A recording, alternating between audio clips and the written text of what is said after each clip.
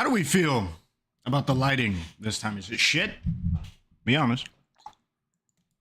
Probably shouldn't have started the YouTube stream that way.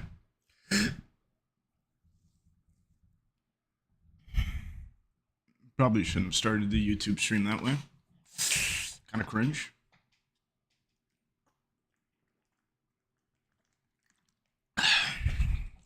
Yo, what's up, Nicholas? I wanted to do this stream yesterday. I got swept up in some business. It happens. But we're going to do it today. I want to go over some of the stuff going on with Ethan. I threw out some tweets before going live that I thought were somewhat important. Hello, YouTube. I'm sorry I've abandoned you so much. The reason why is pretty simple. I got a copyright strike followed by a content or community guideline warning. So I'm trying to touch YouTube with like a 30-foot pole. I do not want my YouTube to get nuked from orbit. So honestly, I might do another YouTube channel. I might start up a new one and then stream and do stuff on that or something. Good amount of light, but I don't like flashing. Oh, the flashing ones in the back? Yeah. It's not the greatest. I don't think there's... What's funny is I actually don't think there's a constant mode for it. It just has something going on in this region. So I kind of... You know... Kind of just wanted to do it. Finally a good mic. Thank you. Kind of. So, yeah, we're going to be talking about the Ethan situation. That's what we're going to be doing. It'll be fun. Don't worry about it. It'll be fun. I wanted to, my Discord, not yours, approach this with a little bit of a different methodology.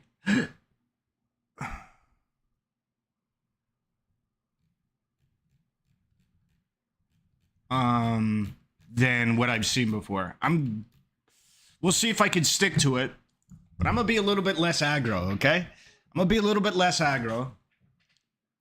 I say that because what I want is I want to be able to get people with dissenting opinions inside of the chat. That's what I want. I want people who feel like Ethan did something crazy, Ethan is doing something wild. There is no rampant anti-Semitism on Twitch. There is no anti-Semitic activity going to Ethan. I want people who believe that to talk to me. I want them to speak to me. Discord a bad? Yeah, that's a beat. Where's the 40K tabletop games blood? My brother stopped playing with me, and honestly, it took too much time. It was fantastic fun. But like I said before, that was one of the only times I think I've ever been addicted to a game. I think I was addicted, frankly. So yeah, we're not doing it. We're not doing it. So hopefully at some point, I want to start streaming on Twitter and then see about doing maybe a Twitter space or something to be able to get people with dissenting opinions in. The issue is the people who are going to be in the camp that Ethan is a shitty person are going to be people that don't like having confrontational discussions. They don't like their ideas being challenged directly in the, like, really at all. So it kind of presents as an issue. You need to get into the Hasan space or something. Yeah, I mean, I could just create a fucking Smurf and then, well, he locked down his Discord. I was going to say I could create a Smurf and just join a Discord thing, but I'll be banned instantly. Because I imagine if you try and defend Hasan inside of his, or sorry, Ethan inside of his Discord, you'll be removed and axed almost immediately. Did you get to talk with Devin Nash? He burnt the bridge with Tiny over this. Did he really? Like fully? Wait, why? Why did he burn the bridge? Hasan has molded them to be that. Why he refuses to engage with criticism? He refuses to engage with criticism, so they do the same. They just hand wave it like he does. Yeah, I understand. my issue and the reason why I really want to take like I want to pump on the brakes a bit, okay? I'm very passionate about it. I believe in it very fervently. I don't want to be... I want to try a different strategy of being more open to ideas that I do not think are very good, and presenting it less as you're fucking stupid, here's why, and like allowing some people a little bit more like leeway to be able to air their grievances, right? And not feel like what I'm doing is I'm just referring to them as really, really stupid. Invite Frogan on, lol. It's not like she's streaming right now. I don't think Frogan would ever come on my show. Name dropped and Mike from PA. Who did? Me? Unhinged about what? Why does Devin care about Twitch? Probably because Devin cares about a lot of corporate stuff. Like, that's his thing. He's like the corporate guy, and there is currently like a corporate push for Twitch to care about this specific issue, and he's probably going to critique the methods with which they're doing that. I feel like TikTok might also be a good avenue to talk to younger political people. I always recommend those TikTok live debates. I completely agree with you, 100%. Here's my issue. I don't have enough followers on TikTok to go live on TikTok. Here, let me actually link my TikTok.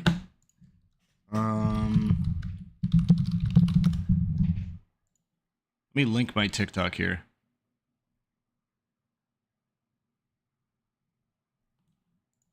Is it? Yeah. Yeah, it is. I don't know why it has that. It's actually so fucking annoying. It has Ahrelevant Messenger there. Wait, is this it? I think it is. Okay, here, let me link it. Go follow me.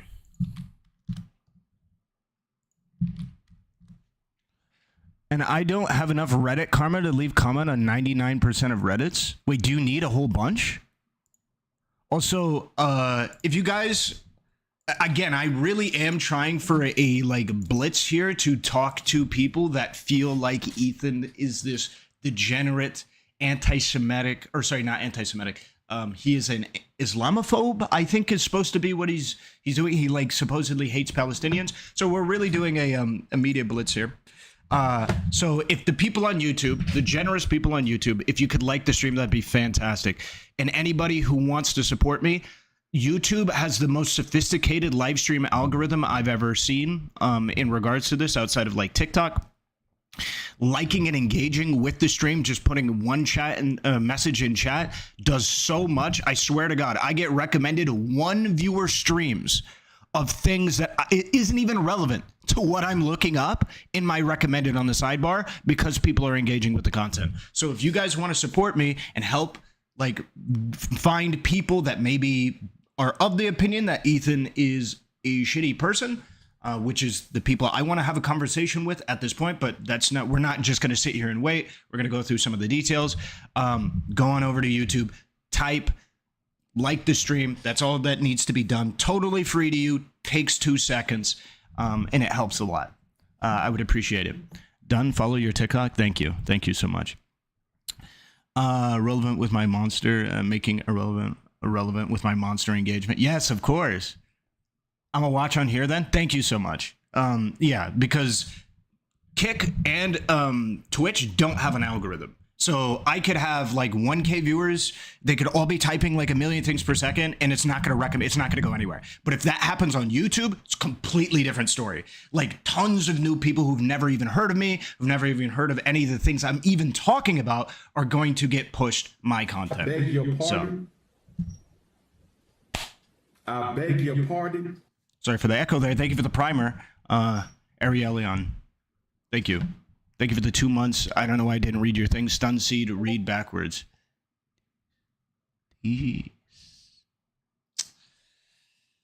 That's a bad. My Discord, not yours. Okay. All right. So Why do you have a microwave in your bedroom? Okay, so before we get into, I'll just answer that one and then we'll get right into it.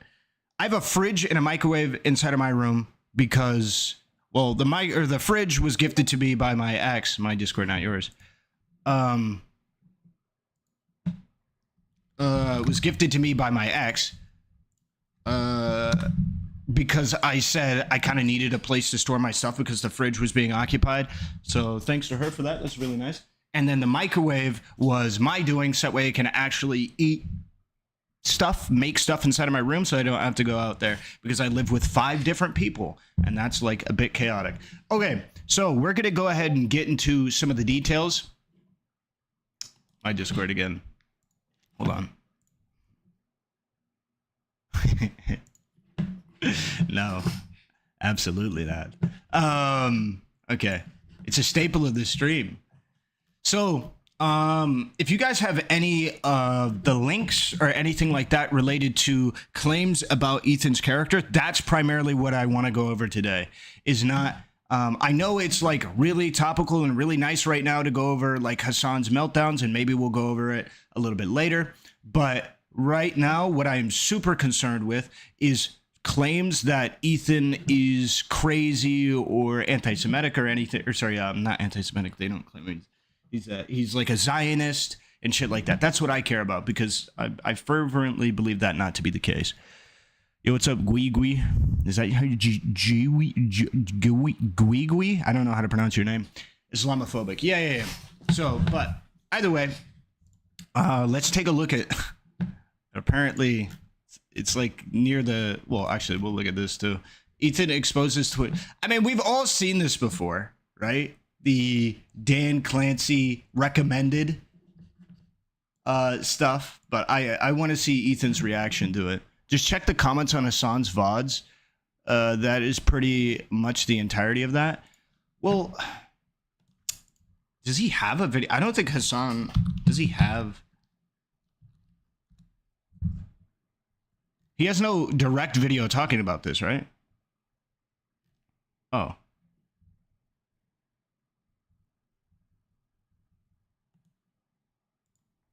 This is the reason why I don't want to watch a single clip of Ethan, because I feel like I'm gonna lose my mind. Okay, not because I'm like escaping accountability. Like, come on, dude, come the on. You think I haven't heard these talking points a million? But is there somebody who actually goes into depth with why they believe? I've yet to see an actually formulated, structured argument for Ethan's Zionism, Ethan's Islamophobia.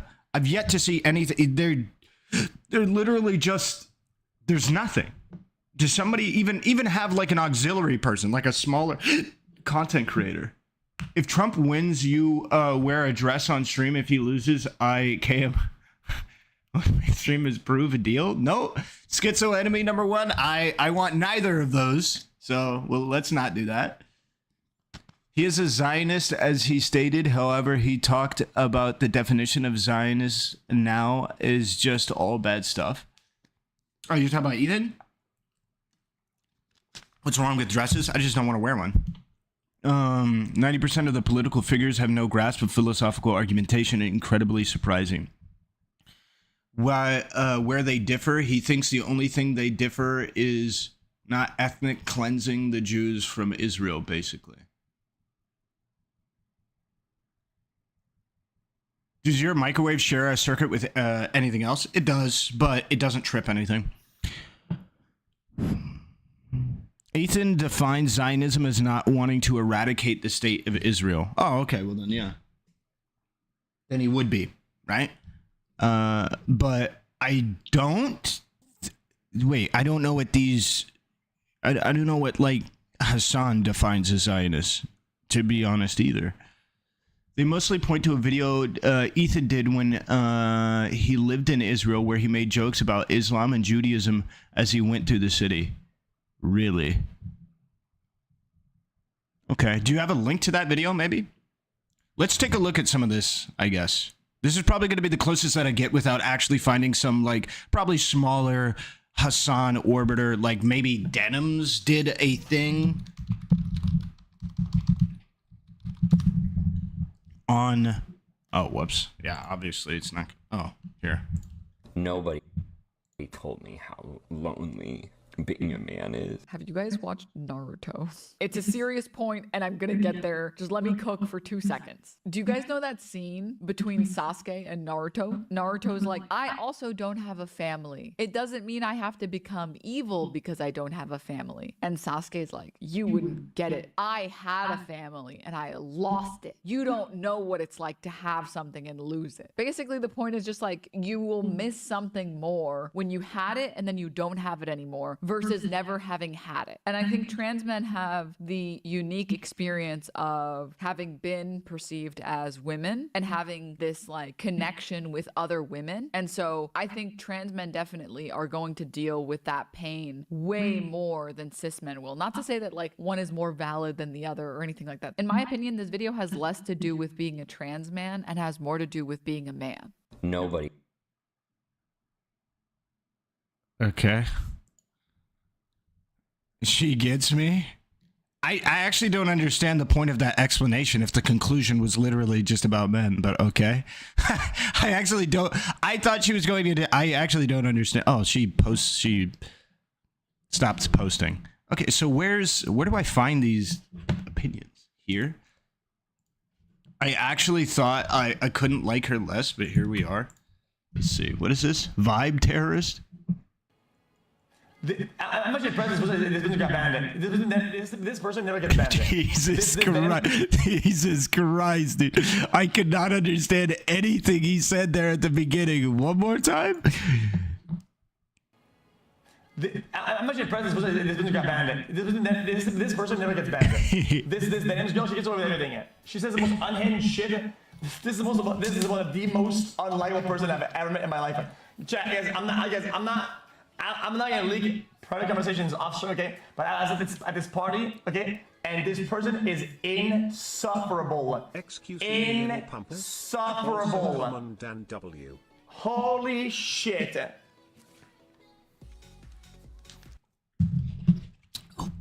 Oh, Jesus fucking Christ. That was... Oh, I just got a hit of the powder, bro, at the end of that. Jesus. Vibe terrorist? Yeah, the next one is the vibe terrorist clip. That is such a good term. But like that's funny. Like a friendly convo, we're not even bantering or whatever. And she rips this like, I was like, oh yeah, and then you know what's up, and then bot? she mentions like some lawsuit shit, like being on her side or whatever in front of me, and I'm like, trans men understand more to be women. Yeah, no shit. What is she act like it's super deep? Yeah, I didn't understand the point, to be honest. I could understand the point if she came to a different conclusion, but it felt like she came to the same one. I don't know. no brother, like if you actually read into this shit, you'd see that what you just said is just incorrect. And it's just like, well, is it? Well, is it? I don't know that. I don't know that. That's her side of the story. I'm like, yo, what the fuck are we doing here, dude? Like, what the fuck is happening here? Like, actual vibe. My Discord terror, or his? dude. Jeez. Actual vibe terrorist. Very funny stuff here. Am I wrong to think this 180 on Ethan from DGG is pretty cringe? From DGG. H3H3 was basically the Frogan's denims of its time before all this shit, IP shit happened. Both sides were just cringe as the other. Here's the thing, because, yeah, I'll be transparent. I actually, I fucking hated Ethan for quite a bit of time. And when I say hated, I mean, I believed he should have been permanently banned off of YouTube for a fair bit of time. Like, permanently. There was, I think it was Abba and Preach had a similar opinion to me for similar reasons as me, where, yes, bland, yes, he misspoke. Get your licks in, get your licks in, go ahead, get your licks in, go ahead. Go ahead. Anyway, it was because he had made a weird comment in regards to the NRA shit, and people know what I'm talking about. Actually, we could maybe go over the video because I don't remember all of the specific points, but it was the NRA point. I believe it was the... He had said something... Fuck, I'd have to look up the video. Give me a sec. Abba and preach H3H3 ban. How is Oh, it had to do with the Amaranth thing? Oh yeah, going after Amaranth's trying to dox Amaranth's husband, I think it was, or his like stalker or her stalker or some shit, and accidentally like putting out the information of a completely the failed doxing. They doxed the wrong person. So first of all, they tried to dox somebody which I don't think that they had the authority to do in the first place, but then they failed doxed and they made the NRA comment, and then there was something else. And this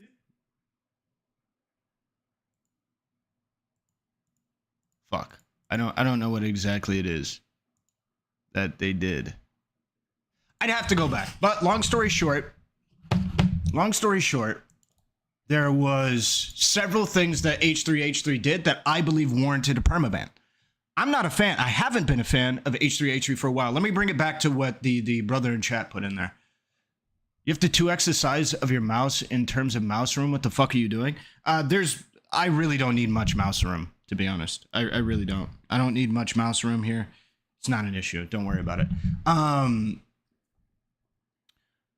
However, you say the 180 that like DGG did on Ethan. I can't speak to DGG, but I'll speak for myself because I did a 180 as well. YouTube obviously decided to not ban or permaban, or maybe they banned him, but they didn't permaban Ethan for this conduct. So it is what it is. Nothing to be done.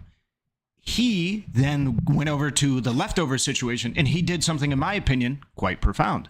So he decided in all of his infinite wisdom to be able to have Hasan be a co-host for this, not knowing the depths at which the individual he was dealing with exactly went. So he decided to make that decision. Executive, don't agree with it. I mean, he definitely doesn't agree with it anymore. Let's just be frank. I'm sure he wishes he listened to other people at this point. Let's be clear. But it happened. And the thing that I thought was profound was him standing up against Hasan, somebody who clearly had greater knowledge on most topics, but he had worse deductive and inductive capabilities than Ethan, which saying something at the time. Were you a fan of old H3? Not really. Not really. I've never really been a fan of H3. Never. Some of their skits were a little funny, but I would never call myself a fan. So for most of my time, I didn't like H3H3. And then this started happening where he started standing his ground for things that he believed in. And he actually started making very good points from a very small amount of information, which is always great. That's fantastic. I love to see that. I always love more of that. Give me more of that. And so what I saw was some pushback, or, you know, whether you want to talk about the Tibet thing, not heavy pushback, but, you know, enough light pushback, given how much information he had. He was pretty much, what he was doing was listening to Hasan, listening to the things that Hasan was saying, and then going, this doesn't pass the smell test, and giving some pushback. So I liked it. But the real thing was this recent anti-Semitism thing that I started liking. Why did I do a 180 on Ethan after that? He's going against the grain. He's going against his audience. How many people inside of his Reddit, how many people inside of his fucking comment sections, inside of his chat or whatever, that are being brigaded? His own audience has been poisoned against him, and he's holding on. So he's going against the grain. He's going against his audience. He's going against his peers, right? The people that he's inundated himself with. Fuck, I think some people on his crew probably disagree with the things that he's saying, which is shit because he's speaking facts.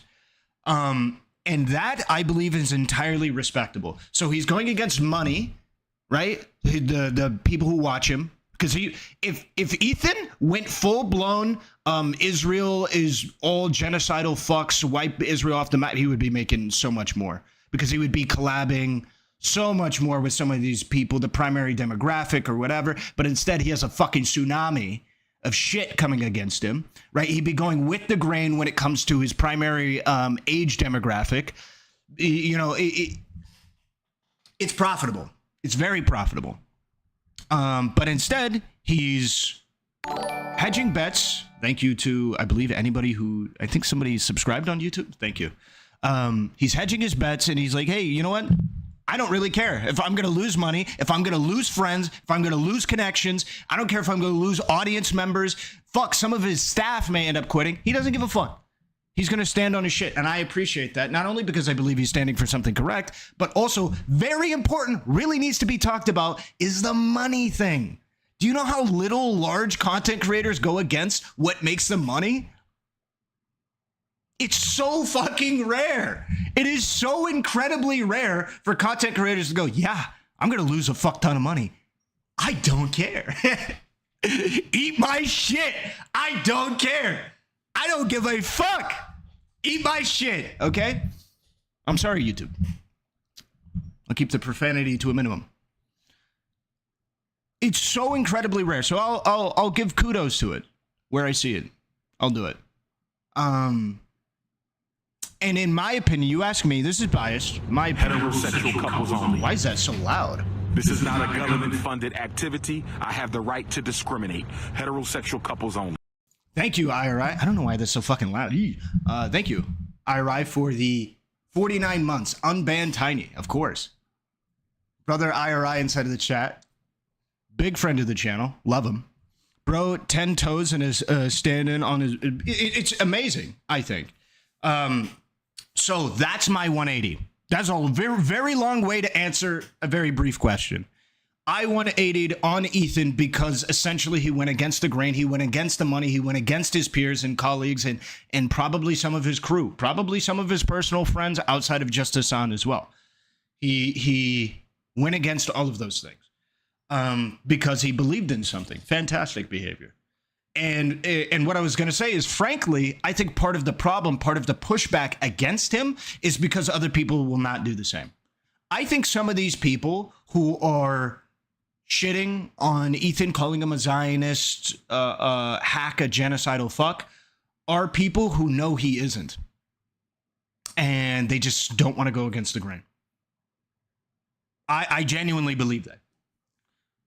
Which, by the way, makes them worse because they're acting maliciously. But I do believe that there are some of these people who do believe these things. And they're just like, fuck it, it's a job. I got to do what I got to do. They got to do what they got to do. Also, I should probably have it up on screen here or something. If you disagree with me, feel free to hop in chat, man.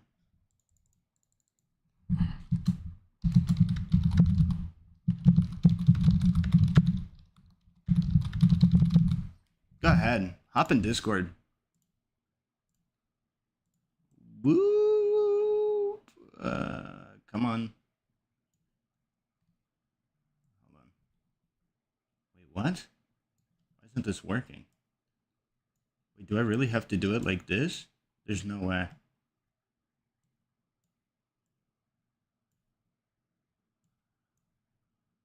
Okay, there we go. Probably shouldn't be white, but it is what it is. And make it a little bigger. There we go. What is this Twitch clip? Just say you want to side with the underdog. That's the story. I actually don't want to side with the underdog. That's not the point here. What is this though?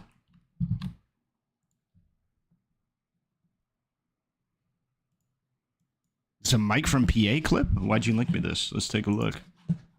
Right, well, there you go. Look at this fucking... Destiny talks about if Twitch drama will get Hasan banned.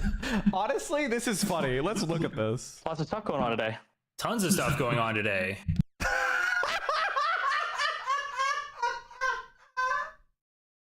Look at these fucking losers. I'm sorry, I had to get started with that because, like, wow. Cherry? Dude, I'm trying so hard. Hold on. I'm trying so hard to not just I'm sorry, I'm covering his face. Hold on. I'm trying so hard to not just go back, revert to my old ways of just shitting on people. Like I'm really trying to do the positivity thing. Okay? I'm trying. Okay? So bear with me when I avoid. Yes. Okay. Obviously, we're gonna be, you know, I have nothing positive to say. We're gonna keep the clip going. Do these people have communities anymore? Is their life just 100% revolves around Destiny at this point? Like, do they even have?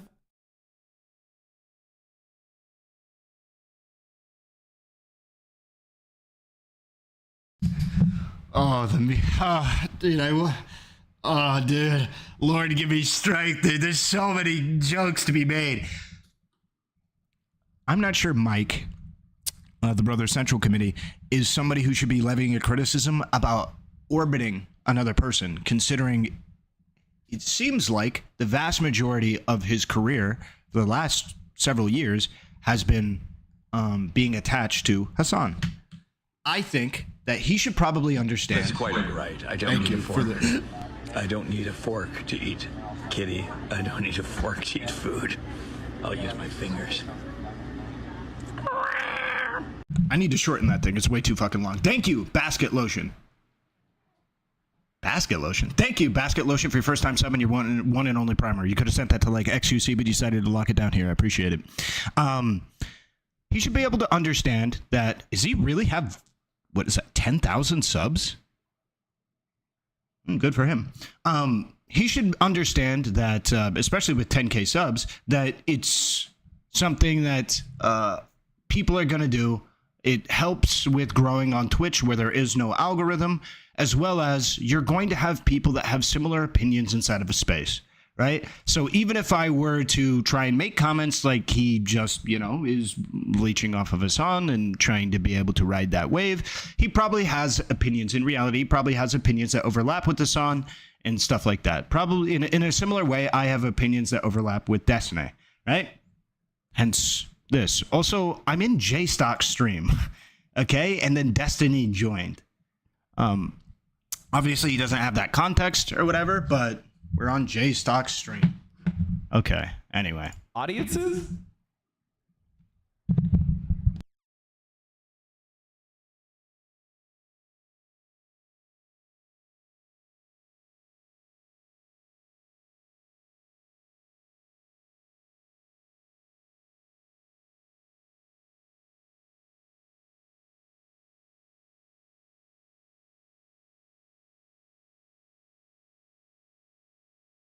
Was that it? Him just laughing at us? Okay, hold on. Let's play this.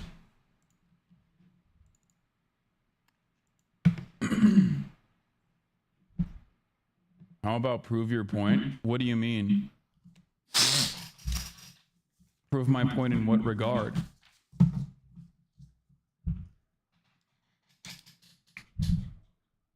There is virtually nothing I can do. I just have to continue being careful. And I urge everyone to also put their best foot forward and maintain being careful. Okay?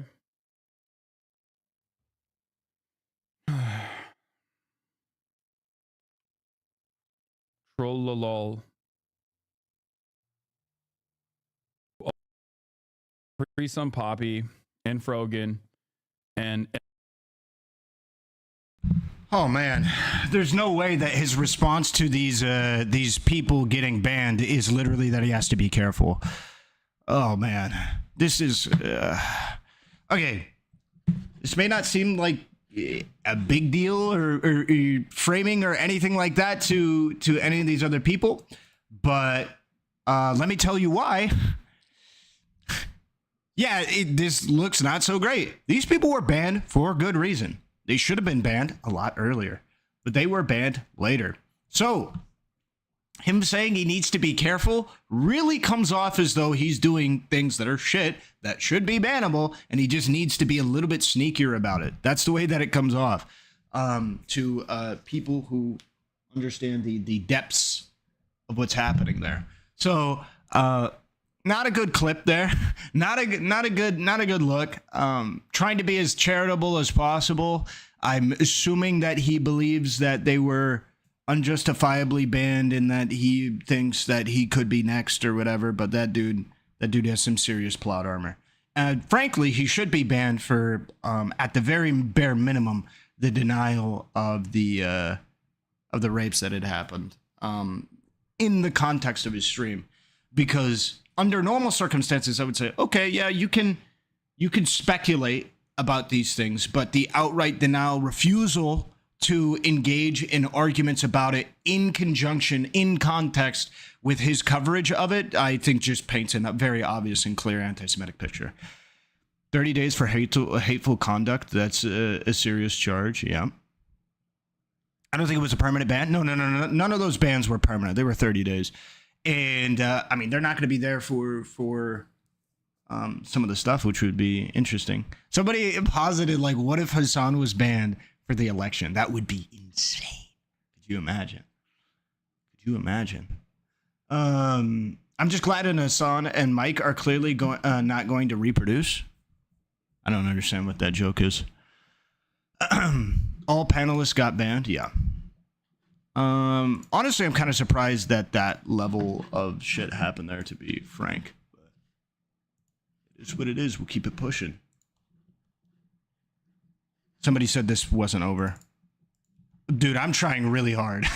Bro, I am trying really hard right now to be a positive guy, to keep a positive mental attitude and keep things above the cuff. I'm trying, okay? I want people to know I am trying right now. Should I even be doing, dude, I'm second guessing. I'm second guessing so fucking hard, dude. Fuck me, dude. Holy shit. You said having no enemies was cringe, do a low blow? Well, look, having no enemies is cringe. Fuck it, I have enemies. However, I think the manner in which I conduct myself against those enemies is what I'm going back and forth on. Am I like Giga Chad, scorched earth, fuck you, you're a loser? Or am I like, hey, look, this doesn't seem to, that method, scorched earth, doesn't seem to be effective at changing people's minds. Maybe we go with a separate route. A little bit more wholesome. Huh? Ah, man, it's so hard. I want to go scorched earth. It's just so much more fun, though. Discord, my bad. Oh, for some reason, it's not working. But here, I'll get you the Discord. Wait, can I pin a message in YouTube? I know I can everywhere else. Can I pin this? Let's see. I can. There we go. Pinned message. All right, there we go. There's the Discord. For anybody who wants it. So it's going to be pinned right there, and it's going to be kept there, right? Much love to you for joining the Discord and engaging with the YouTube chat. If everybody on YouTube right now, I'm sorry, just a brief moment, could like the stream and maybe just put something inside a chat. The YouTube algorithm goes crazy for engagement. So that's liking, subscribing, commenting, all of those things, typing in chat. It goes crazy for it.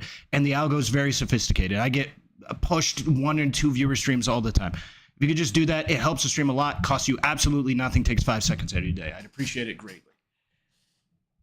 Thank you. Thank you so much. All right. Is this guy going to say something important? I mean, like, Ahrelevant is pulling in 32 average viewers. Oh, dude, he's pulling up my metrics, bro. No shot. Hold up. Oh, wait, no, I'm not covering the thing. He's pulling up my metrics. No, you can't do that. Yeah, okay. That's fair. That's fair. Go ahead. Followers gained over the last month were for 80 hours streamed. Okay. Who's the other person on there? Good way to describe Taiwan. Given that we have... I mean, like, I'm just showing you, like, this is... Wait, so hold on. If I was... I'm actually curious. So if I was making a fuck ton of money off of orbiting Destiny and that's all I did, would I be correct? Wouldn't it imply that I actually am more in line with the principles and beliefs that I'm espousing that also align with Destiny if I'm making very little money? Wouldn't that make more sense? Wouldn't he be more indictable for his connections to Hasan because he's making so much money off of his connections to Hasan that he's probably just doing it for money? Like, wouldn't that make more sense? Am I wrong? I'm not even trying to say that all of his, in fact, I believe earlier I had said the opposite, that I imagine that he does hold some genuine opinions that are in line with Hasan's. But the fact of the matter is, if that's his sub count, look, he has an incentive to look a different way. What is that? About, assuming a 50-50 split, that's what, $25,000 a month? That's a good chunk of cheddar. Before donos, before bits, $25,000 a month. That's pretty good. Dude's probably in the top 1% of wherever he lives. He's made it, literally. So, yeah, I don't understand. So if I have like no viewers and I'm making no money, isn't it more likely that I actually believe the things that I say in context to that? Because I'm not making money off of apparently copying all of Destiny's opinions. I'm not making money, so why am I doing it? For years and years. Maybe could it be that I just have similar opinions to him? Is that possible? On specific things? And also, I want it noted, the stream that he pulled up wasn't even Destiny's. It was J-Stocks, and Destiny came in later, bro. How am I catching flack for that? I was just hanging out with the brother J-Stock, the Canadian terror. Okay? Why am I catching flack for that, bro? Crazy business. It's crazy business. This is the career path. This is the career path of a Destiny simp. Yes. This guy used to do pretty decent. I did. He used to have, he used to do some pretty decent. I did.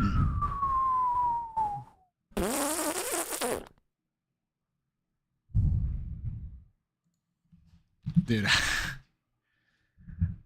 Okay.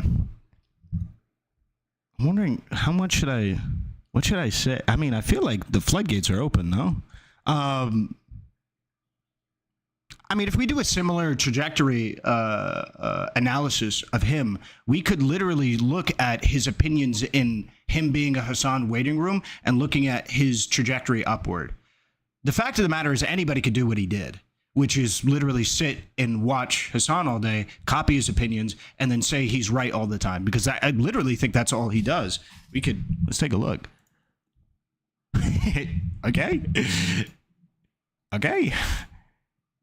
Okay. All right. So I think that's all he does. But right. I just scrubbed through. What is this? A little bit and just clicked a little bit through it. I think this is probably all he does based on not only somebody had run an analysis on his stream titles to when he started stream and stuff like that. I think this is projection. I think that's what this is. He is timing his streams. He is titling his streams and structuring them entirely around one dude who is very profitable to do it around. Anybody could do that. I could do that right now if I wanted to.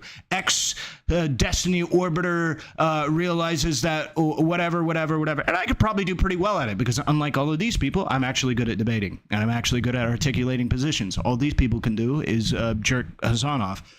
Fuck me, dude. I need to chill. But yeah, I believe that it's not it's not like a crazy science to figure out how to be successful on this platform in regards to politics. The issues come about where you want to actually have your own opinions that are not just handed to you by the largest political streamer on that platform. That then presents as the issues. I wish that he would understand that these things are going to happen as a result of the platform that he's on and the manner in which he does. I would hope that somebody who would ever call himself a left or a socialist would understand how the markets work in regards to this and the profitability of following like a incredibly large creator on the same platform. But you know, it is what it is. So you know, he's just doing his thing, man. He's doing his thing. So it is what it is. Destiny will win in the end. We'll see. The fact of the matter is, Hasan's rhetoric, the way that Hasan conducts himself on stream, cannot last. He will either have to dramatically change how he engages with content or stop engaging with content. It's a matter of time before it's brought up to people's attention, because the things that he was admonished for in public, like the America deserved 9/11 comment and stuff like that, he's made similar comments that are pretty much just as bad. It's just the media hasn't tacked onto it. And once they do, it's going to be a similar issue. Destiny Live, thanks for the waiting room, little bro. Good luck. Mike is about to get 80% viewership bump from the Denims ban. That is true. That is true. That is true. I didn't even really think about that. Dan Clancy will get canned, and then he loses his protection. We'll see. We'll see. They're going to have to do some kind of crackdown. How sophisticated is to be seen. Maybe they're going to use the panel bans as cover. I think there's a fair chance they're going to use the panel bans as cover for everything. I think there's a very fair chance that that happens. But yeah. Also, if you guys are on YouTube, please like the stream. We are currently at 73 likes. If we could push that to maybe, let's try 85. So we get 12 people to like the stream right now who haven't liked the stream. 12 people to like the stream. That'd be so nice for you guys to be able to. One of you already did. All right, now we need 11 people to like the stream. If we can get those people to like the stream, that'd be very helpful. I'd appreciate it so much. It helps the stream a lot. Okay, let's take a look at some of these clips. Million times over. I know the subreddit that you basically scraped these bottom of the barrel talking points from. I know. Did you see this? I mean, yeah, I did. 8 more likes. But there's no. What's crazy is there's nobody on the entire platform to call him out. Nobody. They've all been banned. They've all been banned. Yeah, I know. Yeah, yeah. Destiny should be unbanned so he can call me out. Is a crazy take. I don't recognize. I don't. This is. I mean, Ethan pointed it out in one of his videos where he talks. Hold on, my bad. Where he talks about it. There's an echo. Yeah. I keep forgetting to mute my mic. There's not really too much I can do. Stop. Pause. Andying. It's a 10-minute video. So no. Maybe we should watch Ethan's response to this, because I believe Ethan responded to this in a most recent video. Ethan any longer. I'll be honest. Like who would call me out? Like right-wing shitheads? Like, what do you mean? What kind of claim is no matter how intelligent I will ever think that I am, I would never utter the words, who would call me out? People that disagree with me? What? I mean, this dude literally, like in his camp, thinks that me and like people around me are all entirely incumbent to Destiny and like the Orbiter's opinion. We all have the same opinion. Dan came in last night to me and J-Stock's conversation and said that me and J-Stocks were being obtuse about a woman being anti-Semitic. That's fine. He could have a differing opinion. I could have a differing opinion inside of this own community, this one community. I can have a differing opinion. That's fine. Like, what? Didn't him and Dylan Burns literally stream the same thing and Dylan got banned? I believe so. He called Destiny community a cult, but then he nukes his Discord and has people like Mike. Yeah, it's actually cult-like behavior. What is happening in Hasan's community? Any dissenting opinion is squashed. There is no real engagement with any of these topics, and that's what I'm looking for. I'm looking to get, hey, if you're inside of Hasan's community and you're actually willing, or not even in Hasan's community, if you're of a similar mind to Hasan and you're like, hey, I would be comfortable talking about these things. It's not going to be like this fucking rabid debate or anything like that. We can be super fucking chill. And you're like, hey, I kind of want to engage in a bit of a conversation about these ideas. I think Ethan is doing shitty things. I think Hasan might be right about this or that or whatever. I want to be able to have those conversations without just saying, hey, you're fucking, stupid. So, I'm a similar mind to Hasan, and I'm down to talk with you. Are you really? Is that why you asked for the thing earlier? If you are serious, I don't know if you are. Yeah? Okay, well then you want to get inside of a voice channel in Discord and I'll drag you in. You got banned average Twitter grammar. Listen, I can't talk to anybody about grammar, okay? I don't know how to punctuate. I never learned in school. I could disagree with Destiny and listen to why. I can't with Hasan. He will just ban you in the echo chamber. Yeah, that's the issue. If Hasan was more, even if Hasan was of the same opinion that he is, and never changed any of his opinions from what they are as we are listening to them, but he actually engaged with people talking to them, we're in a much better place. We're in a much better place here. We're in a much better place. My issue is that he's not even engaging, right? He's not even engaging. Okay, give me 1 quick second. I gotta turn you up. Hello. Hello. Can you hear me? Yes, wait, I'm just gonna mute the stream. Huh? Hello, yeah, just muted the stream, yeah, it's good. I'm sorry, I'm a bit sick. No, you're good. Okay. Of course I'm French. Kiol. Okay, so you say you're of a similar mind to Hasan in what regard? Okay. So basically, just to preface, I think this drama is like really, I think it's not really important. Okay. Because I think that's it's just something that is happening that is not related to the main topics that Hasan talks about in his streams. And I understand that like how some of the community feels like, but I think that it's really over. I think like basically the way like the H3, like the Ethan claims on his videos are exactly the same about like Hasan's community are exactly the same on the other side on his community. Like if you take a look at like Hasan Piker like Reddit on one side and H3H3 subreddit on the other side, it's exactly the same post that like takes screenshots of the others, take video clips of the others, and just take them out of context and like make fun of the person or like say that the person is wrong and vile. And I think that like both creators need to like acknowledge that, and I feel like Hasan has done it more. Like I know he's not perfect on a lot of subjects, but I think he has acknowledged for a lot of streams the fact that like his community had a lot of like bad misconceptions about Ethan, as he knows him better than like us. But I think Ethan likes this side of the communication. I feel like he's like a lot of demonization is happening, you know? A lot of demonetization is what you said? No, sorry, demonizing. No. Yeah, demonization, sorry. No, that was on me. You said it. I had to turn my speakers up. Okay, so we could start there then.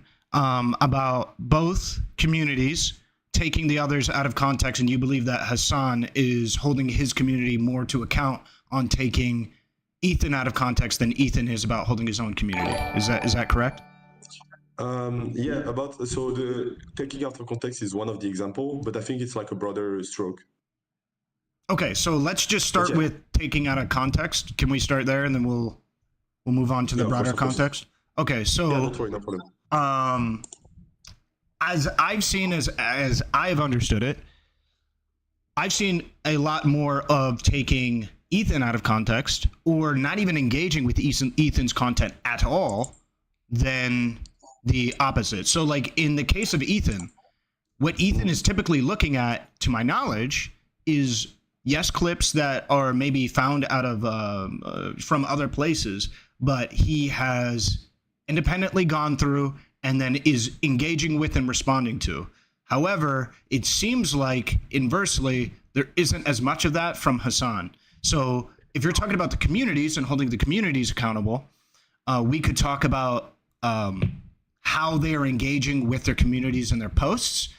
And I specifically believe that Ethan has not only addressed, but shown that people in his community are very much like kind of going against him. Their top posts on his subreddit are shitting on him for his takes on this. So I don't even think that there is this community of people inside of Ethan's Reddit, Discord, whatever, that have these anti-Hasan views and are clipping him out of context. So yeah, I don't even really know of that culture existing. Oh, so no, it was just like today. So I've seen like the whole videos and everything, and I just like by curiosity went to both subreddits, and it was crazy how much they like looked alike. Except, yeah, I went to Reddit like just by curiosity. I was like, I think it was the best because I watched like Ethan video and the comments were off. So I was like, maybe if I go to Reddit, like I'm gonna see the comments, and then I looked around, and it was really like. Only post that went one way, like the criticism like was downvoted to oblivion, and I felt like even though like it's part of what Ethan claims is important, I think it was not. I think, but don't get me wrong, the same is happening on the other side. I think on Hasan Piker Discord, sorry, subreddit, and people are doing the same, downvoting and voting only the thing that goes in their way. But I feel like the way the thing were framed. On both sides is not honest. And also, I just want to come back on one point of what you said. So about Hasan not interacting with Ethan in the same way, like not going through all the points. I think that like what both are doing is different enough for like Hasan to not want to focus on it. So I feel like at this point with the elections and with what is still happening in Gaza, Lebanon, etc.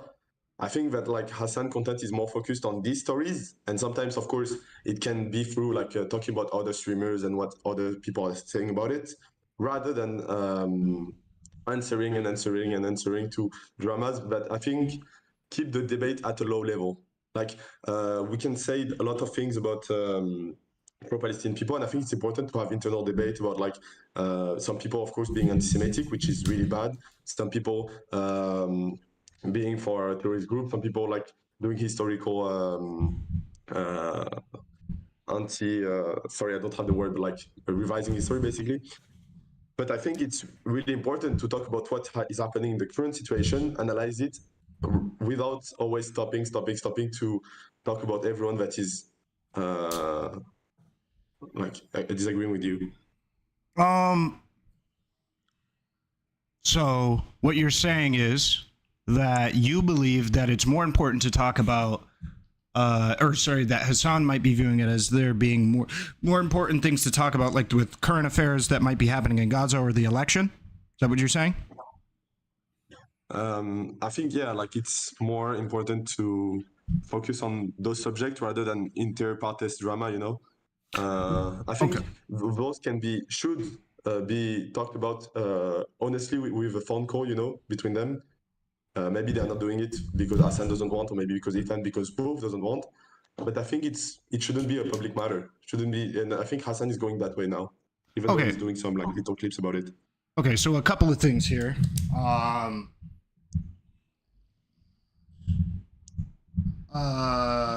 Okay, so in regards to it not being as important as these other topics like the election and the current affairs, I think it has to do with the current affairs inside of Israel and Gaza, and I think it has to do with the election. And the reason why I think it has to do with the election is because if you look at not only Hasan, but especially his community and the people he surrounds himself with, a lot of these people are referring to themselves as not voting for Kamala Harris because of her position on Gaza.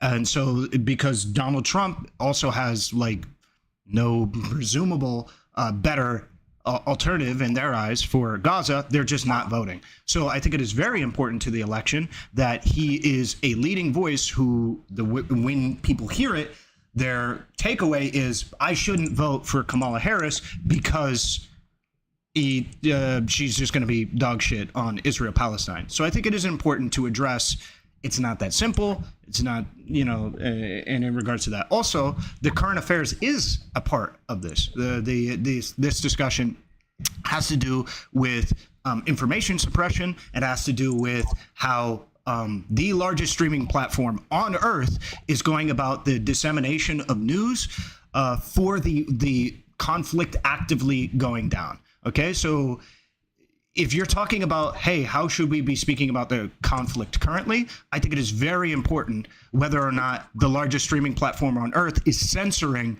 pro-Israel speech and bolstering pro-Palestine and in some instances pro-Hamas, pro-Hezbollah speech. And so I think that's incredibly important. So there's that, but also the idea that this shouldn't be public. I think it ought to be public because it's made public in the sense that Ethan is being attacked for being this crazy, ridiculous Zionist when, as far as I'm aware, the only thing that he has that's a Zionist position is he doesn't think that Israel should no longer exist. He thinks Israel should still exist, and therefore he's like a Zionist. I just wanted to be sure about the first point. So you talked about the people surrounding Hasan and himself saying that Kamala Harris, they are not going to support her for the Palestine cause. What did you want to say with that point? Just to be sure, sorry. Yeah, so you said that there is more important things to talk about, like the election. The election... Sorry. Yeah. So the election is affected by people's opinion and the way that this community, Hasan's community, is disseminating information about Israel-Palestine. So this does relate to the election quite heavily because a significant part of people's opinion on how the election should be going and who they're going to vote for is affected by Israel-Palestine. I see. That's interesting. But I think, do you think that I think it's one way of pressure to Kamala Harris that's like being part of the movement of people that are pro not voting for her because of her stance. Because if there's no pressure in any way towards her to do something or like to change her program or like at least to do a statement, then she's not going to change and she's going to be elected because there's worse. I mean, of course, Donald Trump is horrible. I agree. But if there's no pressure. I agree. So you need to put pressure on people to be able to change. But the fact of the matter is we have two people that are not going to stop funding to Israel. It's just not going to happen.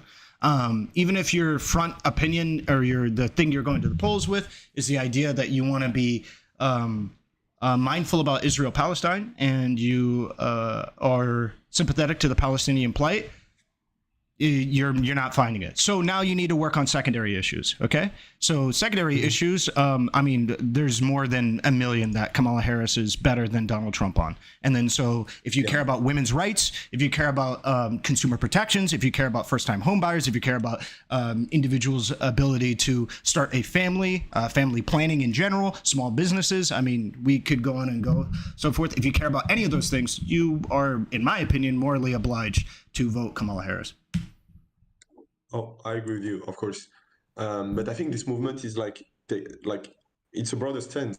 It's a way of protesting on this until the very end. I don't think these people want Trump to be elected, but they don't want someone who is continuing a lineage of massacres and of American imperialism on the world.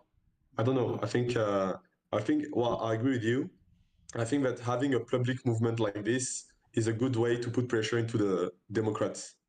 I would agree if that's how it actually played out. So as an example, because we do have past experience with this, there was an issue with, obviously, Joe Biden, where people said that they were not going to vote for Joe Biden over Donald Trump. And some of these people, and they said that they were doing a similar strategy where it's like, oh yeah, we're going to put pressure on them. Some of these people to this day say, yeah, I didn't vote for Joe Biden. Right? Some of these content creators still say that they did not vote for Joe Biden and that they didn't go through with their strategy. Obviously, there was a similar thing that happened with Hillary Clinton. It's a little bit more tangible with Hillary Clinton. She was a bit of a horrible person, but and we had less information about how shitty Donald Trump was going to be as a president. So, but what I'm saying is these threats are not empty. These threats are not empty. They have said, I'm not going to vote for this, but it's just a strategy, guys. Just believe me, I'm just exercising my power, and then not voted. And it also gets other people, impressionable people inside of their audience, just straight up just not vote and not feel energized to vote. You should feel energized to vote because we have a fascist, an actual fascist versus, so we should not be de-energizing people over Israel-Palestine when neither candidate is going to solve that issue. You need to start going down ballot, down issues. So I just long-winded way of saying, if you care about the election, this is still a topic you should speak about because it's a topic on people's minds. It's a topic people care about. So yeah, especially the primary age demographic of Twitch. A lot of them care about Israel-Palestine. I completely agree with you. But I think, Trump is a fascist, but I think it's like also, it's also individuals that are behind these channels. Like again, like on TV, we have like, whether it's in France or in America, in the US, there's like so much opinion that are tailored and with like tons of money, tons of means to get the, people to vote for one person. Then I feel like that these people that are just individuals commentating on politics from their rooms. Of course, Hasan Habi is someone who has like tons of power and like money and like has an impact. By power I mean impact, because some people in chat may like misunderstand what I mean. And what I want to say is that basically these people have also a right to voice their deception. Their wariness of the U.S. democratic system overall. Because I feel like this problem of people saying that we shouldn't vote for Kamala, we should like not vote for anyone, is a broader problem of the U.S. electoral system that is now being voiced because there's more voices that are being popular that share it. But I think it's something that has been there for many years, with Biden, as you said, or with even before. And it's just that mass media has hidden it. But hidden it. They talked about it. Of course, they always talk about people not voting. But what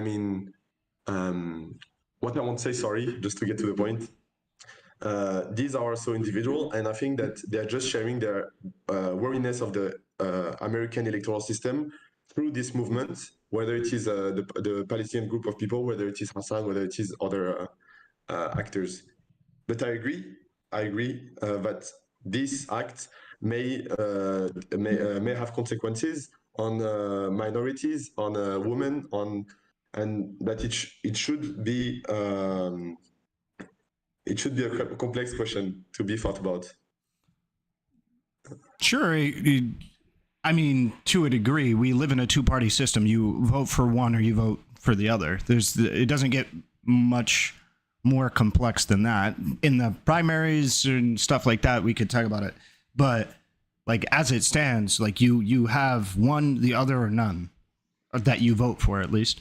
So there's not much more complexity in regards to that. And with it being a concern for people coming into the election, I think talking about it and talking about whether or not there's anti-Semitic sentiment being furthered on the largest streaming platform in the world, I think that's a totally fair thing to say, or totally fair thing to talk about. But just quickly to get back to what I think is the main issue, can you give me an instance of Ethan Klein spreading any kind of like clip-chimped or taken out of context statements that Hasan had made? I don't have any right now, to be completely honest. I'm not gonna lie or like try to find one on Reddit. I don't have examples. I've seen them, but I don't like keep them with me or so. So you've seen some? Yeah, of course. But I don't have any example right now. I'm gonna be honest. Don't want to lie or anything. Do you remember what it was generally about? So it was basically as an example. I think you said it also earlier about Ethan just being someone who believes the state of Israel should exist, right? Yep. So he usually frames this question with Hasan saying that the state of Israel should be destroyed, 8 million people of Israelis should be deported or whatever, and his community like shares it a lot in the subreddit. I mean, he didn't say these words exactly, but he usually heavily implies that Hasan wants the destruction of the state of Israel. And I think what you said earlier also tends to that. To that point.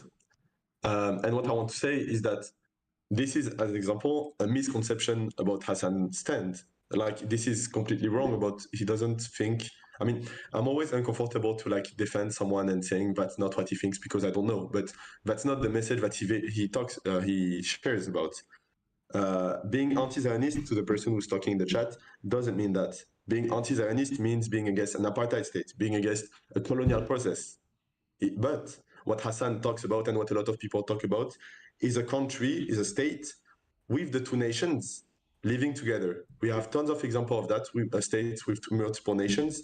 And the goal, yeah, because two-state solution, to the person in chat, I'm sorry. Oh, I'm not anti-Semite, I'm sorry. Don't respond to chat. Yeah. We'll just sorry. I'm not used to talking on. Yeah, sorry. Okay, so for starters, do you know what Hasan's definition of Zionism is?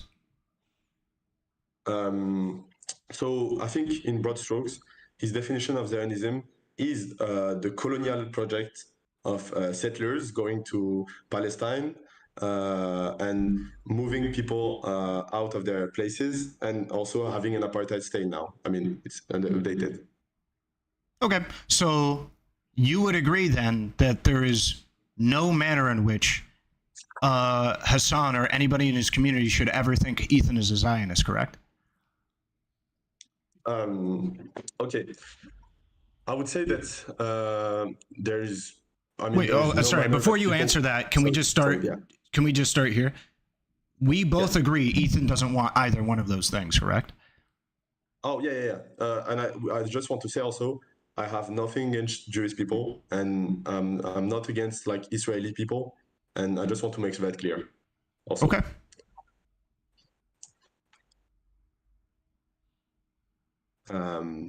It sounded like what you were going to do is jump off of the statement of, if that is Hasan's definition of Zionism, then nobody in his community nor himself should view Ethan as a Zionist, correct?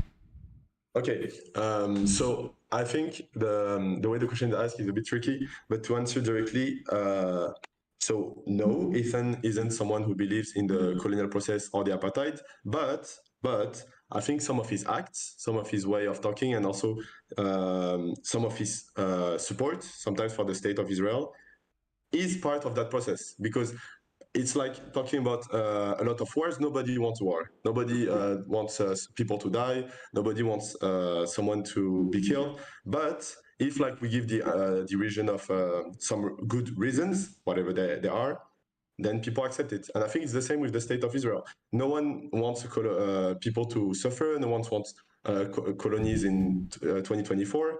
But I think the support of Israel in the way Ethan has done, and I'm not saying, of course, of like being against Hamas. I think that's understandable. I think just the way he has framed and voiced his support can lead to more apartheid and to more colonies, or at least to the statu quo being the same. Okay. Can you give me an example? Of what, sorry? Of Ethan's rhetoric that is pro-colonial or pro-colonization? Oh, sorry. I'm not saying that, of course. I'm saying that if someone supports the state of Israel in the way he has been done, also, sorry, I'm going to ignore chat. But if someone supports the state of Israel in the way it's done right now in the statu quo, that person is defending a colonial project, because right now it is one.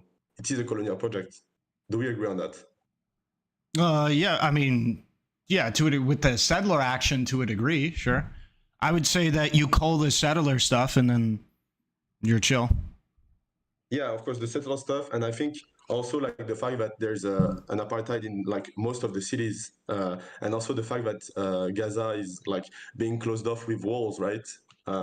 There's a good documentary for people in chat about it's called Gaza Fight for Freedom, and it talks about the 2018 march, peaceful march of Palestinian to get back to the wall and to ask the Israeli authorities to break down the wall, and they're being met with like I think it's like 34 children being shot in the head by snipers, and I think 1,800 people being killed.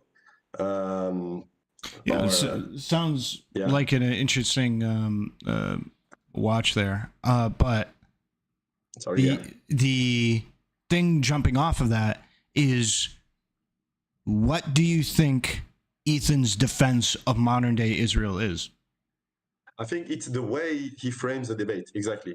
So, while I think it's really, really important to call out anti-Semitism in the okay, hold on. Okay, this conversation has been going in a specific direction. I'll give you an example of what I consider to be a way to answer this kind of concisely about Hasan, because I believe that Hasan does pro-terrorist framing. And I can give you a very concise example of that. Him playing a 3-minute video of terrorist propaganda that's like death to America and shit like that for his friend and leaving him unsupervised. Him showing a video to his friend of a hijacking of a boat by Houthis in order to in which they captured and took prisoner civilians who were on that boat, who currently are not to be known. They're still prisoners. They're still captive.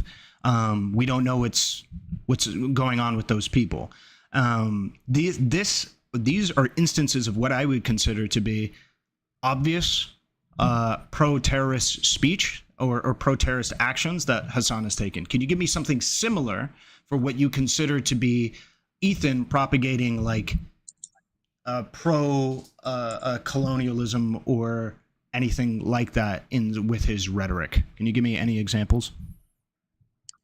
Yeah. So I think the fact that, as an example, when we talk about so in his streams, when he talks about the subject, he always only talks about one side suffering, which should be done. I agree, but never about the other side suffering. Where, like, I think it's like a downplay. As an example, there's little to no clips of Ethan denouncing what is happening in Lebanon, Gaza, in Syria, and the recent events. There's no clips of Ethan talking about what is happening in Palestine. And I think... Wait, hold on. Sorry. Oh, yeah. So how much looking into his recent statements do you believe you've done to be able to make that claim? Oh, so I've looked more into his recent statement than his older ones, to be honest. And I'm not saying that I said little to no clips, but I didn't say that he didn't like said anything. Okay, so right now, the reason why there might be a little bit more bias towards him talking about anti-Semitic stuff is because he is talking about anti-Semitic behavior on a platform, not necessarily the conflict as a whole, right? So if you're trying to talk about, let's even reverse it. If I was trying to articulate that there is not even reverse it. Let's say that I was trying to talk about transphobic behavior that is taking place on like Kick, right? Which there is definitely stuff happening there.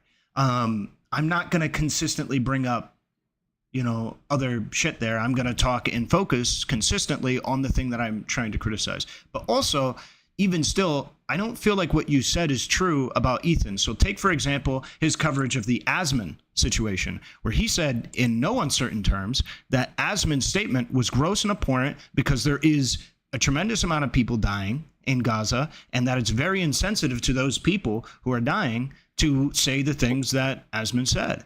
Yeah, of course. I've seen, and that was like, what, a week and a half ago? As an example, if you want an example as an example of framing that he has done. So Okay. it's about the 15-year-old Yemeni guy, which was invited. So by some people of Hasan community and by Hasan, I think at some point he was called like Houthi, but it's like he's not. It was called like this because I think it was a joke because of how people like saw Hasan inviting that person. Wait, are you Ethan talking about the on his Luffy show- guy? Yeah. Okay. Ethan on, yeah. Is he Ethan on his show, 15? I thought he was older than 15. I think he was like around, 19, I think, maybe. 19, my bad. 19, maybe, if someone knows the reason.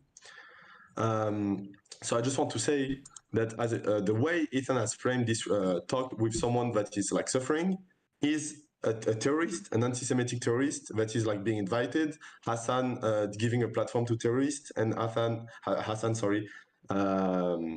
being pro terrorism and Houthis, while just giving a platform to someone who has just known being like his surrounding being destroyed, and he's an adult. Yeah, he's 19.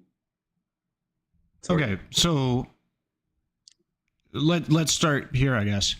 Did you watch Ethan's video describing why he believes he's a Houthi terrorist? I didn't. I'm sorry. Yeah, I didn't on that part. Okay. Have you seen any of the remarks that people refer to when they call this person a Houthi terrorist?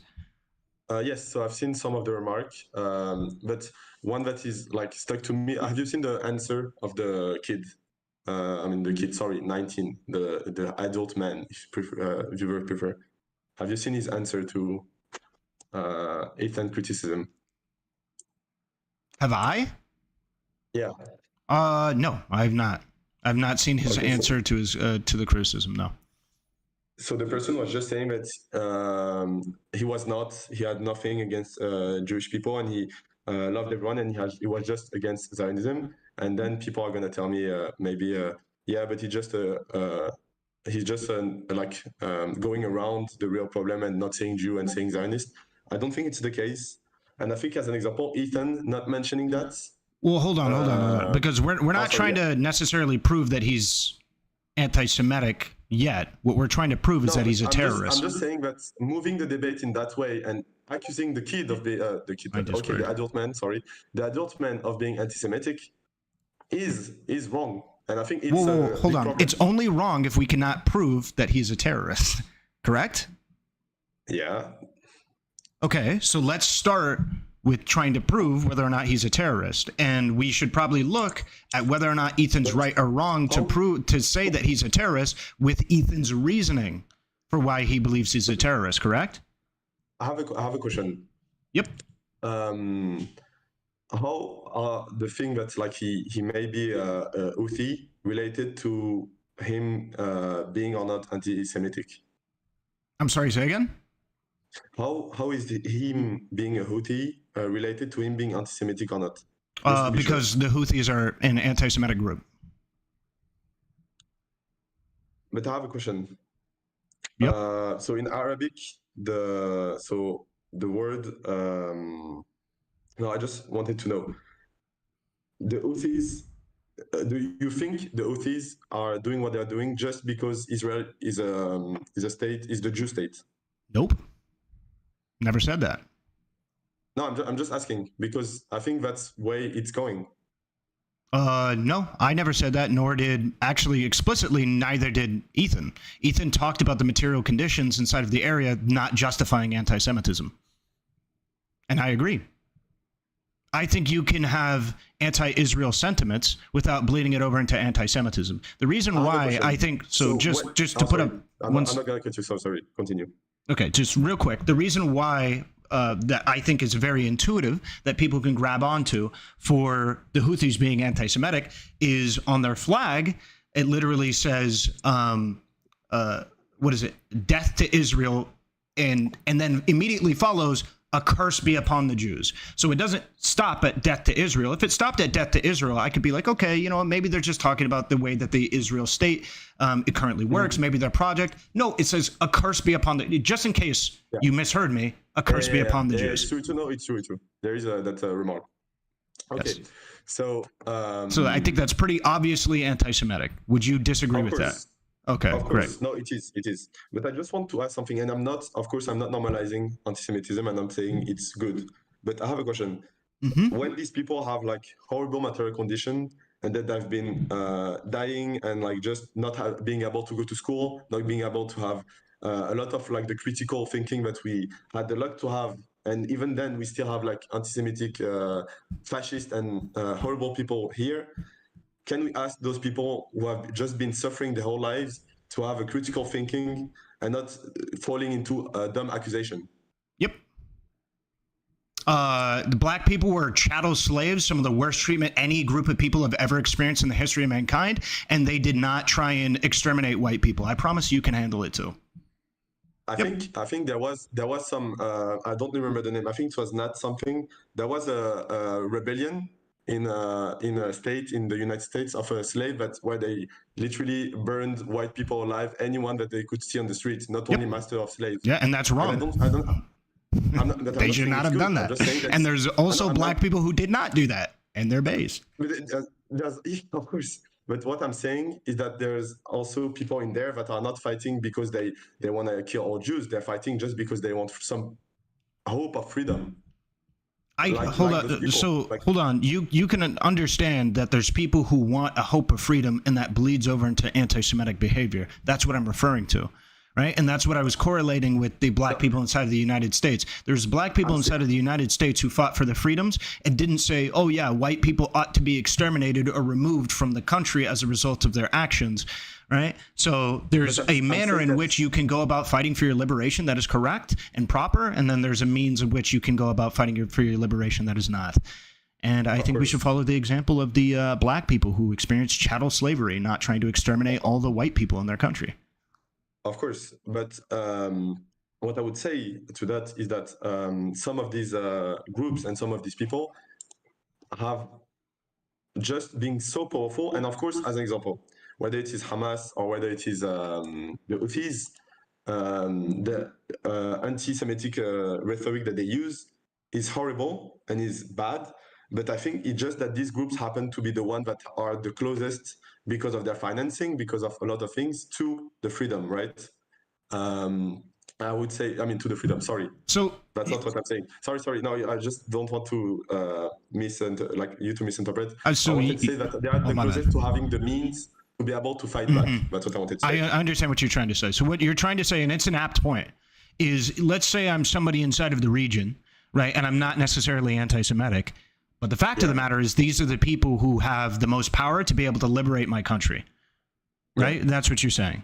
That's absolutely valid. That's a valid position to have, that there's these people who view that as being the only means that they have to be able to do that. However, one, it's just not the reality. They have several different means to be able to actually provide for their liberation and fight for their liberation, right? They have means to be able to do that. Now, it's not going to look great. It's going to look at conceding or seceding probably a tremendous amount of resources or territory to be able to do it, but it prevents the slaughter of your people and potential slaughter of other people and ends the suffering a little bit early. And then hopefully, a couple generations down the line, you're going to have more people who are sympathetic to the Palestinian plight, like we've seen historically.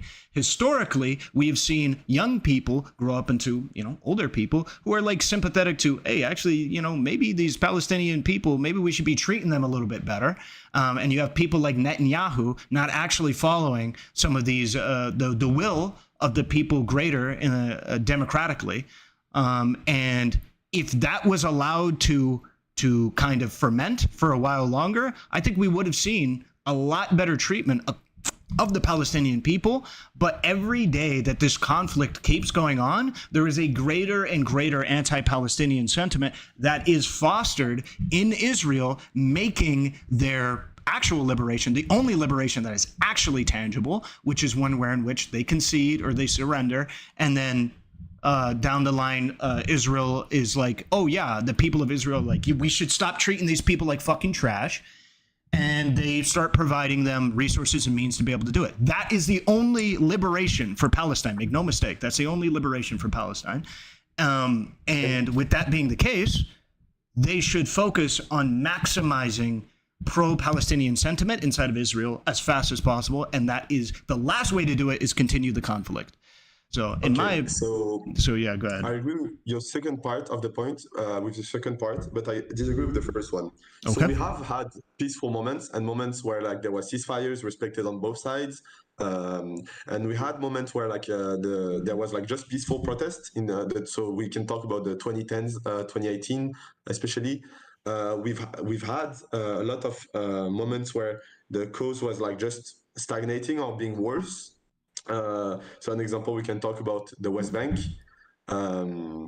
because in the West Bank, the settlers continues to gain place. There was moments where, like, unfortunately, in the broader sense, the cause is being forgotten when nothing happens. And I want to say, historically, you talked about historically, this is the only way.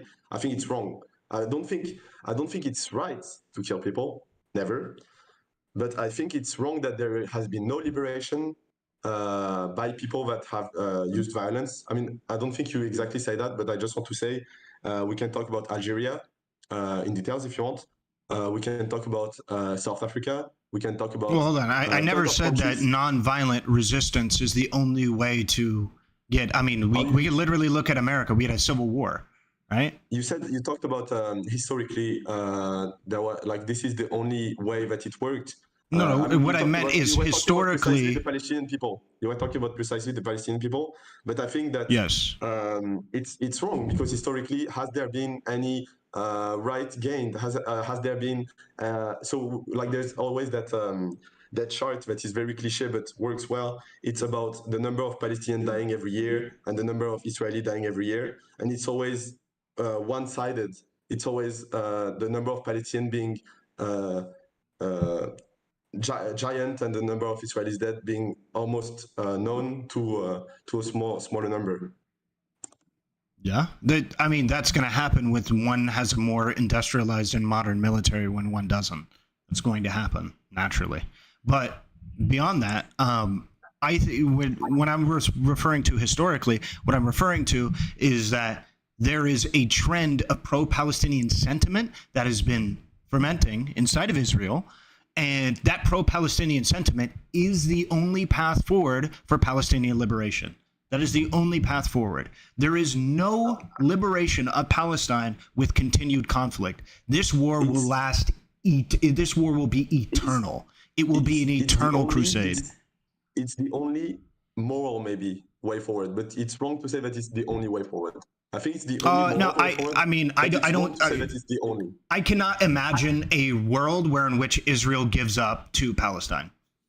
I don't think that materially can happen. I think other countries will. Okay. All right. Okay. Sure. If you want, I can give some example.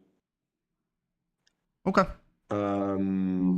Like, I mean, if the United States, for example, stop its backing, if some of the country around, that's not going to happen. But if we keep thinking it's not going to happen, it's not going to happen, nothing's going to happen. If we keep like not doing anything and just thinking, okay, maybe the Palestinians should just like sleep in their giant prison camp and just stay there and like keep being blockaded and not having any food, any water, any electricity, then of course nothing, like there's going to be no problem in the world, but like nothing's going to happen either.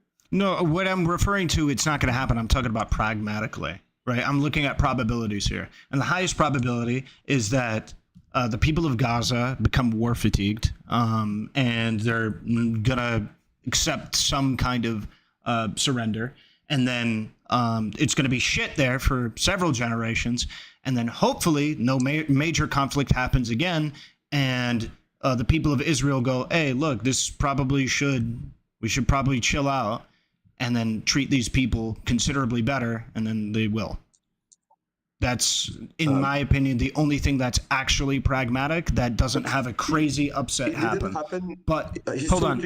Either way, let's, because you put out your position. The government we have now, like Netanyahu, this government was born for the 20 last years upon peace and the Palestinian people doing like maybe, or like the Jordanian or like any Hezbollah doing some movements, but it was built on a moment where like globally there was not any big conflicts or big war. It was like the Intifada period where it was only like people throwing rocks and people doing march, and we had like the most right-wing government ever happening in Israel. Is this the pro-Palestinian like belief and that the population had? I don't, and don't get me wrong, of course I'm not saying that Israelis are bad or like that we should like they should be expelled. I'm just saying that the way the world is made right now, the way like there is like a two-state solution leads to more destruction and leads to one state being over the other. And I just want to say one thing: if let's say in 100 years we have like I don't know, like Palestine having like strong allies or like being strong for whatever economically reason, whatever, I don't know. I think the exact opposite might happen. For like resentment or like historical hate, maybe Palestinian people would discriminate and like start to colonize back Israel. That's why a two-state solution is bad, because whatever state is the most powerful, it will pick on the other, because both believe that they're the only people being able to stay on that territory. I don't think that this is a consistent truth. I think we've seen historically a anti-war sentiment amongst Israelis. I think we've seen that. I think what would probably seal that deal would have been getting Netanyahu out of there. I think if Netanyahu wasn't in there, there would have been considerably more pro-peace deals and things being struck from Israel. But we do not live in that timeline, and we would need to see a post-Netanyahu, post-far right-wing Israel that the democratic will was there for. Now I'm not actually so sure. I'd have to look at more recent polling. But either way, we're really escaping the topic, which was originally calling that 19-year-old kid a terrorist, right? And whether or not that's like a justified thing to do. So we could just quickly walk through this, because I think in Ethan's video where he describes why he believes he is a terrorist, I think he puts it pretty aptly. So in that video, he talks about the reason why he thinks he's a terrorist is because of some of his speech, his pictures, and the manner in which he's referring to him essentially being a Houthi. Right? So he talks about, he never says, hey, to Hasan when he's like talking about the Houthi stuff, hey, no, it's not a Houthi. Even Hasan at one point, or Hasan referring to him as a Houthi. And then once he gets pushed back, not referring to him as a Houthi. Also, this individual, during that interview he had with Hasan, referred to a moment in which he was present for a hostile takeover of a ship and holding people at gunpoint. I believe it was Chinese people who were on a ship. Ethan goes through it inside of his video where he talks about how he's present doing that. Typically, only when a terrorist group is doing something like this and they're conducting activities, they typically bring along other terrorists. So I don't think it's too wild to say if this guy was tagging along Filipino hostages. They were Filipino. Okay, my bad. These Filipino hostages, he was, present for them being captured. I don't think this is typically something done of somebody just cosplaying as a terrorist. They're probably a terrorist. Okay. So I just want to come back. So the Houthi movement is a terrorist. So about him being a Houthi. So you say that basically he has said it multiple times and he has like done some posts that leads to being thinking that he's one, right? Yes, he's done some posts and he's also stated that he was present for a Houthi, Houthi capturing of hostages. Okay, but I have a question then. when Ethan claims that Hasan was giving platform to the terrorist, was he giving platform to him because he wanted him to talk about the global movement because that person is active online, or was he giving it to him because that person wanted to defend the Houthis? Like during the interview of Hasan, was there like any moments where he said like the Houthis are good, we are a peaceful like movement, we are this blah blah blah, we're not terrorists or whatever? Did Hasan or did the Houthi? No, like did he come during the interview to say that? Yeah, the whole point of the interview was to normalize Houthis. There was no pushback from Hasan. Wait, did you watch the interview? Yeah, of course, but that wasn't the most point. That wasn't the biggest point. Like he was just talking first of their lives there, and then he was talking about the way like people were like rising up to it. But of course, the way Hasan like has framed it is in like a revolutionary way, but it's not a normalization of terrorism. That is the norm. Okay, so having somebody on your show who says that they were present for the capturing of civilian hostages and makes no statement of remorse or regret for said actions with no pushback from you is an endorsement of those actions. Do you disagree with that? I agree. But I would say that this was not the main point of the interview. I agree. I think the main point of the interview was to normalize a Houthi terrorist and say he's like Luffy. He's like Luffy. I think that was the point of the interview, was to not provide any pushback and to say, hey, look, I got this Houthi Charlemagne guy on my show, and it's funny. He's funny. He's like Luffy. Because that's what happened on the show. It was also no. It was also to talk about what has happened to Yemen that was never ever mentioned in most of the media in the US. I'm sorry. Sure. I think this is sure. Even if I agree with that, that doesn't change the facts. Even saying that it's only about like Houthi is wrong. It's factually wrong. It's not only about saying Houthi is good and we should do that. No. What I said was it's about normalizing the Houthis, which your statement doesn't conflict with that. Was about that. Yeah, normalizing a Houthi dude and like making him like seem like cool. Yes. And a part of that is, telling a story about what's happening in Yemen. A part of normalizing somebody is saying it's the reason why all of these cringe things in the political stage, all these cringe politicians are always like, let me tell you how I grew up in the middle class. I actually grew up in the middle class. Actually, the middle class is where I grew up. It's the same exact thing. Just saying something about where you're from normalizes you and makes you more relatable. That's all it does. Everyone knows the middle class of the United States or whatever, but like no one knows what is happening in Yemen. That's different. It's like documenting what is happening by interviewing someone who is there. Yeah, but with no pushback or critical analysis at all.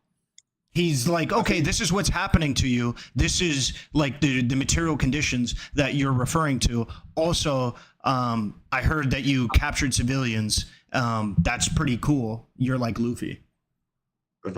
No. That's not what he said. I think that's... Hold on. Wait. To be clear, not providing any pushback when you are a political streamer, right? If he wasn't a political streamer, this is an entirely different conversation. When you are a political commentator, it is your job, and you bring on somebody who is, let's just be charitable, possibly a terrorist, right? And you bring them on your show, it is a part of your responsibility to push back against them when they say things like, hey, I was present for the hostile capturing of civilians on a vessel. Otherwise, it is an endorsement. If you're just like, oh, yeah, it's Luffy, that is an endorsement. I'm not going to bring Nick Fuentes on my show and then just be like, hey, you're so cool. You're on Kick. I saw your GTA stream. And he's like, I know. And these blacks and these Talmudic Jews, you know how they are. I'm like, you skipped. Bro, tell me how Kick is. No, that's an endorsement of him and his behavior. Yeah, of course. No, Okay, of course. If you agree that is an endorsement of his behavior, then Hasan was endorsing a Houthi terrorist and him participating in the hostile siege of a ship and capturing civilian hostages. It's not a yeah, of course. But I think that the framing that has been done, I think this is true, because Hasan, I think, has a vision of it, like because of some of historical combats as a way of like fighting against an oppression. Because as an example, in the media, we always like have tons of U.S. military, U.S. commander, U.S. general, U.S. politician that can talk normally without any curveball and without any difficult question about how, as an example, they launched an attack on this, they did that, they launched something on that. I mean, so what? Like even if I were to agree with what you're saying, I don't think that you should be conducting things, interviews like that. And then so you have a moot point. I don't care. Hey, you just brought up the fact that other people do bad shit. I don't give a fuck. That's not an excuse for you to do bad shit. I do whataboutism, of course. Yes, because other people might interview people in an unethical fashion does not give you clearance to interview people in an unethical fashion. I understand, but I don't think it's the same. One is a $1 million, multi-million-dollar media that is has tons of journalists, tons of people working in it, and they're interviewing people knowing exactly what will happen. The other is a streamer, which of course is a big streamer, has a big impact, has tons of a multi-million-dollar streamer who has multi-million-dollar pool. Does he have a redaction of people making those questions? Does he has someone analyzing how the? He can afford to have them. It's his. Hold on, excuse me. It's his fault if he doesn't have them. He can afford to have those people audit his shit. He just chooses not to because he trusts himself to do it. So it's not. So you can't say he doesn't have a team of people to be able to check this. That's his fault. He can afford to pay a team of people to check his stuff. He chooses not to because he believes himself to be adequate. So I refuse that line of questioning. To have one on journalistic standards, but he's still like a commentator, not a journalist. Yes, I agree. He's not a journalist, but he has, in my opinion, and you agreed with this earlier, if he has somebody on his show who is known to be a possible terrorist, he knows that they're a possible terrorist, he should not be engaging with them in an interview in the manner that he did, because he is co-signing that shitty behavior. You can't just say, well, CNN has a bigger budget and has more stuff and they're technically journalists, so therefore Hasan is exempt from any responsibility for having a possible terrorist on his show. It's not some random dude who joined Discord and he doesn't even know his name. Then, of course, yeah, what the fuck? No. This dude sought out a conversation with a possible terrorist and decided to say his biggest criticism was, hey, oh, you're like Luffy? Oh, wow, I didn't know whether or not you watched One Piece. Like, that's like the biggest indictment that he had, was possibly grilling him for not watching One Piece. But then when Ethan endorses what the state of Israel is doing by defending a lot of like the communication of the army in a lot of ways, he's doing the exact same thing. Excuse me? When Ethan is endorsing the current policy of the, okay, he's not, of course, he's not saying Netanyahu is right. He's not saying that. But when he's endorsing what the army is doing right now of Israel, of course, he's not doing it by saying directly that it's good. But in a lot of ways, in a lot of his rhetoric, he has, I think, done it. I think it's. Can you give me an example? Because I've literally only seen the opposite. I don't think I have personally ever seen Ethan say something that was overwhelmingly positive about the IDF. I think he has, like, especially like, you know, so during the old debates, you know, between him and Hasan during, like, you know, the last, I think the horrible debate, like, of the leftovers, like, I think it was one of the last podcasts, or like the one before the last. They talked about all of this a year ago, and the way the debate was moving was just condemning one side action without condemning the others. I think now he has talked about the fact that it's horrible what has happened, but it's like Piers Morgan on his show, he's saying, oh, it's horrible what has happened in Gaza, people have died, but on the other side, Israelis are being murdered, and all of that is happening to them. So I think he's not doing a fair comparison into both. He's not being exactly. I I personally couldn't disagree more. Ethan's initial coverage of the conflict was so incredibly anti-Israel. The most pro-Israel he has been like this week, and the closest like as pro-Israel as he has gotten is to say that there is anti-Semitism. This dude is as pro-Palestine as you can be, in my opinion, without a massive dissolution of the Israeli state. There is no doubt in my mind. I could go through so many of his different statements publicly. I promise you as well, if we could go through his shit privately with Hasan, it would be similar, where he is making constant. I swear to God, if you looked at it, because I did watch the old footage, if you looked at those old leftover episodes, every single time the IDF was brought up, that dude had to preface, and he did preface, the IDF is bad, it's shit, it's horrible, and this X, Y, and Z is happening. It's not cool that they're taking hostages. Also, just to remind you, the IDF is horrible. They're doing horrible things, okay? But it's also not cool that they're killing, Hamas is killing civilians. It happened every single time. So I don't understand where this is coming from. Also, just to be clear, even if he was in a biased fashion talking about this conflict, that's still not a good reason for Hasan to have a terrorist on and give him essentially an open mic to talk about anything, including participating in capturing civilian hostages who are still missing to this day. Those people are still captured. Missing. They're captured right now,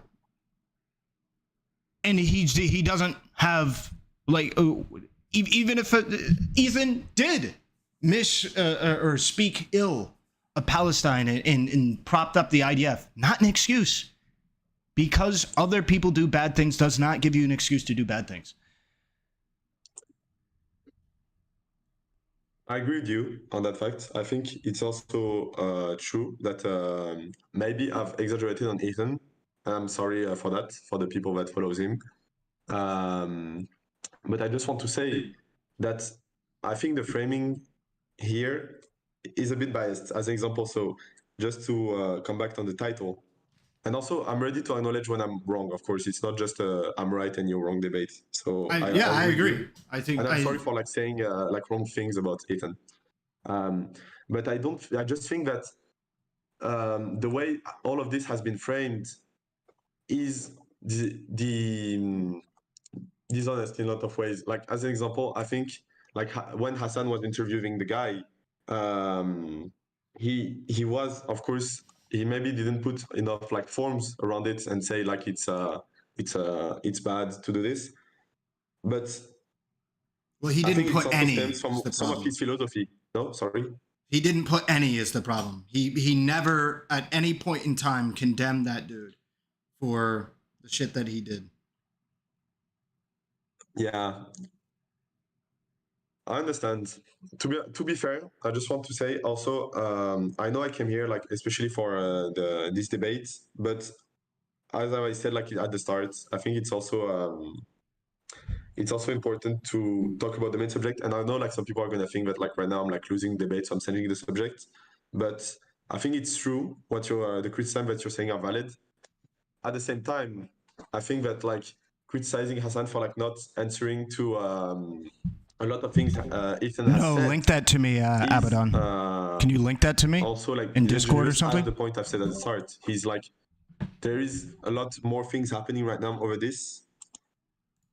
And it's at the same time, there's also a way in which H3H3, Ethan has not let his own community being able to answer to his videos, comments, or he mods on his subreddits are deleting actively anyone that is saying this is not important or whatever. Or not this is not important. Well, I mean, he is actively being brigaded. There is screenshots of people brigading his stuff. He spoke about can you people. Define brigading? Sorry, just. Yeah, there's a bunch of people throwing hate at him from separate communities in an organized fashion. No, I see what you mean. But do you think it's organized from like the Hasan community? I don't know for sure, but if I was a betting man, I'd say yeah. I would disagree, but I think that it's also like a big problem. Yeah. Sorry, can you recenter like the debate? I'm sorry, I just lost. Yeah, my points. sure. So Sorry. Yeah. So I believe that Ethan has conducted himself in a fashion that is honest. I think he's engaged with the points that people have tried to levy against him, and I believe Hasan has not engaged with Ethan's point. I believe that Ethan is being unfairly targeted for his opinions that are not that bad. And so, yeah, I would say there's, that's where I would put it. It's like Ethan has, as far as I'm concerned, not really done anything really worthy of condemnation. I think he's done actually really well. The only thing that he has done worthy of condemnation is like the fact that he's like the way he's framing Hasan in a lot of ways. I don't know if it's because like people are like maybe some of the Afghani community are like attacking him, but like I think he's framing the thing in a way that is dishonest. And okay, so you said that before. Can you just give me a concise like framing of him that's dishonest? I would say that like saying that Hasan is letting anti-Semitism rampant in his community. So you don't believe that there's rampant anti-Semitism in Hasan's community? That's not what I said. That's disingenuous. Did Hold I on. say that? Who has? Did I say that? No, but in effect. Yes or no? Okay, thank you. No, but in effect, do you understand the buck stops at him? Correct. I understand that people are saying the Hasan community has attacked some of the people has attacked Ethan because of his Jew. No. Okay, that's wrong. Wait. But saying that Hasan is endorsing anti-Semitism because of the Houthi guy or because of the straight up he is because of the Houthi guy. About it enough. You already? Oh, sorry. Hold on. A plus B equals C.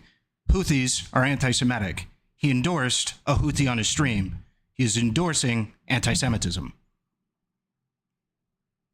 But when we talked about it, like he was endorsing a group fighting for his revolution. He was not endorsing like he was endorsing a anti-Semitic group that also fights for the liberation of a specific region. He has the Houthi guy in the interview in any way talked about Jew people. Huh? Jewish people.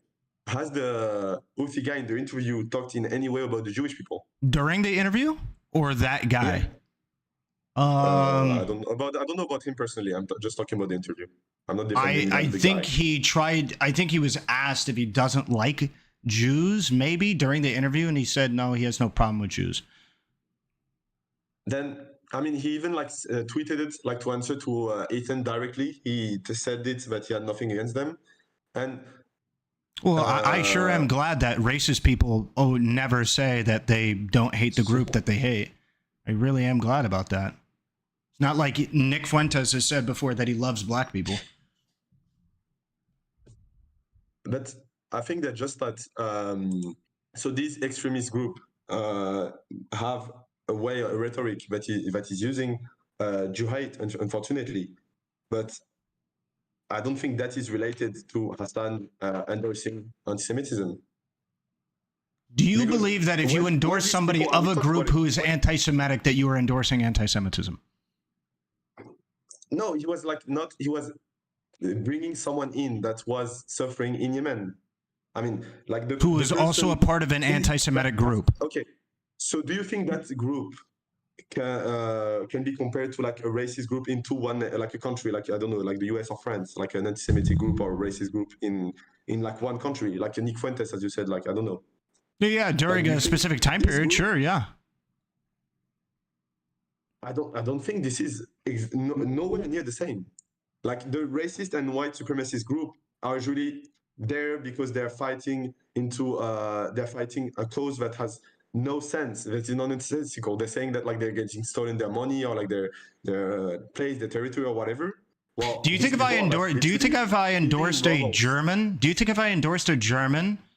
in the 1920s, late 1920s, early 1930s, when they were economically fucked, and they were saying something about how these Jewish people are kind of cringe about the plight and shit like that, do you think that that would be something that I could do because they have shitty material conditions? Oh, they got shitty material conditions, so they can just say whatever they want? Do you think that'd be okay? No, of course not. But what I'm saying here, first, is not the same, because like there's literally a whole process behind. There's literally a whole story behind it. I mean, you're gonna say there's a whole story behind the economic downfall of Germany as well, and it has nothing to do with specifically the ethnicity of like Jewish people, and neither does Yemen. Of course, but a lot of groups that fought for the freedom, unfortunately, had these wrong and completely wrong ideas. But that doesn't mean that when I don't know, like when they're fighting for their freedom, they're using. I mean, they're every like fighter of them is believing in it. No, wait. I mean, I don't give a fuck if you march under a banner that says "Death to Israel, curse be upon the Jews." You're anti-Semitic. It is what it is. You might have good reason to join a resistance group to fight for the resistance of your country, but you are fighting under an anti-Semitic banner. That's what it is. You're anti-Semitic. I'm not going to say, well, unless, do you believe the following orders thing? Like, do you think that we can look at Germans, Nazis, and just be like, hey, you know what? You're just not that big of a deal. You were fighting for Germany. No, because the situation is different. In my opinion, it's completely different. And, okay, in what way? I would say that those people fighting for their freedom are wrong on that basis, of course. But wait, what basis were they wrong? They're wrong about the Jews. Yeah, the Jews were not causing the downfall of Germany, just like how the Jews are not causing the downfall of Yemen. Correct. Yeah, we agree on that. I agree. So therefore, you are wrong for fighting under a banner that blames the Jewish ethnicity for your problems. Correct. Yes, but what therefore you are anti-Semitic. No, because what I want to say is that these people are fighting with the Houthis because it's a big movement that has means to do it. That's what I mean. Sorry. You don't think that the Third Reich had means to be able to get the German people out of poverty? What I'm saying here is that they're misrepresenting their enemies, and they're doing it in a horrible way. But this is, I think that just focusing on that, I mean, saying it's wrong is one thing, and I agree with that. But saying that just focusing on that, because like there's a ton of groups that are like, I mean, in Israel, there's a ton of anti-Palestinian groups that just don't say it because they're smart enough to hide it. And I'm not saying that it's a good thing or bad thing. I'm just saying that okay, these people are like putting curse upon Jews, and this is wrong. I'm saying it again. But this is just looking at that and saying they're the same as the Nazi Germany. I never said they were the same as Nazi Germany. What I compared was their motives, and that they were misplacing their motives towards an ethnicity of people, a group of people. They were blaming their shitty material conditions on a ethnicity, not on specific policies that a region was putting onto them. That's what I was comparing, which was true in both situations. But either way, hold on. Like they've been born in rebels. I'm sorry, but like, do they? Hold on. Either way, we can skip this part. We can skip this part of the argument, because even if I were to accept the idea that this guy was only fighting for the material conditions and he actually had no shitty or anti-Semitic views, why didn't he condemn any of the anti-Semitism in the group that he was in? Maybe, but like maybe he's doing it internally. I don't know. Like the guy has. I mean, I don't know. I'm just saying that okay, maybe he didn't condemn, but it's like the same as saying like to every pro-Palestinian person coming into a show, do you condemn Hamas? Like it's like not part of the No. That's not a good comparison. I am talking about a Houthi condemning his own group for anti-Semitism. I'm not talking about a Palestinian condemning Hamas.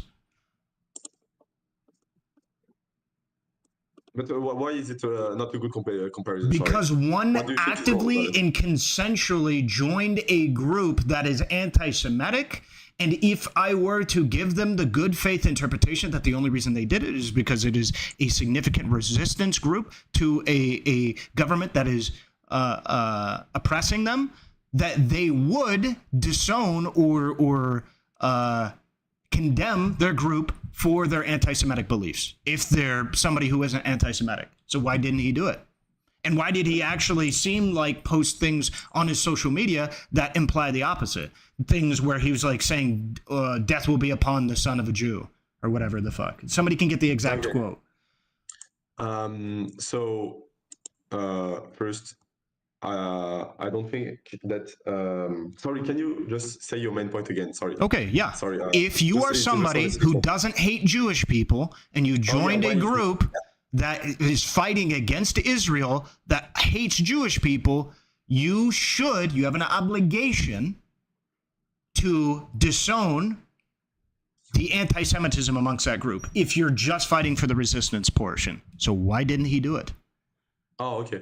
So, because what I'm saying in a broader stroke is that these people don't realize it. They don't realize how bad it is from their material state of condition. Oh, no, I reject that. I wholly reject this. They're not retarded. I wholly reject this. I reject the idea that they cannot. No. You're okay. Now, this I think has gone too far in regards to this. Sorry. Can I just finish? No.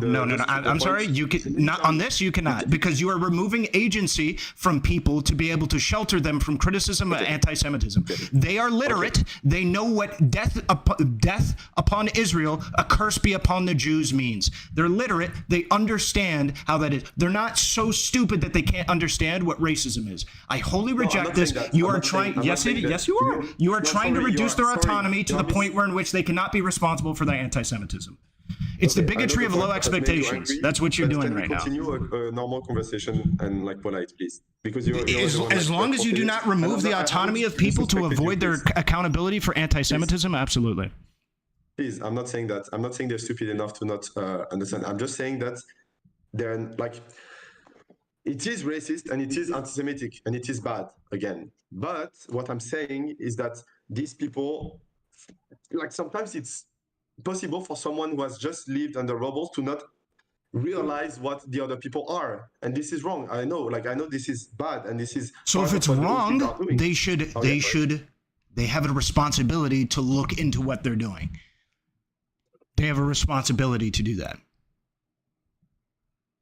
But like, they have a responsibility, but these people are like maybe the top like Houthi people, of course, but who is that guy? Like, I mean, he's some privileged dude who gets to fucking take pictures all day and do like press for his fucking Hasan, thing. Right? No, I'm talking about the Houthi terrorist. The Houthi, okay. I mean, both of them are a privileged guy who takes pictures all day for a living. Yeah. That's why I misunderstood. Yeah. But I don't think he's a privileged guy either. I think that's disingenuous as a point. He's not. You don't think the Houthi guy is a privileged dude? On the world scale, he's sure, yeah, not on the world scale. Or bottom 50%. Sure, not on the world scale. But like the problem is you're trying to say, these material conditions prevent. No, here's the issue. No. Here's the issue. You're trying to do a material analysis of the region without doing a material analysis of the region. The dude is a privileged person in the region, so he should not get the same exemptions as somebody who has no real material circumstance that allows them to be able to have, I guess, critical thinking in your mind. I would still apply critical thinking to these people. They're able to understand racism. They're able to understand it well. And so them joining a movement which is racist and then not condemning that movement for that racism is applicable to every person in that movement. But even if I were to accept the idea that the material conditions do prevent them from reasonably being able to ascertain that it is racist, he would be exempt from that because that dude is privileged in the region. He's rich. He has a bunch of fucking influence and money. Look at his fucking press tours. Look at where he's fucking going. Look at the people he's talking to. That dude does not meet the same material analysis that you're trying to paint for the average person in Yemen. He does not. I don't know about that much. I was basing what I said upon what he said in the interview, and I may be wrong on that. Sorry if that's the case. I just was basing myself upon what he said in the interview. Well, what I'm saying is that, first of all, you understand that during that interview, even Hasan referred to this guy as media trained, right?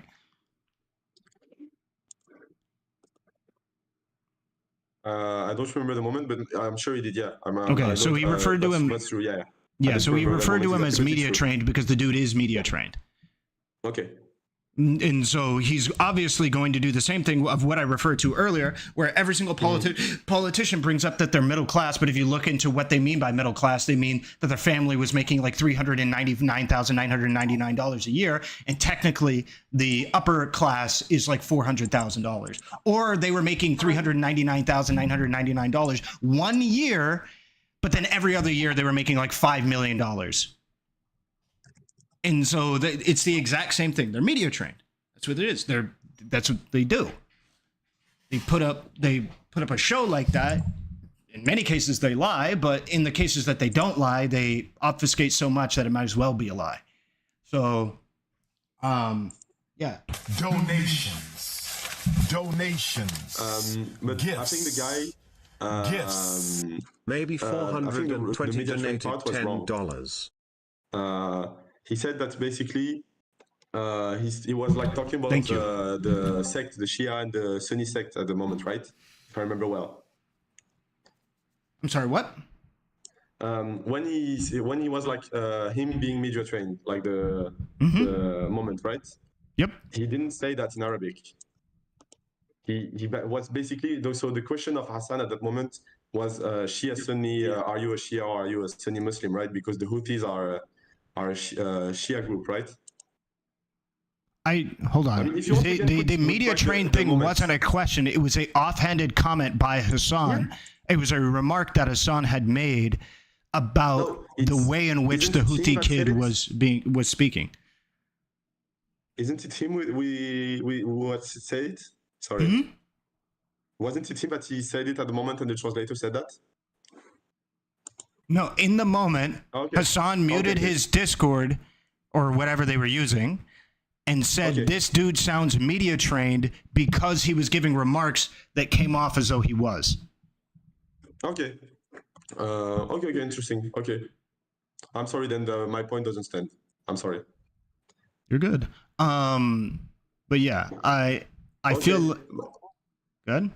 No, but like I think you're right on that point. I think about it and I agree. I think that there should have been like a disclaimer. No, there shouldn't be a disclaimer. He should give a terrorist pushback. He should have asked some more tricky question and talked about why the Houthis had that mentioned as an example in there. I mean, I'm not saying that there's a justifiable way to have it, but looked into it. I agree. I think there's a justifiable way to talk to that guy. It's just not at all. Hasan gave a masterclass on what not to do when you're engaging with somebody who could be somebody who's spreading propaganda. Okay, that's interesting. Yep. Okay.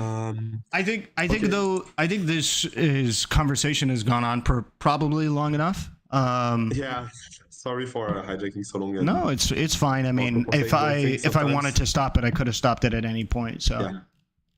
I just want to say one last thing, if it's fine. Yep. That's okay. Really, even though I may have sounded at some point like dishonest or like someone who wanted who just sex off Hasan, I just want to say that I'm really trying to be intellectually honest with you and in this debate, and this was really interesting. And I just want to say that also I think at this point, like pro-Palestinian discourse is also important, especially right now. And I think we should also all fight for it. And I'm not saying that you don't. Of course, it's just like a general statement. Yeah, I mean, I agree, but I also think that Ethan is pro-Palestinian. I think he gives a pro-Palestinian perspective. I think he is a pro-Palestinian voice. I think we've just been told and tried to kind of been almost like mind fucked into thinking he isn't. That's my personal opinion. I think that it might just sorry, I don't want to like restart this, but just on my side, while I don't think he's agreeing with everything Netanyahu has said and everything like the IDF is doing, and maybe none of it, I just think that his way of framing the question in a lot of ways has sometimes been not in the most pro-Palestinian way possible. Okay. All right. Yeah. Sorry. Thank you. It was really interesting to debate about this.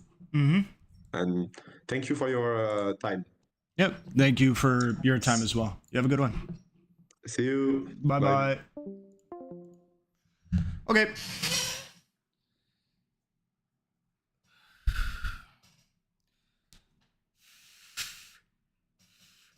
it's hot as fuck in here. I hate that my shit isn't fixed.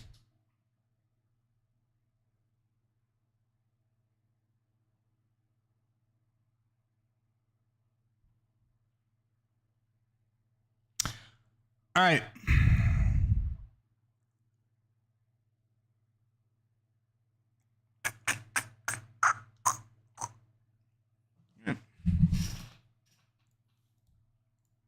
Somebody had messaged me something, I believe.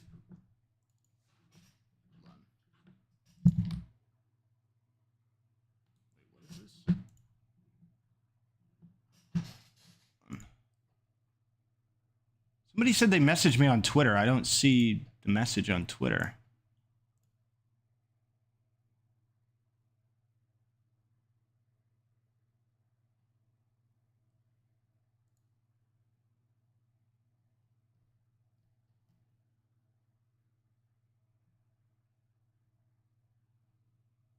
What? Yeah, I don't see any of this on Twitter.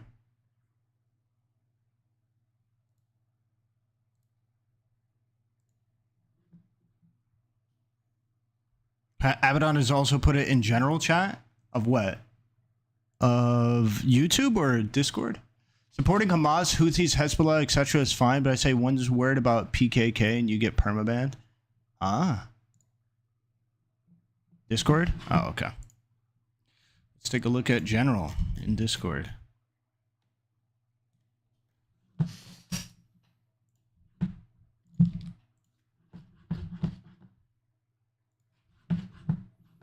Hasan's Discord is calling for violence against Twitch. Does your platform support hate and violence in Discord? Let's take a look.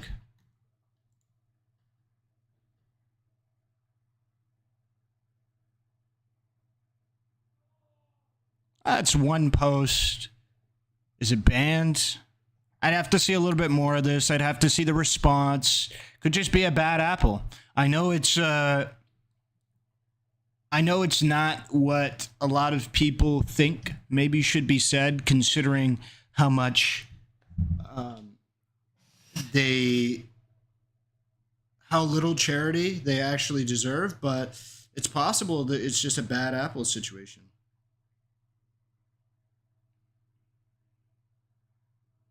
It's quite possible.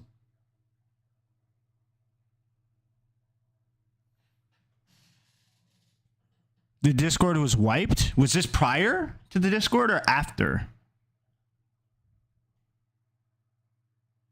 I think they went back to edit their post, changed it to Kiss. Oh. Interesting. 200 mega update, psych, 70... What?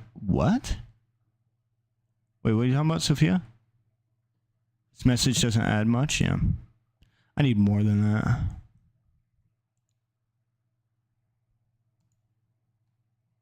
We already watched this, right? Yeah. Oh, is that Dan? Senior manager in Twitch Trust and Safety suspended from prior job for anti-Israel sentiment.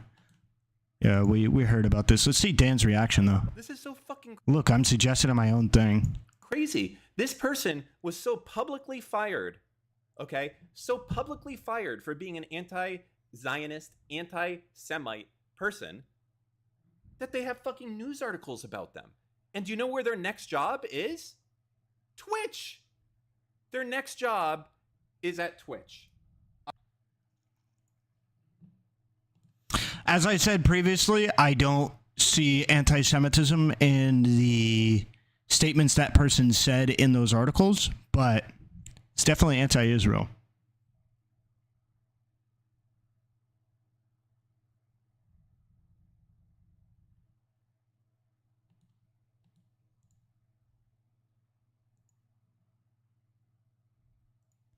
Mike from PA was talking trash about an old debate you guys had about taxes today. Okay. For any fucking soldiers. U.S. military. I mean, I'll just bring up that he was racist to me.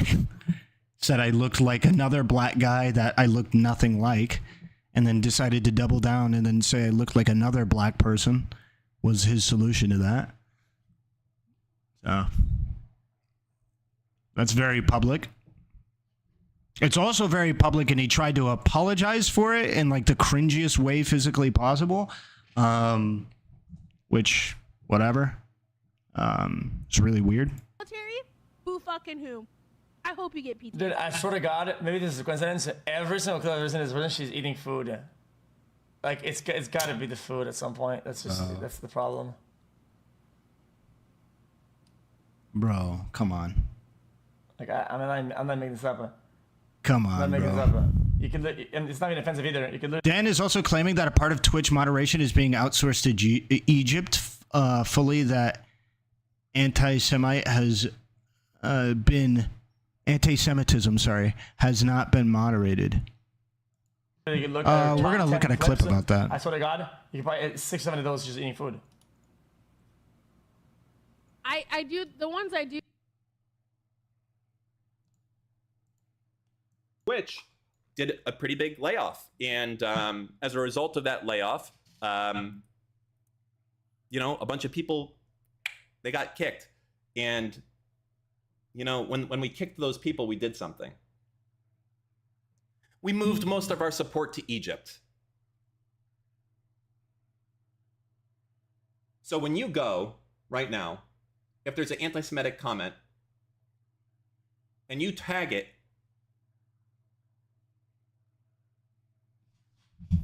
Wait, where is this supposed to be privileged information, or like where is that coming from? Egypt's 5th grade public school textbook for Islamic studies teaches that students that the treachery of the Jews is one of their traits. It goes on to draw a comparison between the incitement of sabotage during the 1973 war and what? I actually don't know how to pronounce that. Quarnik? A parable about Jewish tribalism, demolishing their homes before evacuating, telling students the common message is that the Jews have no pacts, for they betrayed God and his prophet, and they are like this for eternity. There are only 3 Jews left in Egypt. Quranic. Oh, like the Quran. Oh. Oh, that makes sense. There's no way there's only 3 Jews in Egypt.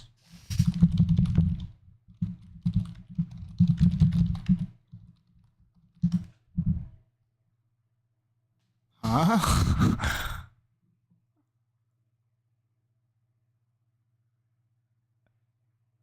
What?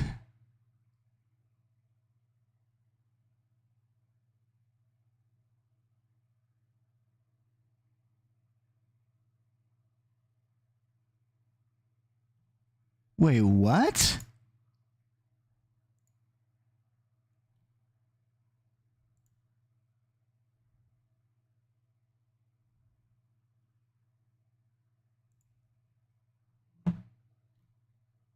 It's like triple Afghan. No, what?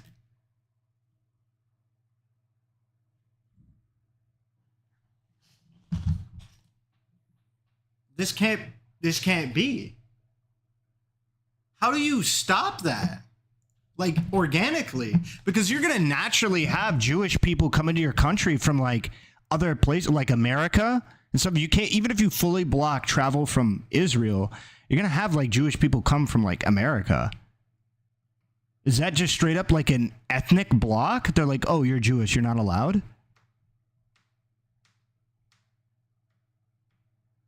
Is it literally an ethno state? No, they kicked them all out after 48?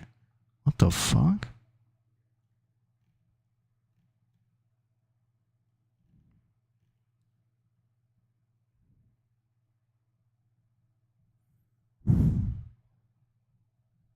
Maybe they mean actively practicing Jewish religious people? Yeah, they might.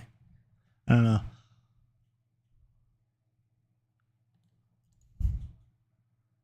Nobody. They've all been banned. They've all been banned. Nobody. There is not a single dissenting voice with his fucking straight up radical, anti-American, anti-Semitic, fucking pro-China, pro-Russia, pro-terrorism takes. This is fringe, psychotic shit that is not normal. And it is the only acceptable voice on Twitch. Explain that to me. How is there not one dissenting voice on that entire platform?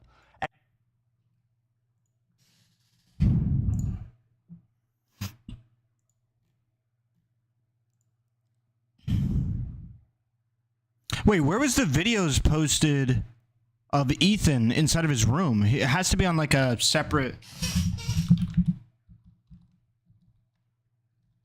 on a separate channel or something, right?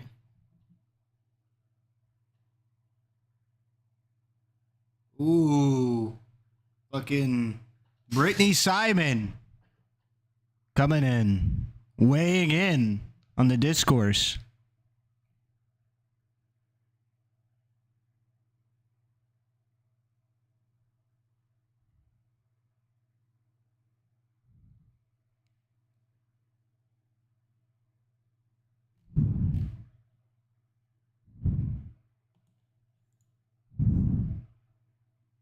Oh, here it is. Hello once again, my friends. An emergency Ethan Klein video is in order. Okay, one sec real quick. Let me go talk to my roommates.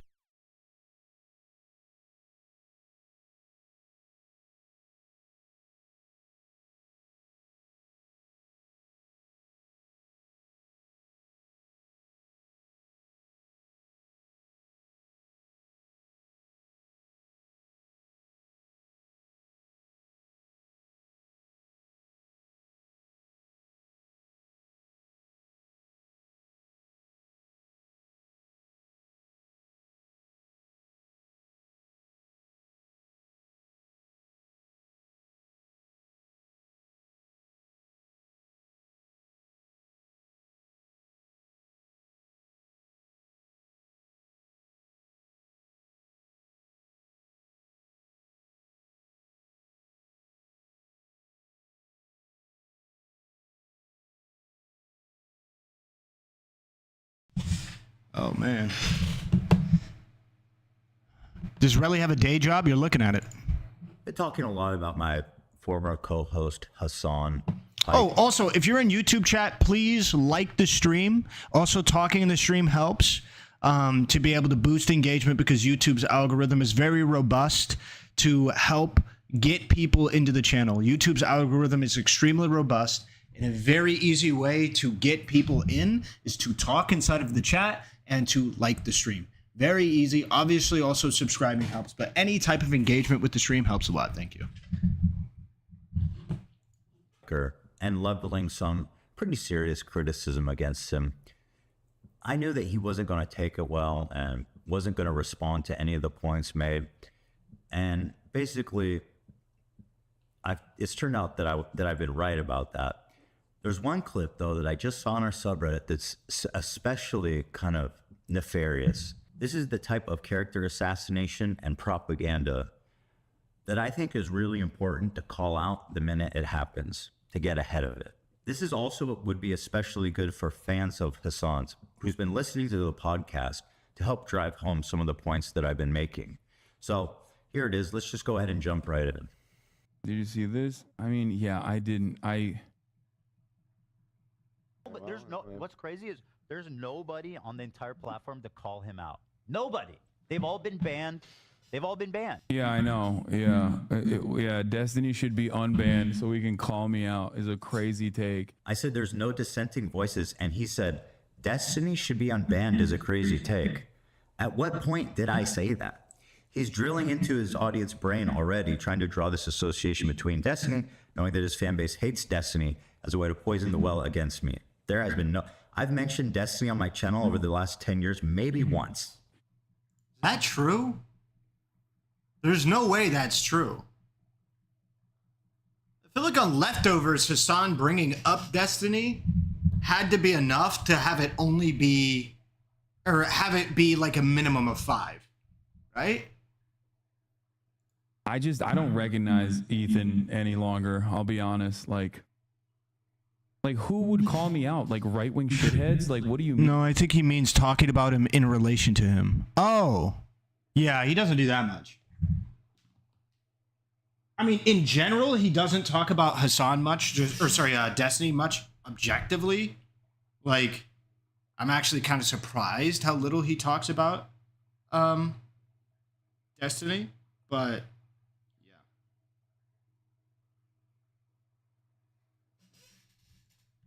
Well, I'm not a right-wing shithead. I'm a liberal progressive who basically had some criticism for some of the stuff you've been doing, but mostly agrees with everything you believe in. Not everybody that disagrees with you is a right-wing shithead, and that's part of the issue that we're having here.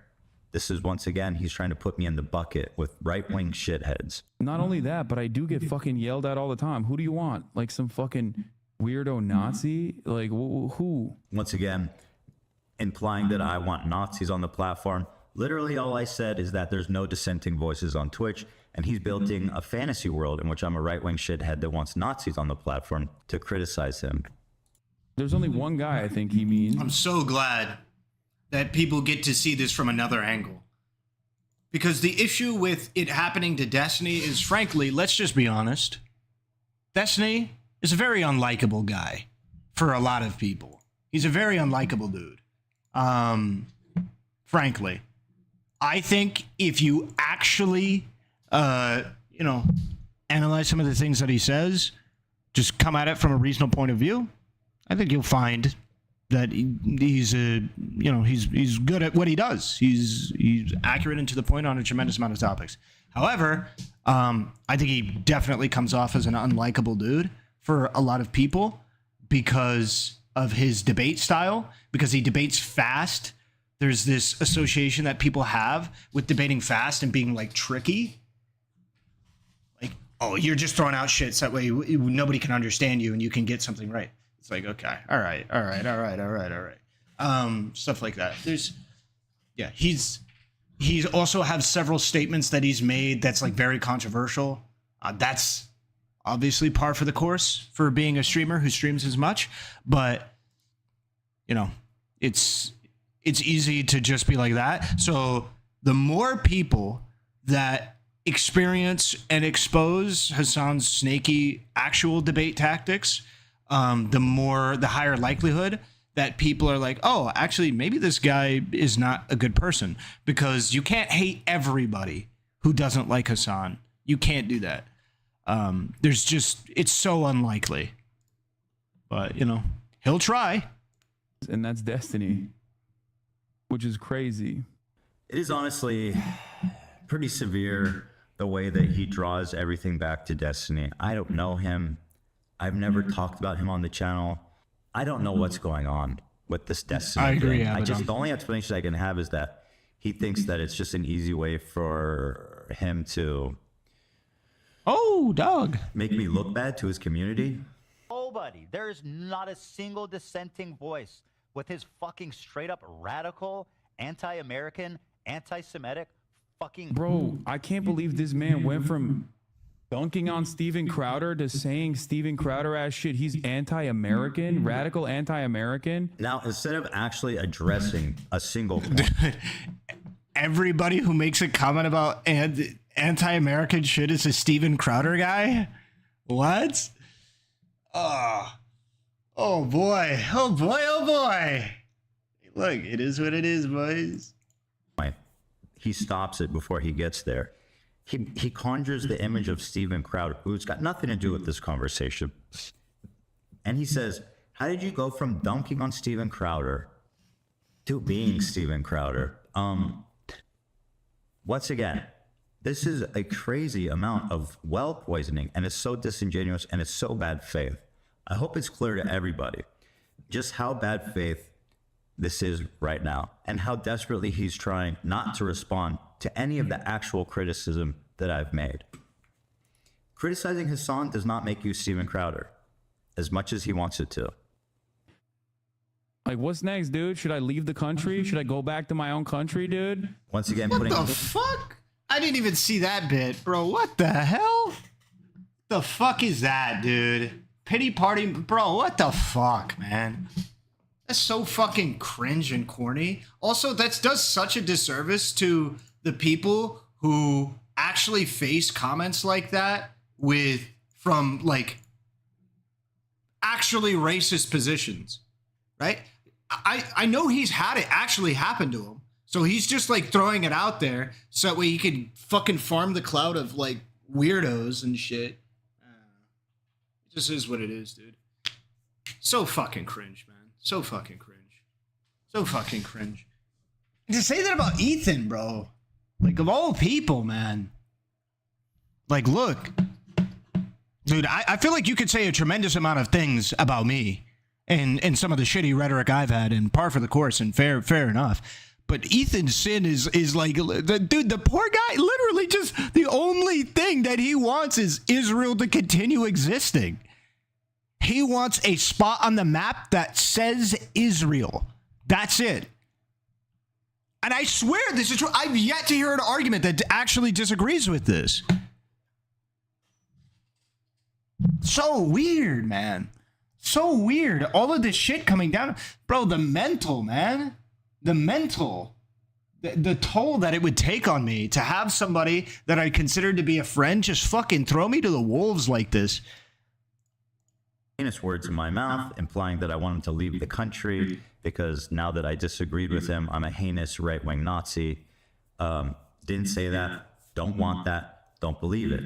But he's trying. Listen to this. He literally is engaging with character assassination. This dude is engaging. He went out of his way to say, hey, I don't believe. Yeah, no shit, you don't believe that, bro. Nobody actually of sound mind believes you believe that, but he's still engaging. He's actually engaging with that like it's a fair or valid criticism, and he's engaging with it. He's like, okay, well, just so you know, I don't actually believe this. Yeah, no shit, bro. no shit, dude. That's insane. He's still fighting. He's still like, okay, I will engage with this. I will engage with this dialogue. I will engage with this because he's honest about it. He's like gonna be stand up, and there's no responsibility for him to do it. His character is being assassinated in front of what I imagine was 40 or 50,000 people. His character is being assassinated, and he's still like, okay, well, I don't believe this, whatever. He's doing his steps to build this image of me in his audience mind to turn them against me and to not listen to any of the legitimate criticism that I've leveled against him. The fuck is this? This is the reason why I didn't want to watch a single fucking clip of Ethan, because I feel like I'm gonna lose my goddamn mind, okay? Not because I'm like escaping accountability, like come on. That's exactly what this is, and that's what we're watching in real time. Come on, dude. Why? Because you're afraid he's gonna tell you to go back to your country? That's why? Because you're afraid what he's gonna be. He has yet to articulate that point. He's like, this is why I don't want it. Wait, what is why? Because you just went off for the last like minute and a half about shit he didn't even say. So I'm confused. What is the reason why you don't want to finish the video or watch other videos? Fuck on. You think I haven't heard these fucking talking points a million times over? If Hasan... If my friend who I trusted to be able to have a critical eye and other people around me constantly are doing this and then I have to cut them out of my life, nah, I can't be the problem. It's everybody else.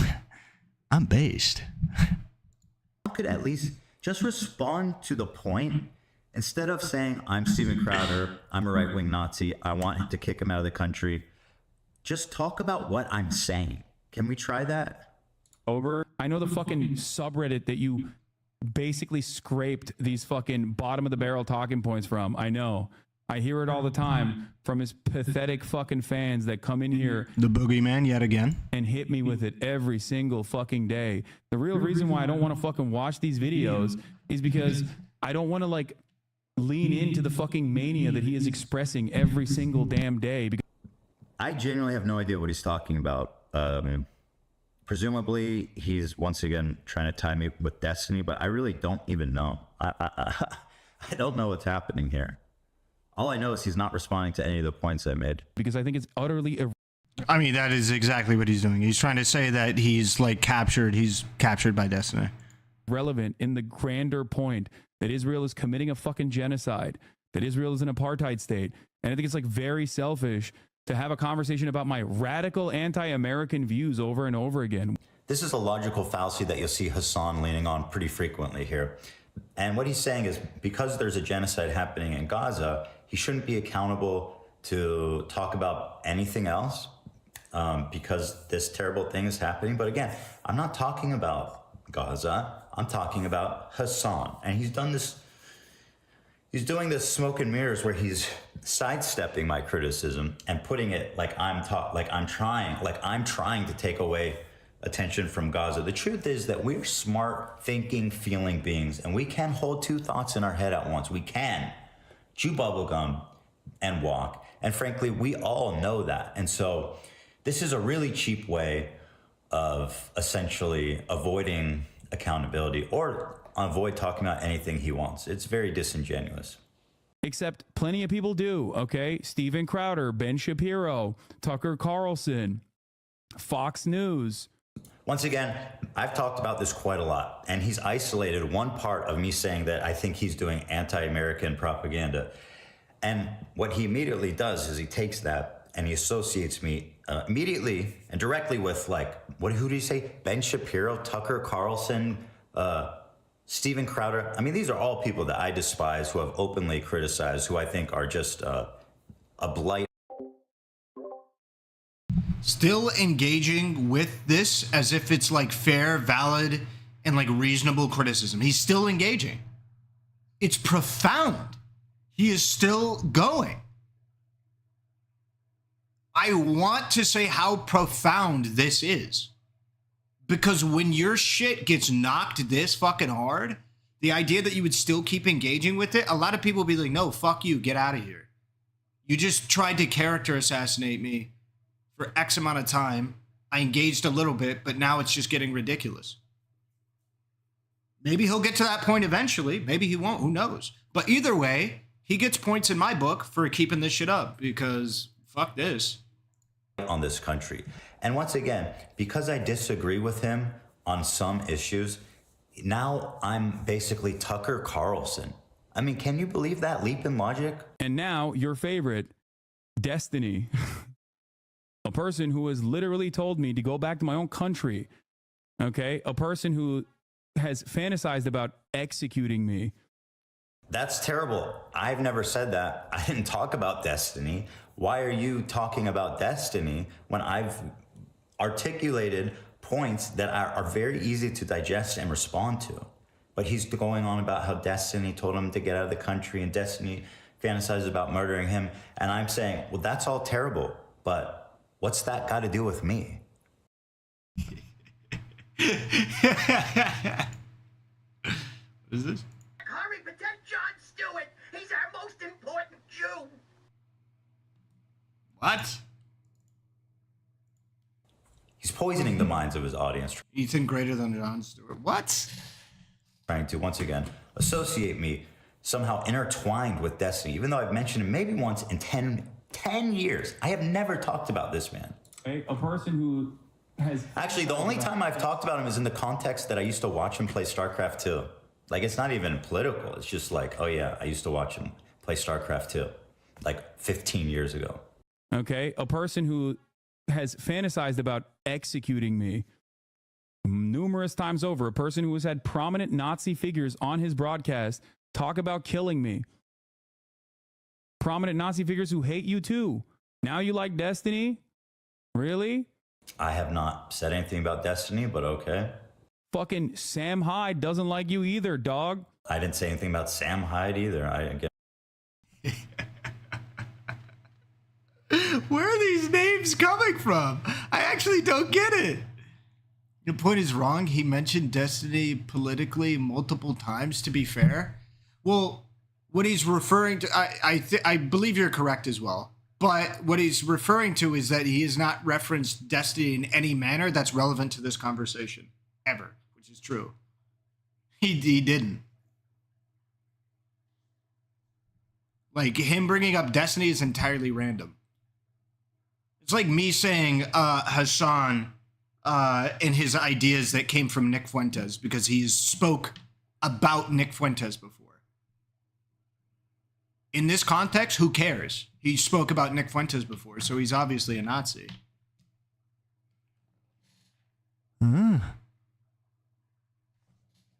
Square that circle. And once again, I don't know what's happening. That's so crazy. That's the craziest part. Like, how do you not recognize that these people who fucking call for your death and have said horrifying shit about you over and over again, now you are aligned with, now you're reposting fucking Keemstar and shit. That is a terribly bad faith recounting. What happened in that case is that Frogan and her friends were trying to blame the harassment she was getting on me. Sorry. Also, the like 140p, the 180p is not me. It's the video. Unfortunately, Ethan, in all of his infinite wisdom and his overexposed camera, decided to record Hasan's clip in the lowest quality you physically can. We're fighting with Nokia levels here. Even though it was quite obviously from people responding to her telling vets that they deserve to get PTSD. What I was doing, clearly in my stories, was I was showing tweets from all these conservative sources showing that the harassment she's getting is from them. I in no way endorsed it at all. I showed a picture of like Donut Operator tweeting about it, some cops account tweeting about it, Drama Alert tweeted about it, and a few others that had massive presence on Twitter and were talking about Frogan. So to say that I'm now reposting Drama Alert, implying that I'm co-signing or... The exposure hides the white hairs, Relly, you young gun. I'm going to stop this stream for just one moment to say, you can't see it, but probably we'll say a fifth to a sixth of the hairs on my head are gray. I'm literally there. I'm graying, like rapidly. As a young man, I'm 27. I have a fifth or a sixth of the hairs on my head are gray. So listen, I understand. I understand. Liar? It's cool. Meet me IRL and look at my hair. See what happens, bro. You'll change your tune. Also, his hair looks great. Just to be clear. I was going to say this earlier, entirely unprompted, but I didn't want to do it. No glaze. No glaze. His hair looks great. Show sideburns right now.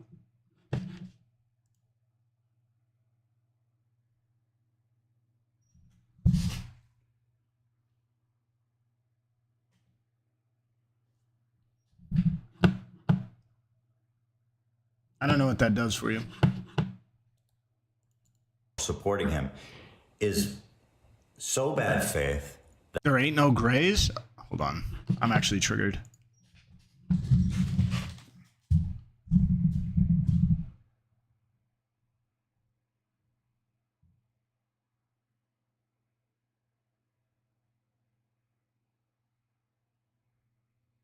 You can see them, right? I could see a couple of them there.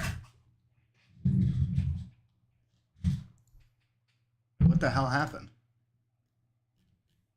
Why the hell was there just a million emotes that got spammed in my chat? Was this a bot? The fuck?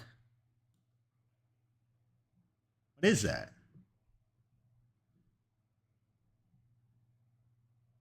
All right, whatever.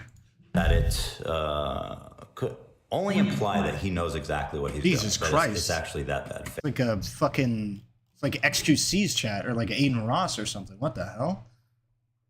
All right. Is that coming up on my stream?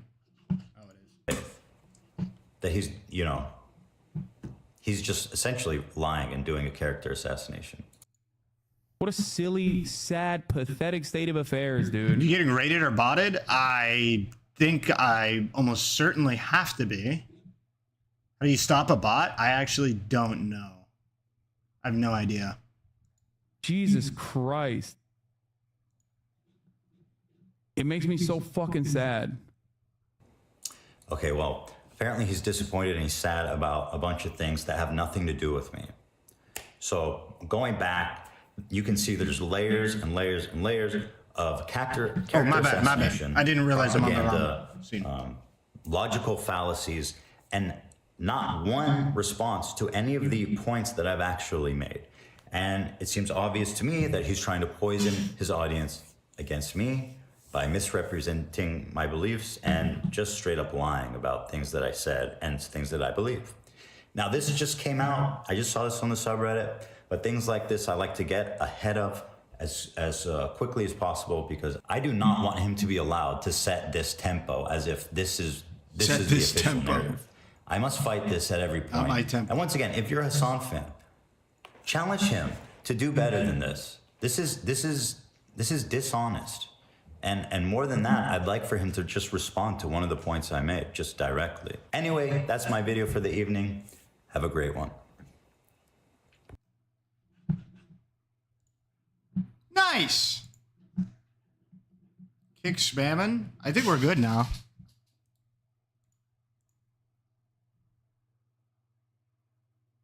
Yeah, I think it's okay now. I don't know, but I think it's okay.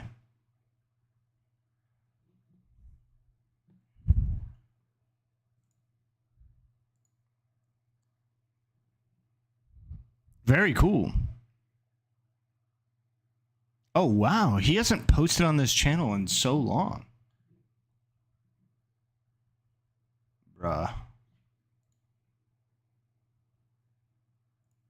What's going on, man? What is going on, dude? What are we doing here, man? What are we doing? I'll agree with Ethan on this video. Well, frankly, if you agree with Ethan on that video, that's all you need to be able to show like a clear bias, right? Mike from PA botting after that, I'm calling it. Maybe somebody from his audience, but there's no way it would be him. Give me one quick sec. I'm going to, I'm gonna be right back.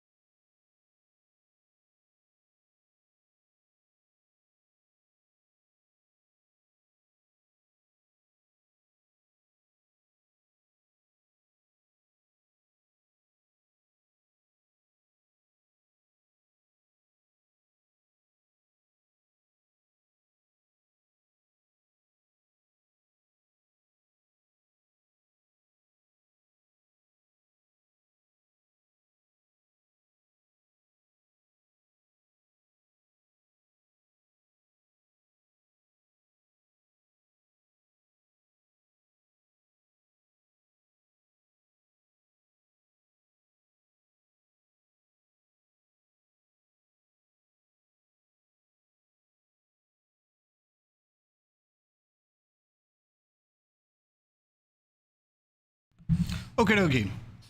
I always think it's interesting. I only ever get botted like that, like have bots join and do stuff like that whenever I talk very specifically about leftists.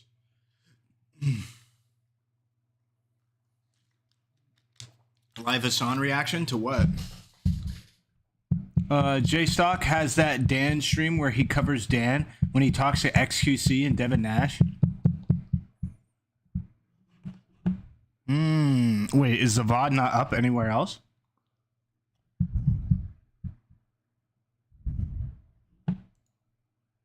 Oh, shit.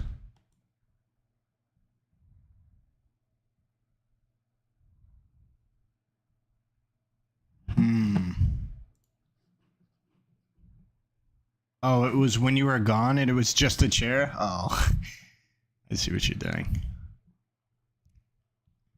Just wondering if you had proper leftists to watch stick with the French. Hasan is not worth it. Wait, what? Oh, I see you're speaking to them. Also, the real estate for you to move your mouse is causing me great anxiety. Oh, what? Just like that? I have a sensitive enough mouse. It's chill.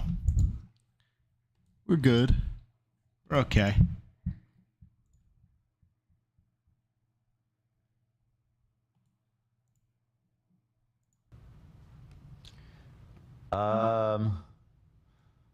And then ultimately, he decides that I'm. Can I add, Ethan, one Yes. personal feeling Dude, she's in the void. that I've had with Hasan that I can't really get past is his dismissiveness of the rapes that happened. He acts like they didn't happen, acting like rapes didn't happen, and he's just. Well, I would go farther than that. Not only is he acting like it didn't happen, he is shitting on people for believing that it did. He's like, he literally was laughing at, what was it, Kamala Harris, saying that they happened. So it's because it's one thing to say that you don't think that it happened. I don't think that that's crazy. Just having a conversation with people. Audio? Oh, is it doubling out? What do you mean audio? You just talking about the echo? All right, I'll fix it. Yeah, it's one thing. If you say that the rapes, you don't believe that the rapes happened, that's fine. You could have a conversation with somebody and then, take a look at the evidence and then probably come to the conclusion that it did. Not a big deal. But if you are, not only do you not believe that it happened, but you think that people are stupid or ridiculous. Oh, no!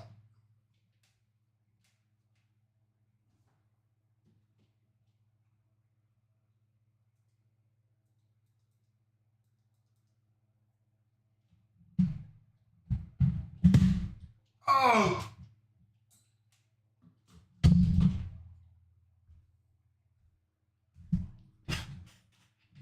Whoops. Stupid or ridiculous for believing that they did happen, then you're kind of cringe, right?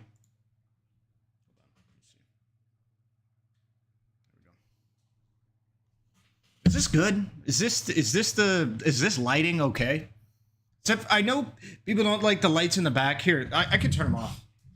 Do you guys prefer the lights in the back on or off?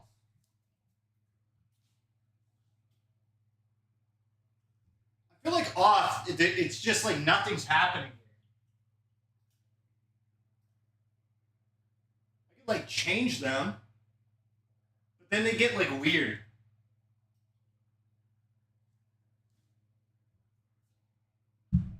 On? Lighting rules? It's just, the issue is nothing's going on there in the back. Maybe that's a little better because it's a little bit less like in your face. I don't know. I have to get like stuff for behind me. I mean, I have boxes. That's what I have. J-Stock actually got upset because he thought it was actually a cringe and not a laugh. Do you think it makes a difference? Oh, absolutely. Whether it's a cringe or a laugh, I think it makes a difference. Does it make like the biggest difference? No. If he was laughing, he's just like a demon. If he was cringing, then he's like just, a pretty shitty person. I think to laugh about that is like, that's some demonic energy, bro. Even if you don't believe that that shit is happening, that's fucking insane. Up the contrast 700%. Are you in a dorm? No, I'm in a house.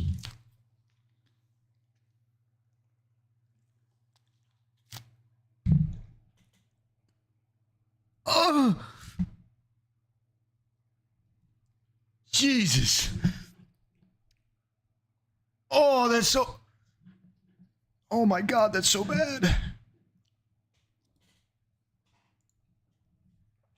Oh, bro, do not buy the mixed berry. Do not buy the mixed berry electrolyte great value fucking water squirt shit. I bought these because they're way cheaper than like buying flavored drinks. Holy fuck, that's bad. That is, I wish I could give this. It's like if grape. It tastes like if grape was like sour and had no sugar.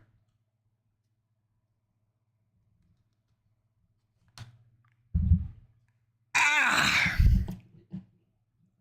You put too much? Yeah. Chuckles when people bring it up, or like Kamala Harris said the rapes, and then he laughed and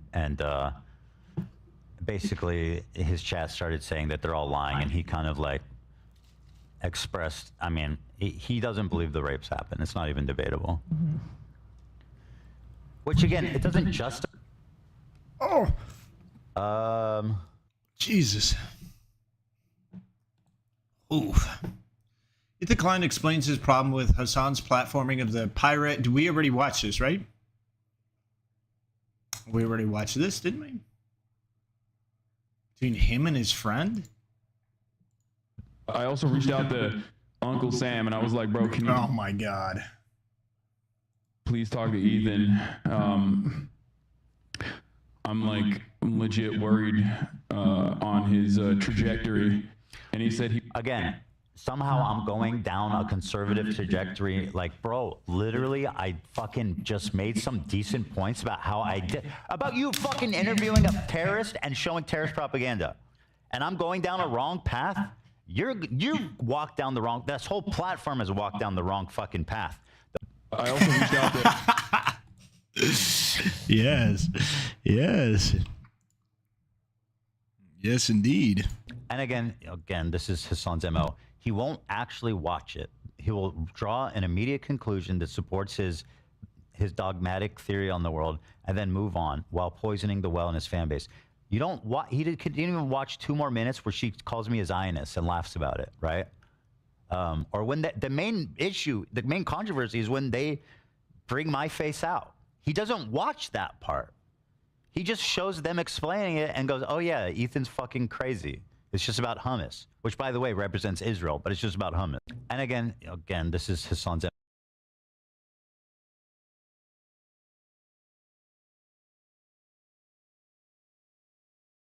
Like, we can keep going through these, but I have yet to see anything that's like Ethan is misrepresenting X, Y, Z. He said, this is, I think if we're, why am I held accountable for some random fucking... Because you platformed him. How fucking hard is that? You're the one that put him on your channel unapologetically and then memed with him about One Piece. Didn't ask him one single critical question. That's you. You did that. I'm criticizing you. You're not accountable for him. You're accountable for yourself. He said, this is, I think if we're, why am I held accountable for some random... Man, bro, here's the thing too. I wouldn't care about Hasan's complaining about these issues and putting himself in a victimized position if people didn't agree with it. You feel me? Also, if you're on YouTube, please like the stream, and any typing or chatting that you guys might do is massively beneficial to the algorithm. It helps the stream a lot. It helps a lot. It pushes YouTube to push the stream to more people. So I'd appreciate it. Thank you. Yeah, I don't know. Just, it's such a like weird, privileged position that just feels so... Who are any of these people?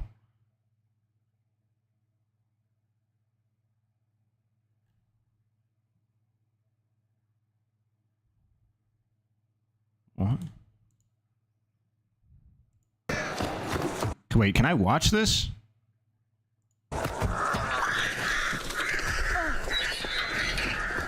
Yo, on 17. Anyone want to go meet up at TwitchCon? Anyone?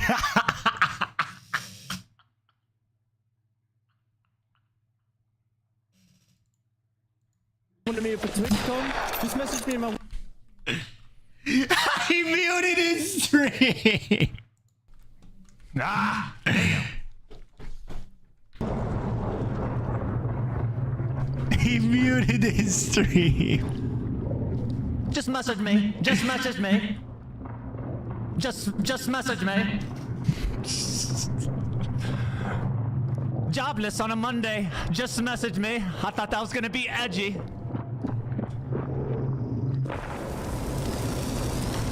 Fuck. I gotta hit that shot. I gotta hit that shot. Bad beat. Bad beat. That's a bad beat there, bro. He did nothing wrong in what context? I'm out of the loop. There's a lot of people claiming Ethan is some weird Zionist hack who's like a Nazi. It's honestly really weird. Who is this person?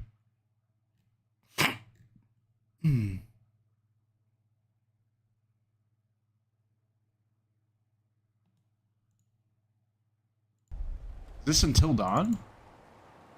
You're not going anywhere, bitch. I really don't think you should head back down the trail by yourself. Seriously? It's cold out and it's getting dark. You're gonna protect me from it being dark out? I'll just leave your stuff here and come with you. Nobody's gonna steal it. Matt, are you kidding me? You can't leave me alone for 5 Oh, minutes. fuck! Let the bitch go! That's not what I meant. Deja vu! Let her go! You have to question everything I say. I'm sorry, I'm just trying to be helpful. If you want to be helpful, then you can help get everything up to the lodge. Holy fuck! You can, okay? No, I'm gonna get tilted. Let's go. Okay. Fine. Whatever you want. Thank you. I'll see you up there. Jesus! See you in a bit. Let her die. Okay, so Chris can die, this bitch can die. I do not care. Holy fuck. I'm pissed off at a game now.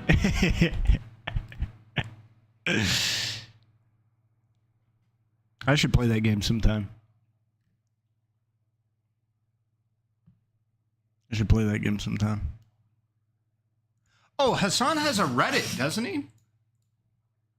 Does anybody use it? 140K members. 2 hours ago, 300. Sam on Ethan's crash out.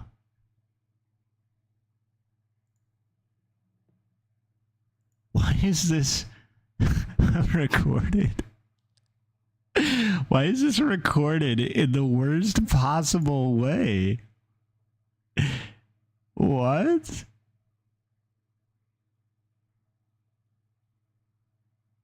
What? There's like 30 seconds of silence. The video. What is going on? Ethan is allowing Islamophobia to fester and grow in his community. What?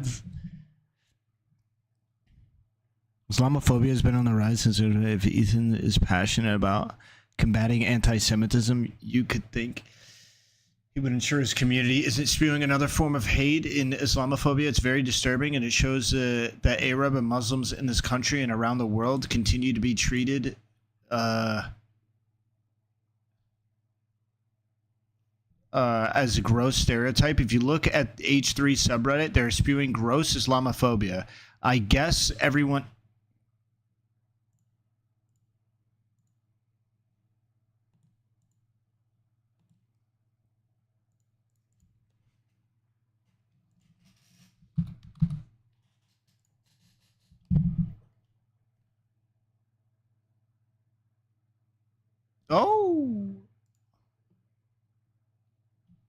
Oh, it's an Islamophobic hippo. Is this Mudang? I think that's a little big for Mudang. This is another one. I think I like Islamophobia.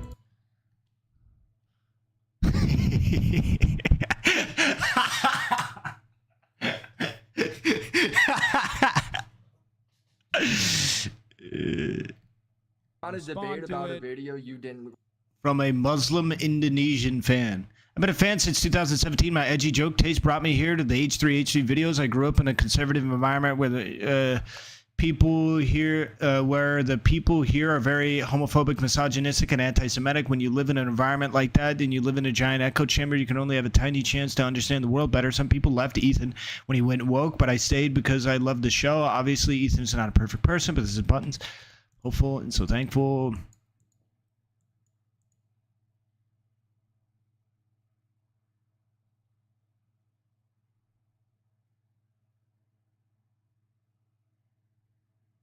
Oh, it's literally just like a thank you. Hasan, history of not watching critical videos of himself and giving his opinions.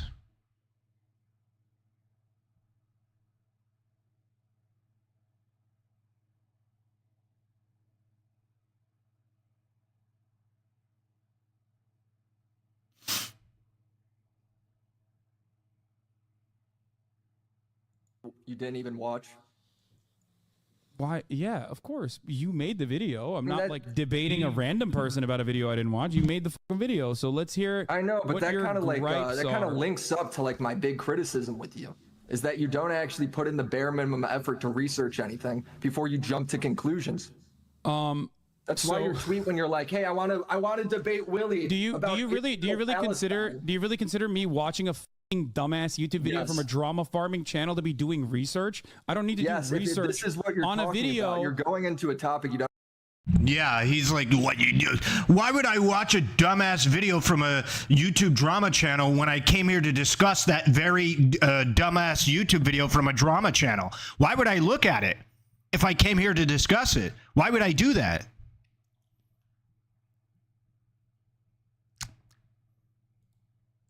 Don't know anything about. Brother, just Immediately- give but me what didn't you even want to watch it. say. Give me what you want to say. The video's about me, isn't it? Yeah, so sure, fucking sure. talk to me about what the fucking points of the video are, and let's discuss it.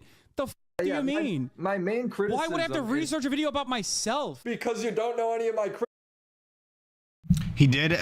This dude shouldn't have even been addressed. He did end up watching it. It was ridiculous. No, I think the Willie Mack video was well put. Criticism. So now I have to provide all the context and do all the legwork for a debate you challenged me on. And it allows him to lie to his audience because they don't know the framing either. I have to watch a fucking dumbass talk shit for 25 minutes and jerk off like all the fucking talking points that I've heard about myself over and over again. Mm-hmm. Incredibly stupid. Give me the fucking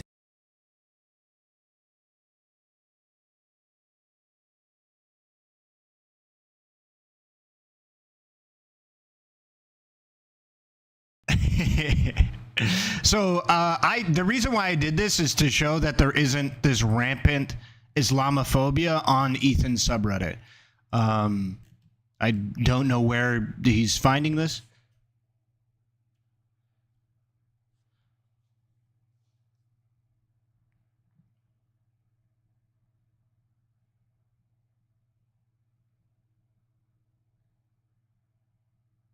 Yeah, I don't know where he's finding this.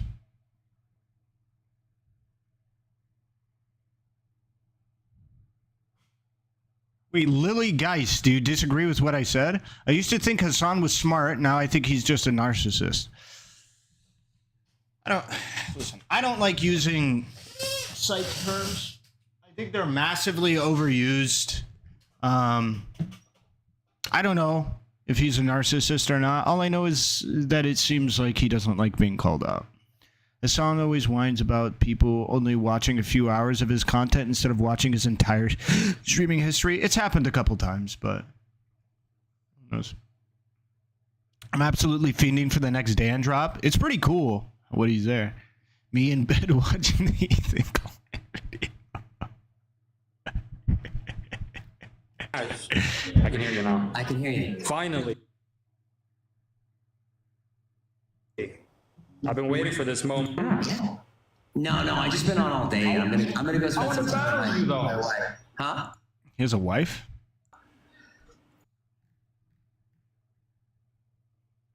Just watching today's stream. Yeah, I mean, I haven't seen anything in regards to this.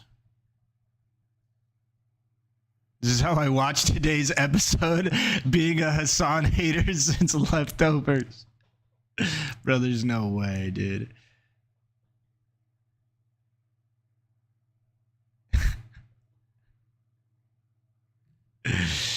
No shit.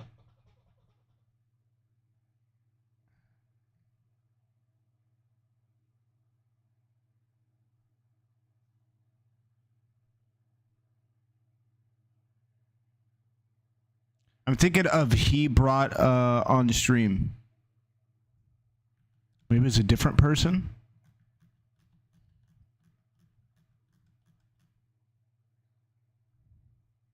Oh, I see. You're talking about Hasan brought on stream?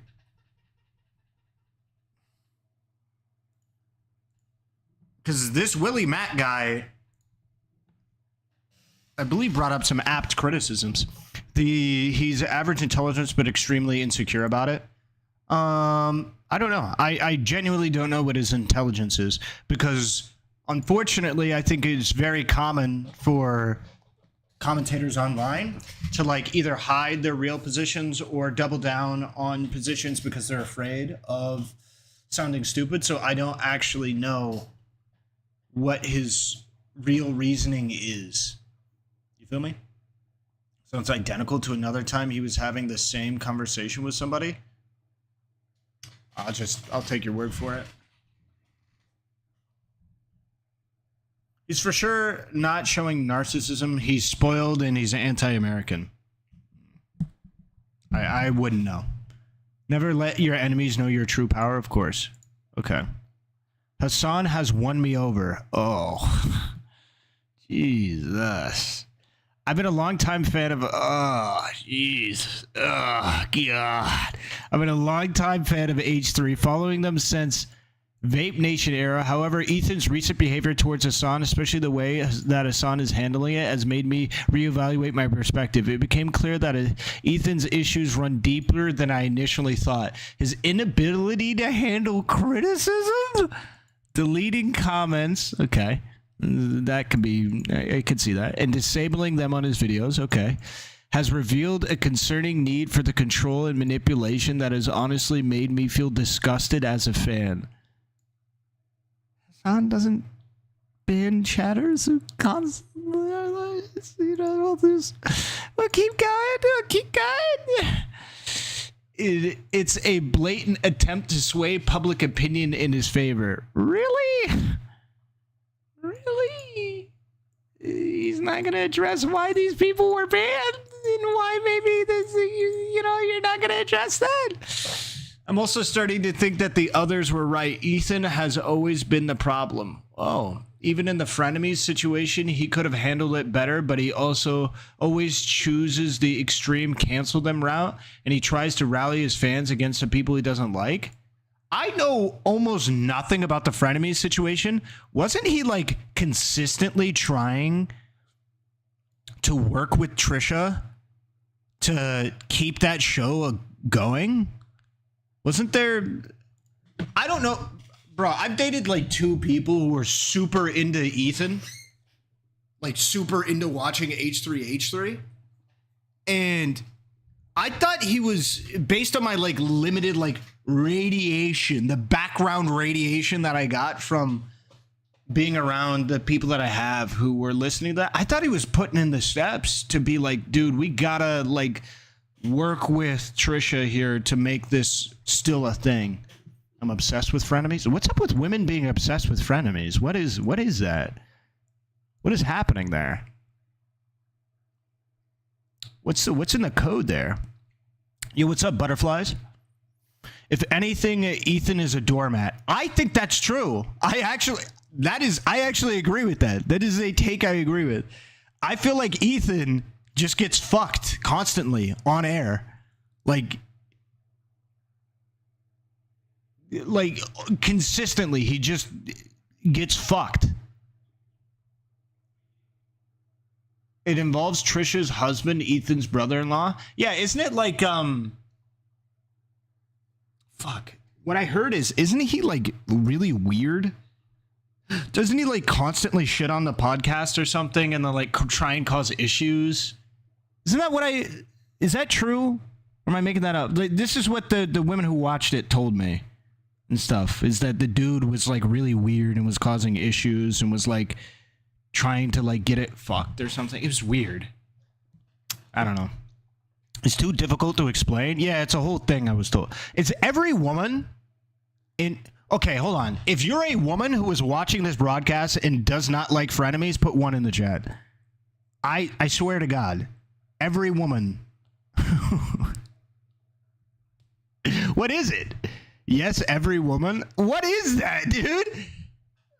1? Okay, we got 1. 2! Nice. Okay. It's not like a genetic thing. I don't know, dude. I swear to God, every woman I've interacted with, I swear it. Girls! Ugh, come on, Chris. Girls are terrible. They're always... I can't watch this. I'm on thin ice with copyright stuff. I've already gone a little bit far. Unfortunate. It's probably a good meme.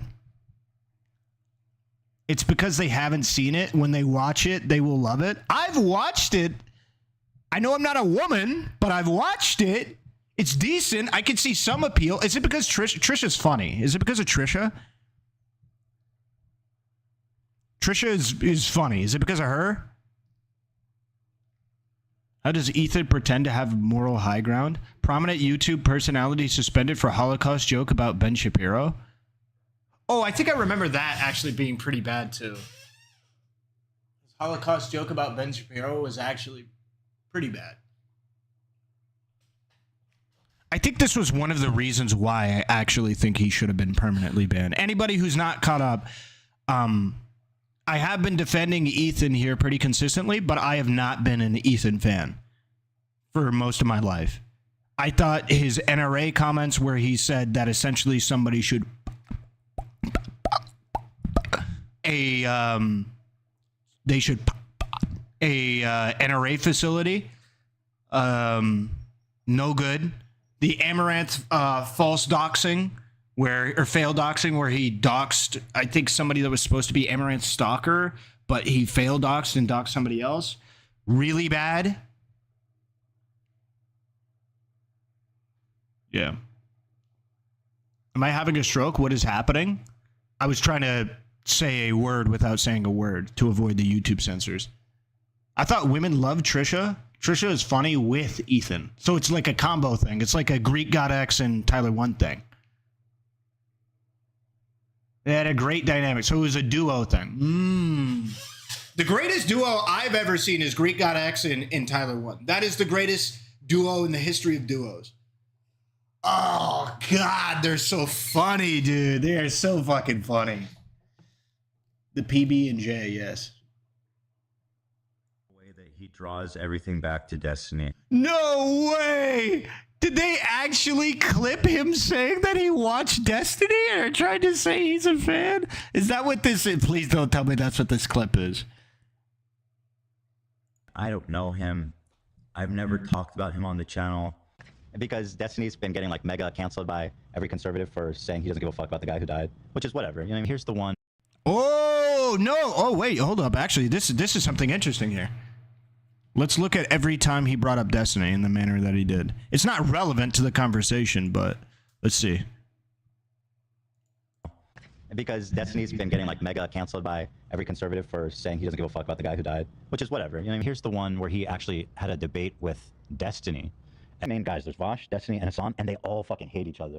They're all social, or no, Destiny's not socialist, but they're all like libs, and they all fucking hate each other. And Destiny was digging in on him, rightfully so, in my opinion. I mean, she's Louise. Being like, I'm a terrible person. I'm the worst. And as soon as Destiny gets on, he goes, fuck you. Go fuck yourself. You're a terrible person.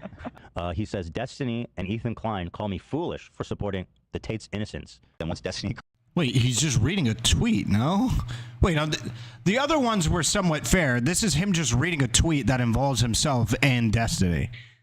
The other ones were like, okay, all right, I see where you're going. And then now it's like, okay, hold on. He's literally just reading a tweet. It's innocence. Then once Destiny calls in, he starts tilting him so fucking bad. And he gets more and more and more deranged. I guess Destiny has a problem with this guy. I think everybody has a problem with this guy. Outside of... Rational male? if you have any respect for women, you have a problem with this guy. This guy is fucking shit, dude. He wrote a book that like didn't start, but it was like the framework for like the red pill. It's just caused massive brain damage and brain worms fucking 20 years later, dude. I think it's 20. No, it's like 10 years old or something. The book is surprisingly old compared to like when the red pill was like popularized. It's like 10 years old or something. I think. Somebody can look it up. Fuck, dude. It's awful though. Fuck this dude. He's such a loser. And it's also funny. I ain't gonna detour on this. Fuck this dude though. Expression fit, like Destiny was saying, we've been doing this regimen for like 70 years. This is not fucking experimental science. Speaking of Destiny though, did anyone watch that? I wanted to ask you guys if you watched. There was like this spectacle. I don't know what to call it. Dude, that hat, bro. My ex had too much of an influence on me, dude. She like wore Teddy Fresh a bunch, and now I like Teddy Fresh now. I look at this shit, I'm actually looking like this shit kind of bangs. It's not at all my style, but I like get it. You feel me? Like I get it. Fuck, dude. Fuck, dude. Destiny, this Israeli historian Benny Morris, and then Norman Finkelstein, then Murin Rabin. Well, no, the one that I lived with was she was like not obsessed, but she like kind of she listened to the podcast every day. But no, the most recent ex that I had really like Teddy Fresh. So he's a Palestinian journalist, I think, who's like super knowledgeable. Did anyone watch that? It was 5 hours. I watched it just because I was like doing shit in the background. I don't. Like, none of this is fan shit, okay? If you want to look at fan shit or something like that, you could criticize my coverage or something. Right? You can criticize my coverage. I agree with Destiny on a tremendous amount of topics. I do. So anybody who says that, like, you're a fan, like, I'm not upset about it. I'm really not. More importantly, and this is the most important thing, any position that you claim I'm a fan of Destiny on, I can defend to the end of the earth because it's my position. They just happen to be similar or in some cases the same. There are some things I disagree with him on. I disagree with some of the ways that he handled one of the things that was brought up here, the shooting situation with the Trump supporter, the failed assassination attempt that killed that guy. I disagree with the manner in which he handled himself, primarily on like the Piers Morgan thing. But I mean, these are like usually optics and rhetoric stuff, nothing too crazy. So anybody who tells me, hey, you're like a Destiny, I'm not too mad at it. I'm not too mad at it. I understand it. I can understand other people's perspective. I am an autonomous human being with my own opinions and decisions. But nobody's gonna watch my entire fucking stream, all of my footage, to be able to hear out all of my positions and stuff. They're just gonna see that I have like incredibly similar stuff, and they're gonna throw some out there. So I'm not upset at it. I'm not upset at it. Know him. Destiny watching it, which is fine. It's only a 5-minute clip. I've never talked about him on the channel. XQC asked Destiny for help moments before Ethan Klein debate. That's awesome. Should I watch that? No. The fucking Capcom thing there at the end. That's funny. Good video, actually. I don't think it actually proves anything. The reason why I say it's a good video, though, is because it allows us to have a greater conversation about something we were all curious about. Because when he said he only had mentioned Destiny like once on a show, most of the people in my chat room were like, yeah, no, that doesn't sound right. I don't even watch Ethan, and that doesn't sound right. And it wasn't right. It's not correct. He actually had mentioned him several times, as we saw. So it is good in that respect that it is pointing out that Ethan did say something that's not correct. However, if we look at it honestly, the manners in which he had brought up Destiny is not any manner that would be indicative of him being biased in this instance, which is what we would look for. Or bias really in general. I didn't see anything there that would indicate that Ethan is like captured by Destiny. And that his opinions stem from or flow through Destiny or anything to that effect, which is the heart of the criticism. The heart of the criticism isn't Ethan has uttered the words Destiny before or watched Destiny clips before. The essence of the argument is that Ethan is getting points from Destiny, or disingenuous points, as a matter of fact, from Destiny, and he's too DGG captured to give honest and fair critique about Hasan. Okay, nice. Oh, okay, once, twice, 5 times in 32 years of content. Right. See, 32 is a lot. 32 is obviously more than what he's done. I think he has, not a crazy exaggeration. Hasn't Ethan been making content for probably like 15 years? Or something like that?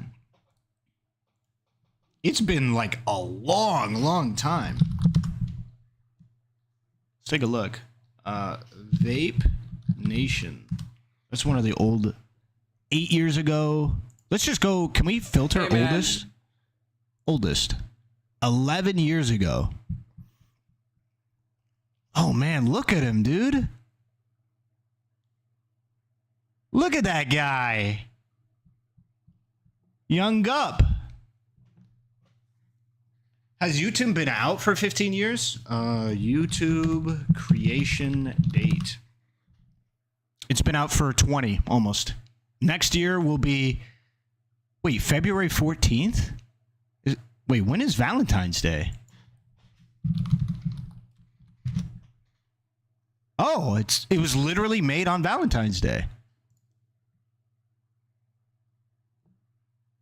Valentine's Day next year, so in 4 months, will be the 20th anniversary of YouTube. Get your partner a heart-shaped YouTube box of chocolates. Say, for the sake of art. Why doesn't Hasan respond to criticism? Featuring... Oh, we're going to get like a little animated thing for why Hasan doesn't respond to arguments? Okay. Let me guess.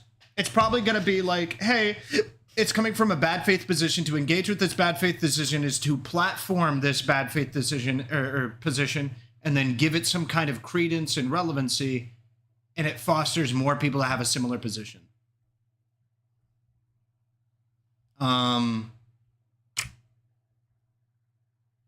I don't know. Something like that, if I had to imagine. Argument, you're the kind of progressive lefty with a platform who gets a share of harassment, seasonal or perennial, from reactionaries.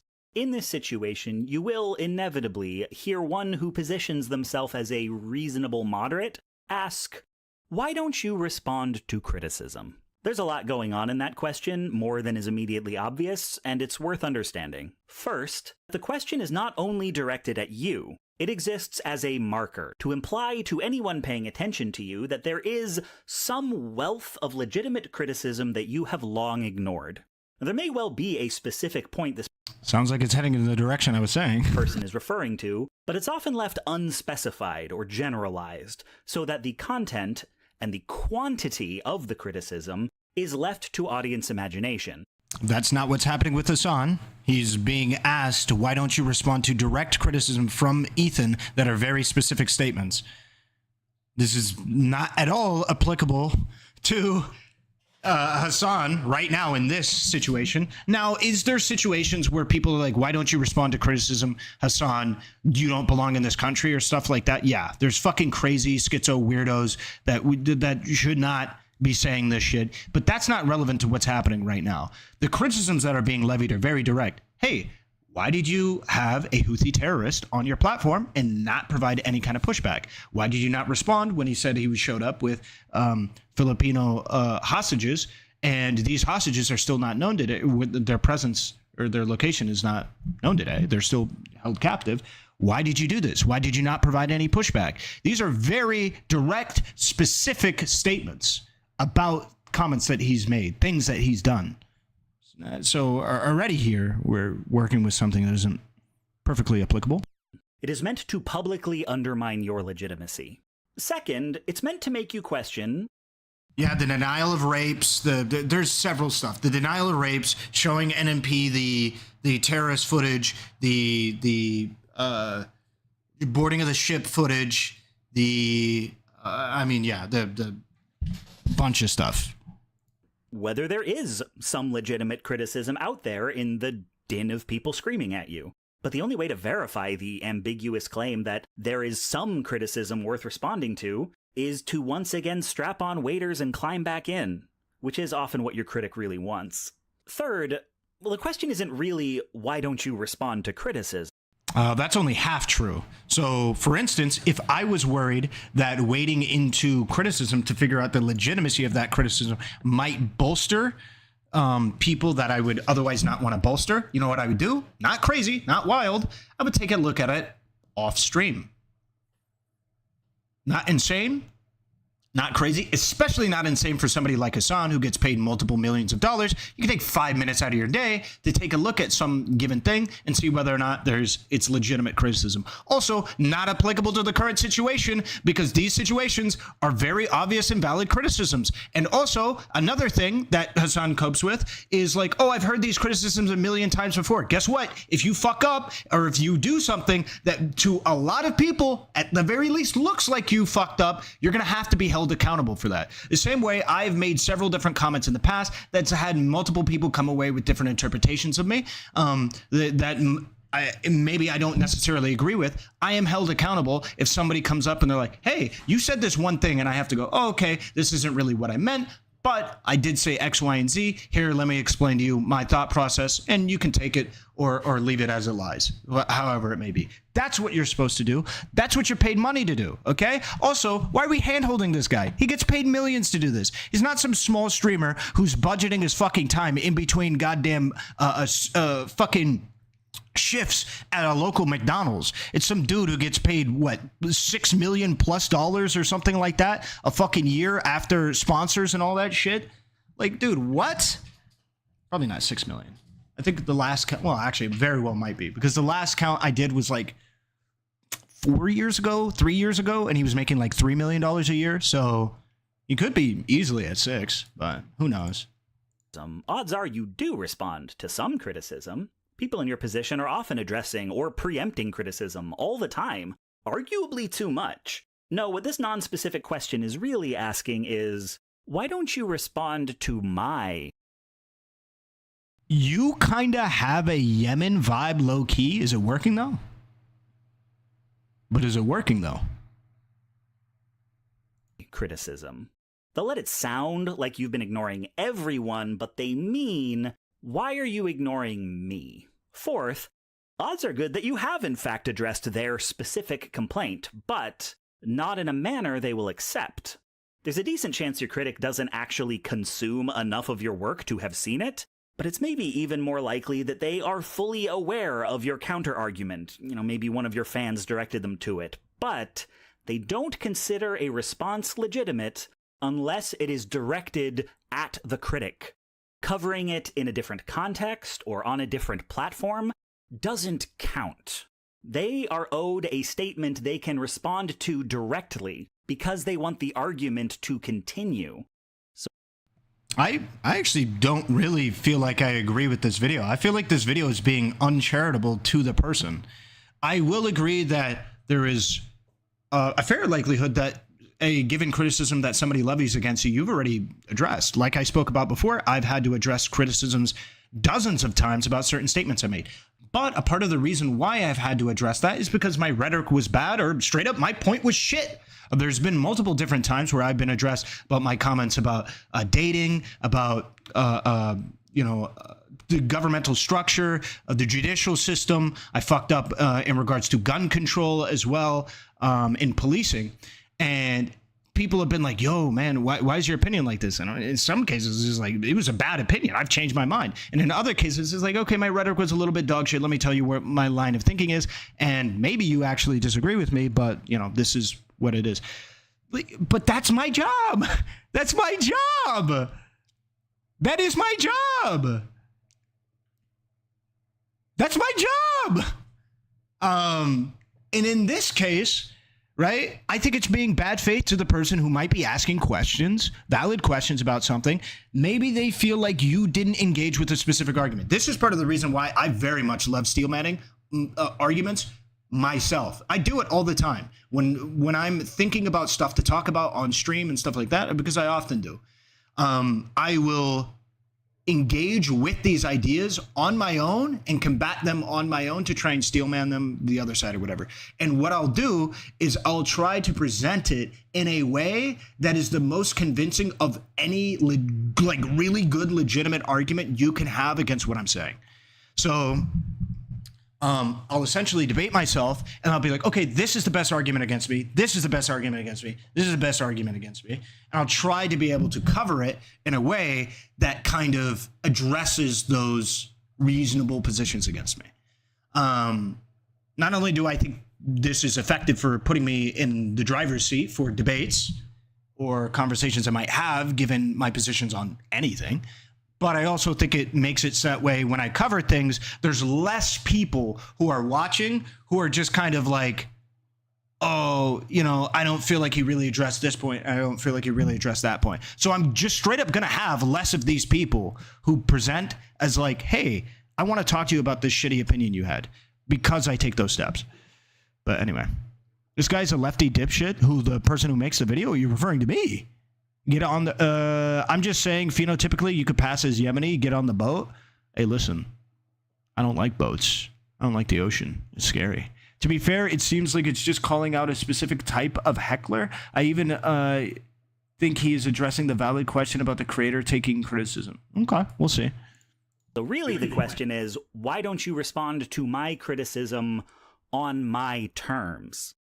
Finally, even if you did respond to them by name, it's likely your response would still be disqualified. You must, it seems, first present the criticism full and unabridged before you may respond to it, which is to say, the only correct way to respond to criticism is to platform the critic.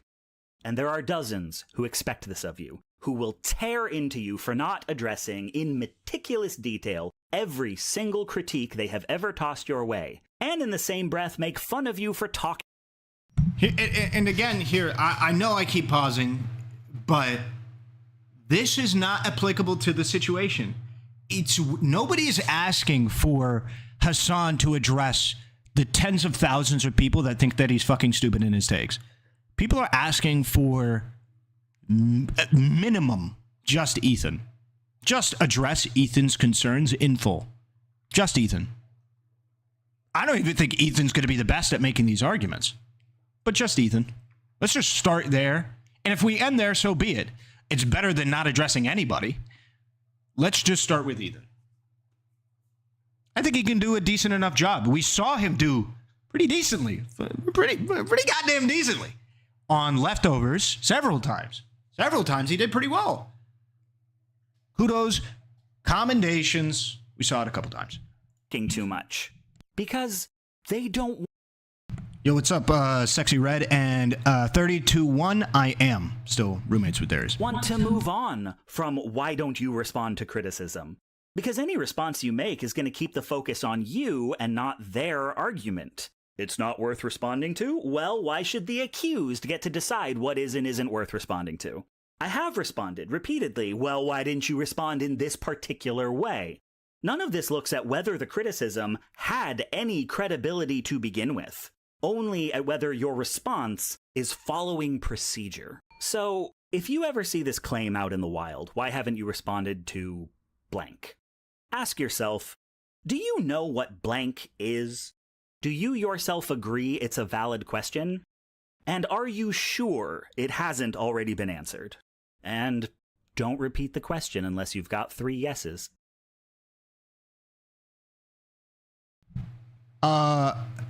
No. This is not the proper context. Do you know what blank is? Yeah. Do you yourself agree it's a valid question? Yeah. Are you sure it hasn't already been addressed? Yeah. Why? You're going to have to reiterate specific points that you make. You're a public figure who is trying to make money by presenting positions that you have. You are going to have to repeat yourself. It's not rocket science. So last one, stupid. Do you yourself agree it's a valid question? Well, this requires you to submit that you are 100% knowing of what is and isn't a valid question, already skewed in its framing, but there's only so much we can do, right? Kind of. This is part of the reason why I keep a group of people around me that I trust to audit my opinions. Essentially, there's a group of like, I would say 8 people who, if they tell me that I'm being stupid, I will like double, quadruple, sextuple check my work. And if all of them or sufficient amounts of them agree, I'll just like submit to the idea that I'm being fucking stupid, because these people are very reasonable people. And so, and I trust them to be very reasonable in many different circumstances. So I have to be missing something if they all in union tell me that I'm doing something wrong. And there has been a couple times where this has happened. And where I've been like, bro, I'm pretty confident I'm right. And they're all like, or a couple of them, or majority of them are like, no, you are not. So I'm like, okay. Okay. All right. Tell me what I do from here. It's clearly a blind side I'm working with and stuff like that. So, I mean, this is a half truth for me. I don't expect everybody to have a network of people to be able to audit their decision making and their opinions and stuff like that. I don't expect that necessarily. I think it's helpful, but so it's like, yes, maybe. Do you know what blank is? I think this is necessary. I don't even know why this is a part of it. Obviously, it's necessary for whatever you to know what question they're asking. So, who's this liberal propagandist? Discord server not working. Invites me in. I want a debate. Do you actually?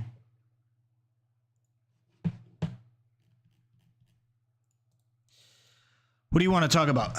There's a chance I may not have time, though. There's the link. Already been. But even then, is it a good idea to convince people that Hasan is radicalizing people? Do we really think Hasan is a negative force in the world? I think overall Hasan is not a negative force. Maybe it's, well, actually, hold on. Because what I was about to say is Hasan is not a negative force, because even if most people were to agree with his opinions inside of the West, it would not result in like super bad shit happening. But I'm not sure that's true, because if a lot of people agreed with his opinions, not very many people would be voting Kamala Harris, and then we get a fascist Trump as president, which would fuck over America. Also, if a lot of people agreed with Hasan, they'd have dog shit introspection and deductive reasoning, which is really bad. But is he a net negative? The question is, if Hasan didn't exist, who else would come up, and would they be worse? It's definitely possible for them to be worse, but I'm not sure how much worse somebody on the left can be. I guess you could be like technically on the left, you could be like a tanky, but they'd be banned. I think Hasan is probably as bad as you can be on Twitch without getting banned. I mean, he might get banned here in a second.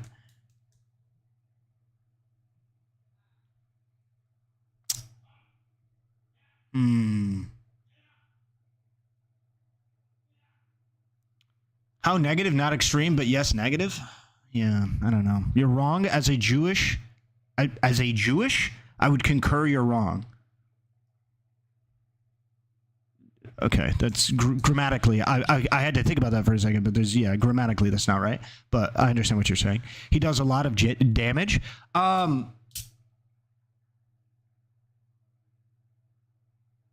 Yeah, I mean, he's doing a lot of damage to Jewish people right now, but I am also Jewish assista. How can I join which channel? Join any voice channel, I'll drag you in. He should have been banned already. I agree. But what I'm trying to say is if Hasan did not exist, what would replace him, and would it be worse? Right? If like Infrared took Hasan's popularity, it'd be objectively worse. But if somebody like Lonerbox took Hasan's popularity, oh man, it would be so much better. Fuck me, that'd be great.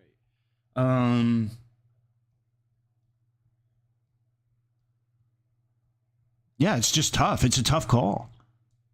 It's a tough call, in my opinion. You're making a lot of demands there, buddy. Making me not want to do it. Is that you in gaming? Hello?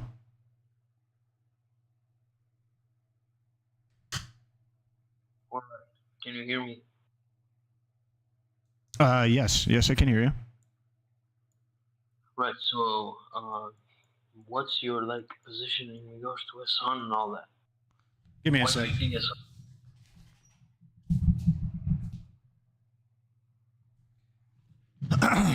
One more time? Do you think that Hasan should be banned? Yeah. Why? I believe that he has played terrorist propaganda on a platform that explicitly says that you cannot play terrorist propaganda. Yeah, no, that doesn't really matter. So, why should he be banned? Because he broke the TOS of the platform that it should be banned on. So, the fact that How there's does a that not TOS follow? Let me explain. The fact that there is a TOS doesn't mean that necessarily he should be banned. We can disagree with the TOS, right? Morally speaking. So no. So why Okay. did- Okay, so you're already coming at it with a combative position, and you're already wrong. So it's already upsetting me.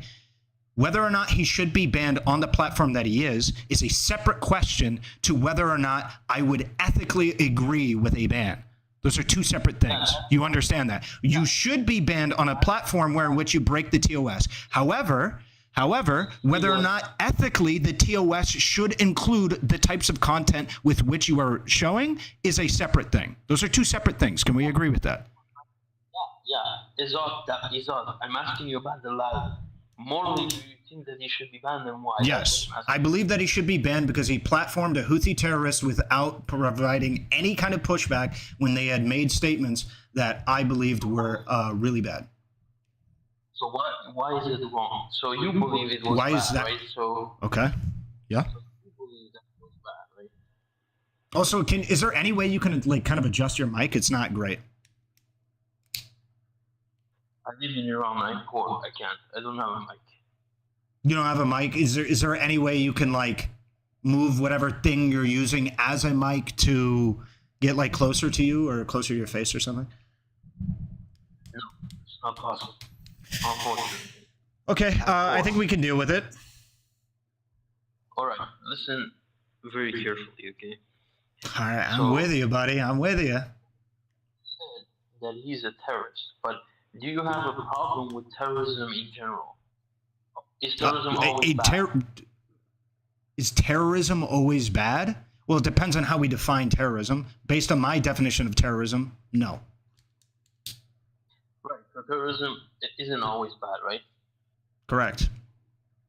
Right, so the fact that there's a Houthi terrorist doesn't mean that he's bad or anything, right? Huh? The fact that there's a Houthi terrorist doesn't mean that you object to him being a terrorist. Or Well, there's we a need moral to problem. agree on what terrorism is. What do you mean? We need to establish what terrorism is, so that way we can then go forward and talk about the instance of terrorism and whether or not this specific one is bad or good. So what is your definition of terrorism?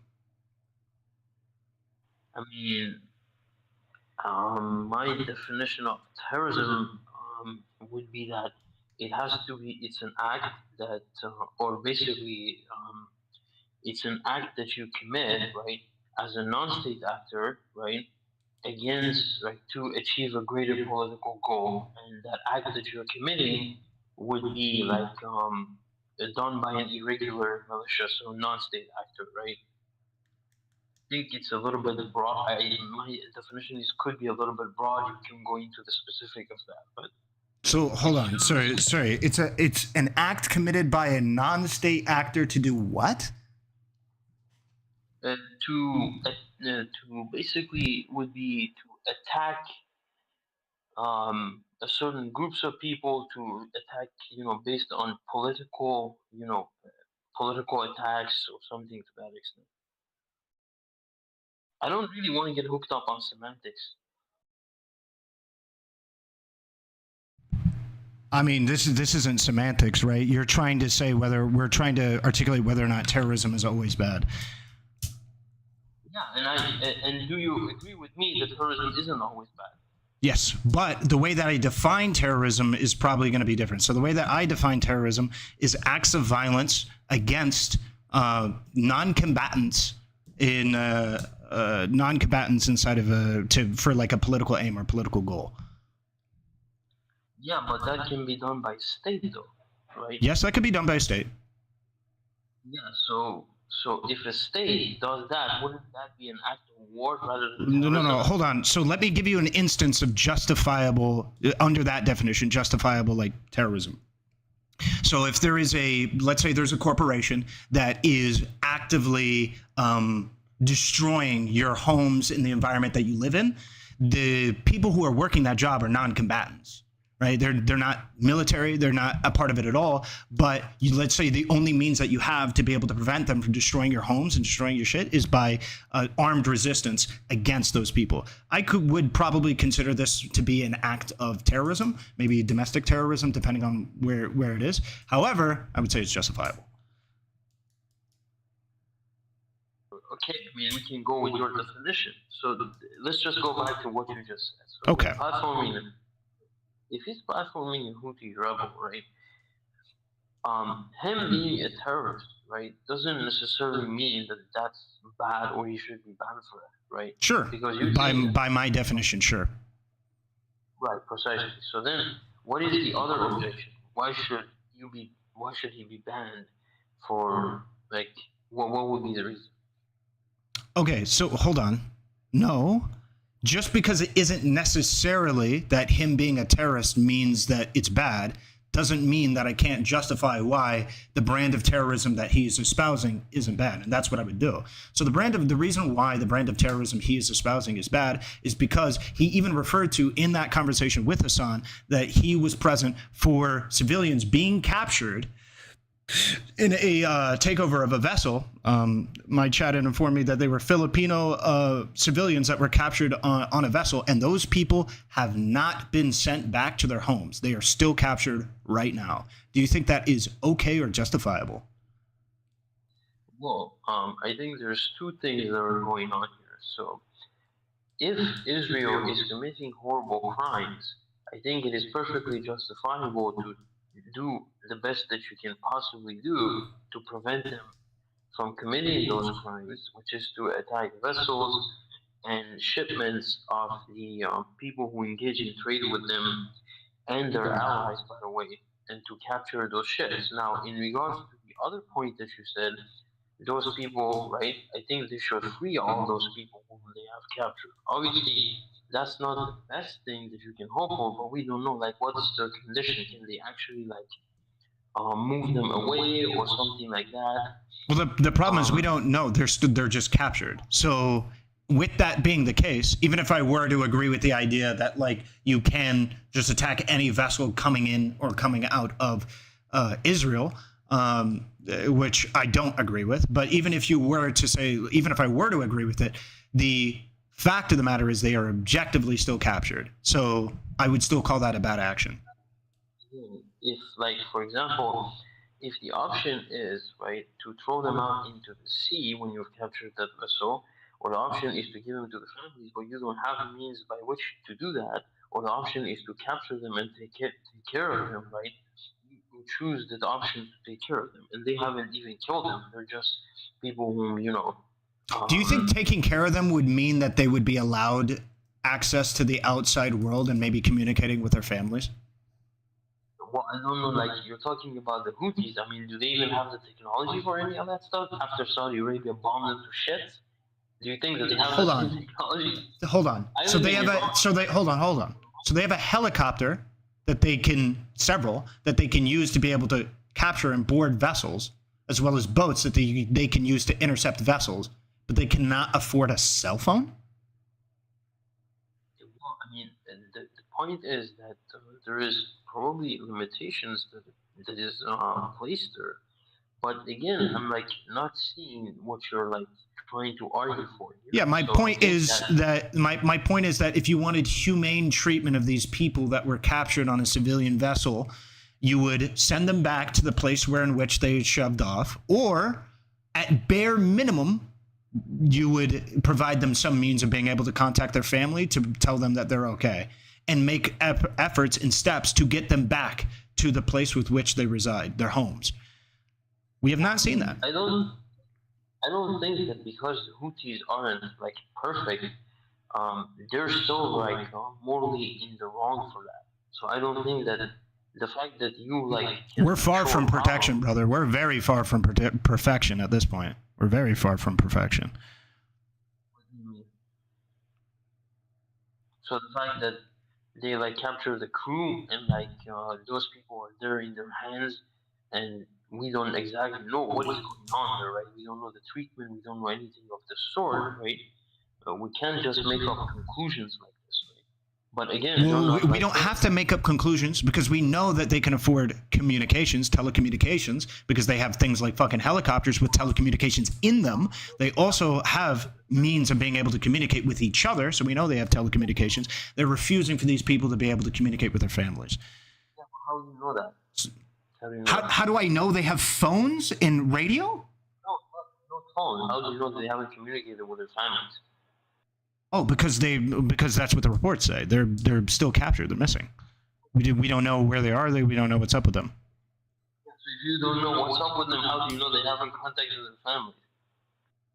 Because their family would tell the news when they're presenting to the news that, hey, we still haven't had contact with these people. Wait, hold on. Is this a troll? What the fuck are you talking about? We don't even know who their families are, and they haven't been in the news. Hold on.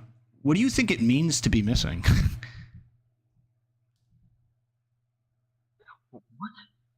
They're missing because we don't know where they are, because we can't contact them. We can't engage in conversation with them. You know where they are, right? They're in Yemen, right? We don't know. I don't know that. You don't know that. Where do you think that they can be? I don't know. I literally don't know, and neither do you. I don't know why you're acting like you know.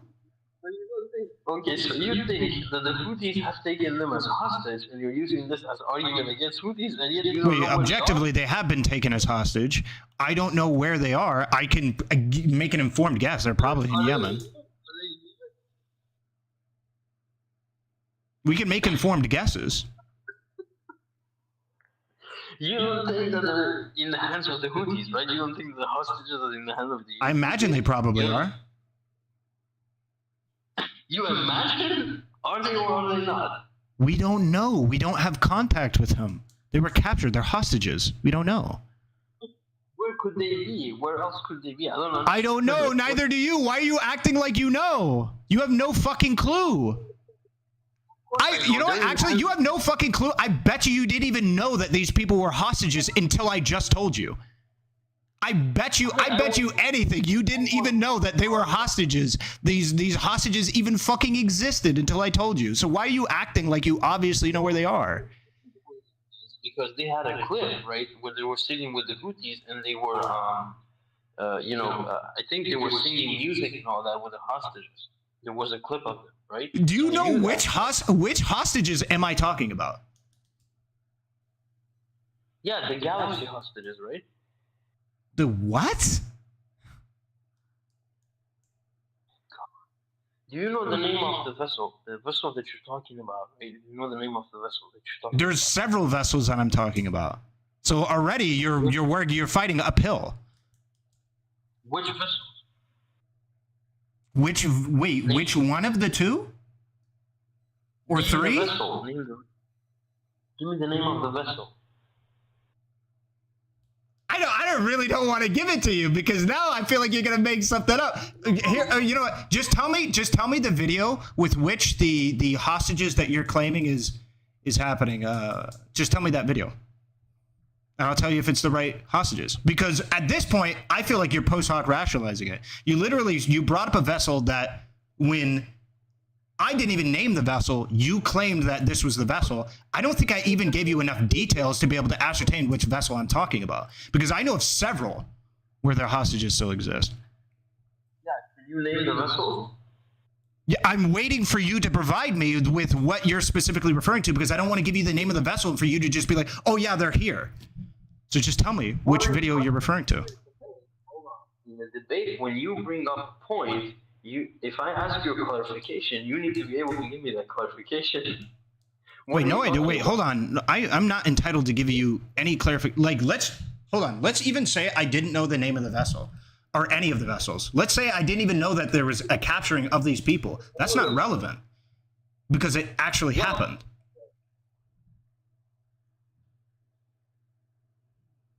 So I don't understand. What are you talking? Let's get back to the point, right? Okay. So let's recap, right? Because this is getting really stupid here. I agree. So what justifies capturing hostages and not allowing them to talk to their families? Well, I don't think that there is a justification for that. But I Okay, so it is a bad action. Yeah, I agree. But I don't think that, as I said, I don't think that the Houthis are necessarily perfect. But just for the fact that even if capturing hostages and all that, every other country does it. Do you think that everybody should be banned because of that? What? No. Hold on. Just because every single country has captured hostages before doesn't mean anything to this argument. What I'm referring to is an individual who participated in a plot to capture hostages that are still missing. I'm not talking about a government, or I'm not talking about a group of people that reside inside of a place where their military did something. I'm talking about a person who participated in the action. So do you think that governments don't participate in that action?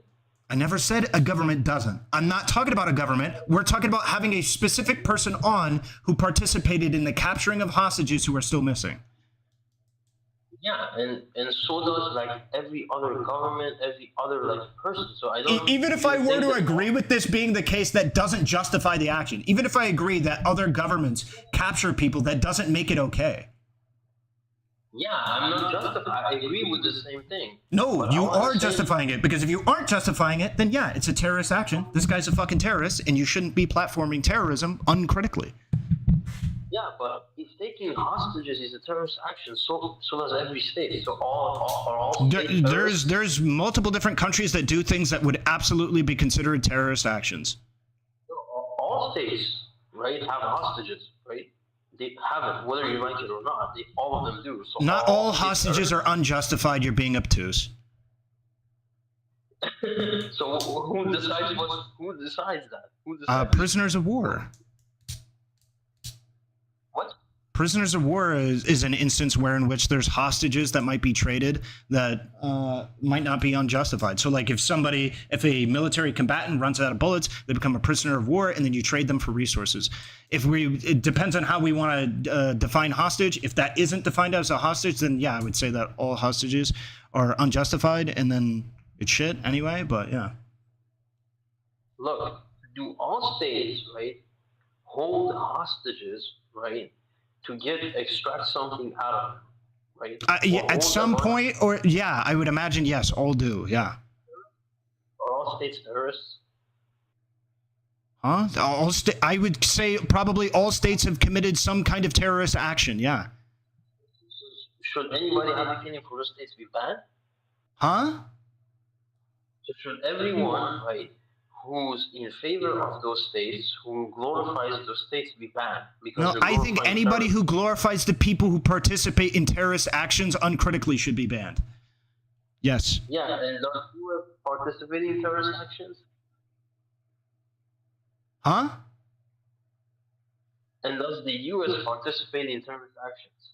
Based on what you just said. America has participated in terrorist actions, and in the instances of those terrorist actions, the people who participated in those should not be platformed uncritically. Yeah, so they should be banned, right? If they are platformed uncritically by somebody, that person should be banned. Right. So, for example, like, how do you decide that? So, if somebody hosts a veteran, should they be banned for glorifying terrorism? No. If somebody is platforming somebody who participated in terrorist actions uncritically, they should be banned. You're trying to like draw a square here where there's a circle. Like I don't understand what. No, you cannot leave. No, not right now. Sorry, go ahead. Okay, look. So you say, right, that anyone, right, who like hosts someone who supports the United States, which is according to you. No, I never said that. What I said was whoever hosts somebody who participated in terrorist action uncritically should be banned. What do you mean in terrorist action? If they committed an act of terrorism, like sieging a civilian vessel and capturing the civilian crew as hostages, then and you platform them uncritically, you should be banned. It's not hard, bro. It's really not hard. The fact that we're still on this is pretty fucking crazy. No, stop. The reason that we're on this is because you're not really clarifying the position, right? Very good. So I've clarified it perfectly, and I've made it ubiquitous and universal. No, there's a disagreement there, right? Because you're saying that anyone who platforms, right, a bunch of terrorists should be banned. No, listen to the words I say, okay? Do a better job, because you're frustrating me. Anybody who platforms a terrorist, so if you are a person, one, and that person said you, that person, number one, you, that person, platforms two, a terrorist, okay? You, one, platform terrorist, two. Three, platforms them uncritically. You, platform two, terrorist. Three, uncritically. Four, should be banned. It's not hard.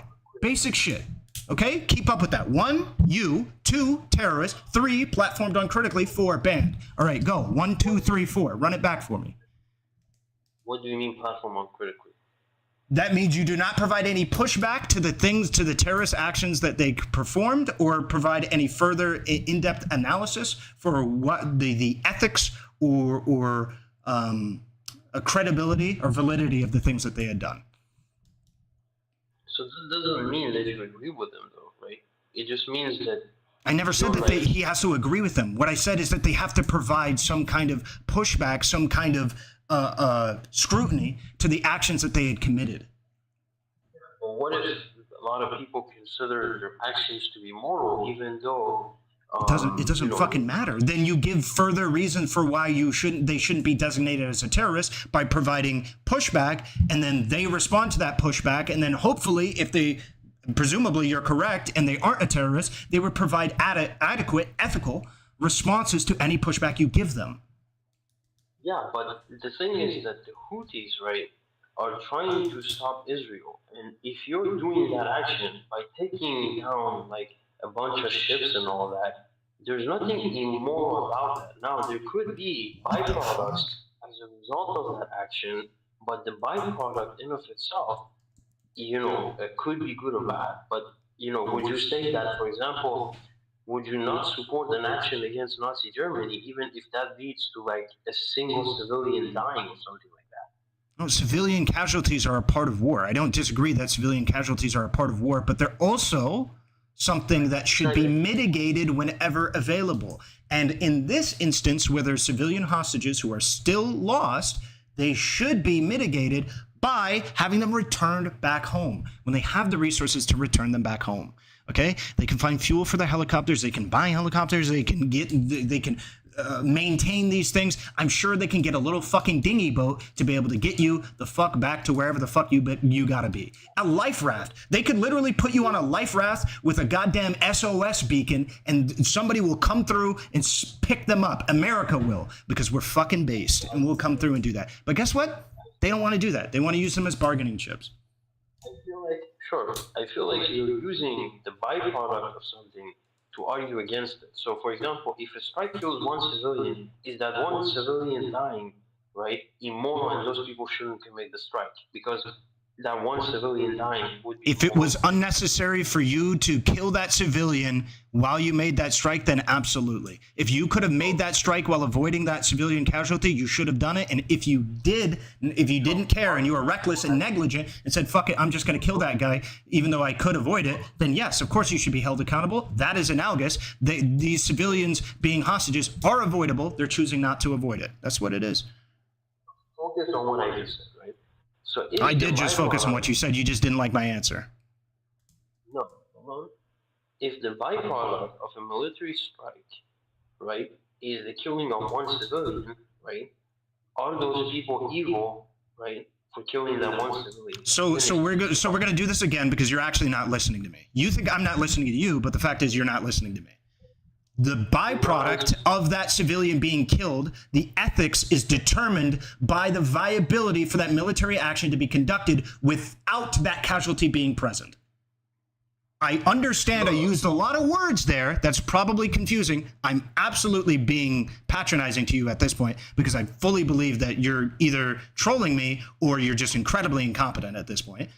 The reason why we engage in an ethical analysis of it in that manner is because we need to at all times avoid civilian casualties. However, civilian casualties are a natural part of conflict. So what we do is we assess whether or not any given military action can be conducted with minimal or no civilian casualties whatsoever. And we will judge the ethics of that military action based on that. Right, so if the Houthis, right, can go out there and stop the ships, right? And if they can stop the ships, then they can engage in damaging Israel to whatever extent that it is possible for them to prevent them from committing the genocide in Gaza, right? We can assess that, right, and say, well, see, the thing is that they're trying to prevent the genocide, right? And it is the morally correct position, even though the byproduct of that might be that it's just a bunch of hostages that they go. Okay, yeah, I don't understand if you're just like, at this point, fuck this shit. I don't understand if you're just functionally retarded or what, but you just totally proved to me for the third fucking time. You have no care to listen to what I just fucking said. It's absolutely insane. I feel like this has to be a fucking troll.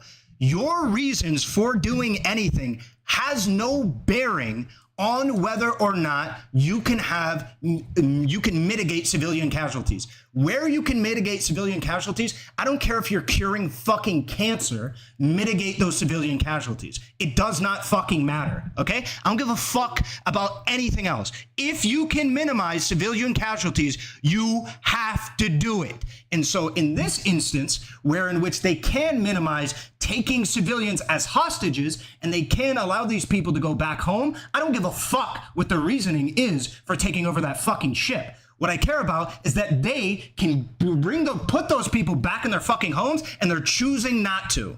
That's what I give a fuck about. And I will judge that on those merits. If you want to have a separate, because it is a separate, if you want to have a separate conversation about whether or not it is justifiable to seize those ships in the first place, we can. That's a separate fucking conversation. And I guarantee you, even with me just explaining that in the simplest of fucking terms, I absolutely can, you still don't understand what the fuck I just said. But go ahead and please respond to it. You need to stop spurring me out.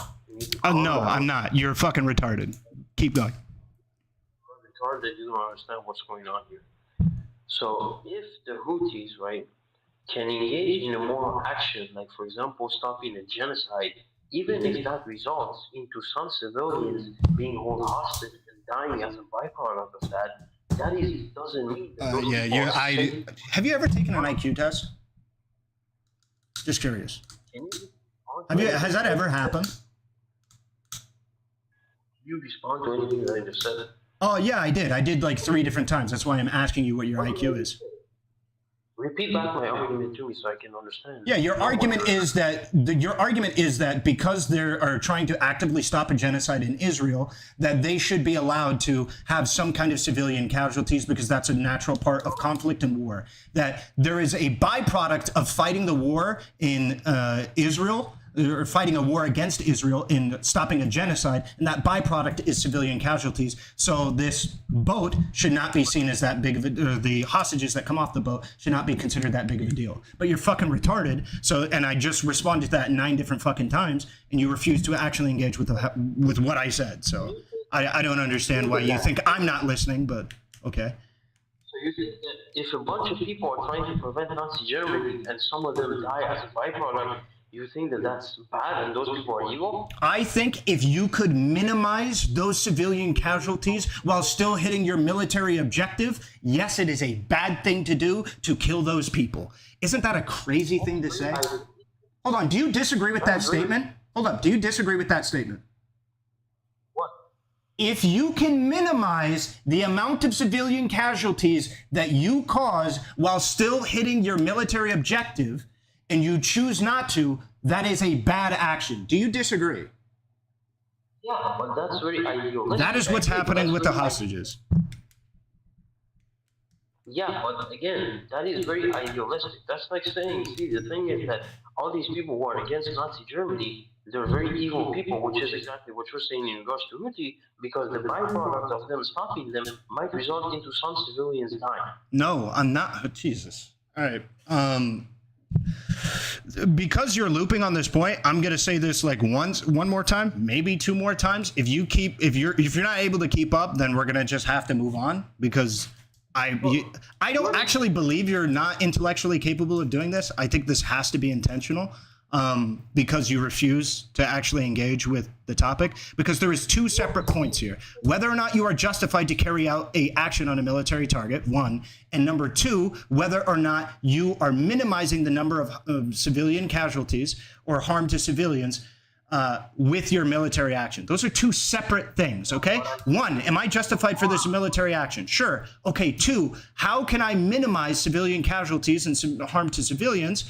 And am I taking every reasonable step to do so? If the answer is yes on both, then you're good to go. You have the green light. If the answer is no to either, you do not have the green light. It's not hard, man. Look, what is the byproduct of a set action, right? What is the byproduct of a set action is going to result into that? You think that no, okay, the only way that the byproduct of the action is going to be the civilian casualties that we're referring to is if those civilian casualties is the most realistic and pragmatic reduction of the casualties that we could realistically hope for, which isn't the case. In this instance, with the hostages, they can put them on a boat and they can ship them out into international waters, and America will come through and we'll scoop them up, because we got a lot of fucking money and we got a lot of fucking desire to be able to have good relations with most people geopolitically. So we'll come through, we'll scoop them up in our fucking aircraft carriers or whatever the fuck. We'll get our destroyers out there, we'll scoop them up, and we'll get them back to where they need to be. But they refuse to put them on a goddamn dinghy to be helped. They refuse to do that. Look, I don't think that because there isn't like this perfect idealistic people that therefore hold on, stop. I'm not asking for a perfect or idealistic group of people. I am asking for the standard way in which the military operations has been seen to be conducted. Standard does not mean the way that it always is. There's, of course, hundreds of instances, probably this year, of cases in military actions where they could have reduced civilian casualties, but they chose not to. There is tons of these things that happen. However, it is the standard. It is the standard for when you are conducting a military operation that you have a responsibility, an ethical duty to reduce the amount of harm to civilians possible while still obtaining and achieving the military objective. That is ubiquitous. Okay, I understand, but I don't think that someone should be banned for hosting someone like that. Okay, so if we agree on that, and the next step is that the Houthis did not meet the standard of what they should have to be able to reduce harm to civilians, because they did not allow these hostages safe passage back to their homes when they have the availability to. when they have the ability. On these ships, there's life rafts, there's dinghies, things that they can put them on to be able to get them into international waters, have America or whatever country they're from, scoop them up and bring them back home. They 100% could do that, but they chose not to. And that choice is what makes the action no longer ethical. Look, I don't think that the Houthis are perfect or anything. I just think that if someone hosts a fighter from them or something like that, I don't think that they should be banned. The reason why you should be banned is because if you are hosting somebody who committed a terrorist action, admitted themselves that they committed a terrorist action, and you host that individual uncritically, you should be removed, because clearly in the TOS, it states that you should not, that it is against terms of service to host terrorist propaganda or pro-terrorist sentiment. Yeah, it doesn't matter what the TOS says. Okay, I agree with that. I agree with that with the TOS. Skip this fucking retarded argument. I agree with that in the TOS. What? I agree with that in the TOS. Ethically, I agree with the idea if you are hosting people who engage in terrorist actions on Twitch.tv and you host them uncritically, you should be banned. I agree with that ethically. Someone hosts like an American soldier who has committed many crimes in Iraq, do you think that they should be banned? If they are hosting that individual and they are talking about the crimes that they had committed and they're hosting them uncritically, absolutely, yes. No matter what. I don't know why you think you're going to get me with this basic level gotcha. Anybody who commits terrorist action, I'll say it for the millionth time because you're actually not listening to me. You're acting like I'm not listening to you, but I am listening to you. Anybody who commits terrorist actions, if you host them on your program and you do not respond to them critically about their actions, you should be banned. I don't understand. So I, as a creator, can disagree with somebody, right? Morally speaking, and I can still host them, right? And I shouldn't be banned for that. That's where the critical comes in. Do you know what? Oh, Jesus, bro, this is a troll. This has got to be a troll. All right, any last words? I'm done. I'm done, actually. Look, any last words? I'm done. Well, good luck. Right. So even if I disagree with the person and allow them to be able to speak, morally I could disagree with them, right? You don't know what Hasan's moral position is. You just want to ban him without asking him about it. Nobody can seem to ask him about it because simply asking what your moral positions are apparently is an indictment that his ego cannot handle. All right, that was your final thoughts. Good luck. Have a good one. That was few times in my life have I actually met somebody that incompetent. I'm sorry, I got so upset. I was trying to be on my wholesome kind of whatever vibe. That was too much. That had to be a troll. That had to be. That absolutely had to be a troll. I few times in my life have I ever repeated myself that many times saying something so basic. We weren't talking about the where does truth come from? We weren't talking about ontological positions or anything here. My Discord, not yours. Right? We were talking about very basic stuff. Absolute insanity. Absolute insanity. What is this? Okay, 6250.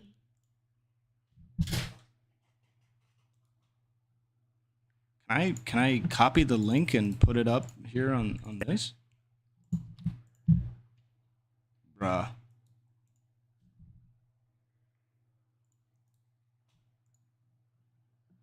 Bruh. 9/11 baking stream with Raph and Capri. If we get to this goal by 9/11, Capri, Raph, and I will make the Twin Towers out of a stacked cake, and we'll make an airplane, and we'll recreate 9/11.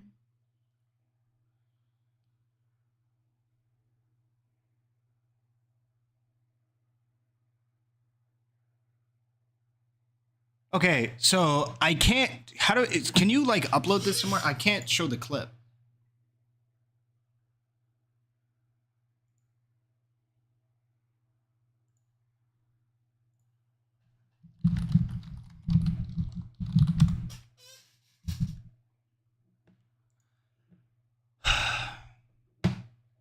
Crazy. I'm really sorry about that. I want to reduce my use of the R word. I think it's powerful, but I think it's powerful for a reason. I think it's harmful. I don't like it. I know I'm swaying out a bit, but I don't like doing that. I don't feel good about that the way that went down. That was just incredibly frustrating. I really mean, and I've debated a lot of people. That was astounding. If it wasn't a troll, it's got to be my top 3, like, for hardest to communicate with, hardest to deal with I've ever dealt with. I probably debated 300 people. Insane, at least. Okay, but can you put on some WD-40 on an Amazon wish list so I can buy you some to fix the squeaky chair? Look, okay? Donate me $10, I'll buy it. Don't worry, bro. I've seen how you were when we debated. It doesn't seem to be common. Oh, come on, hold on. My Discord, not yours. Oh, here it is. Thank you, chatter friend. I appreciate it. My Discord again. Hold on. Should I mute this? Somebody typing still?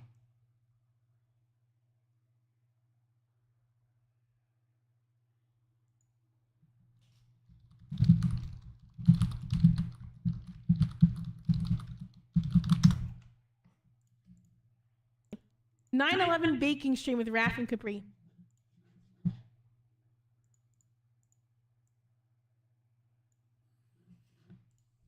If we get to this goal by 9/11, Capri, Raph, and I will make the Twin Towers out of a stacked cake, and we'll make an airplane, and we'll recreate 9/11.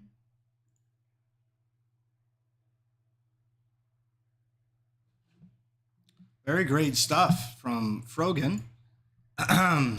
Free Frogan. Free my girl. Wrongfully banned. As always. Targeted. As always. Free my girl.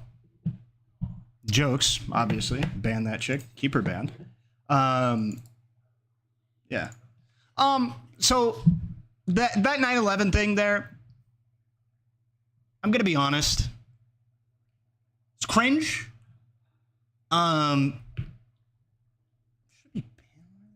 If they did it on stream, probably ban worthy. But just the statement that they're gonna do it, I don't think it should be ban worthy. I don't think so. But like recreating acts of terrorism that killed thousands of people, like, are you serious? Wait, did it kill thousands? I'm not sure it actually killed thousands. Did it? Was it? How many people? How many people died on 9/11? Oh, 3,000. Never mind. Yeah, so 3,000 people died in an act of terrorism, clear terrorism. So yeah.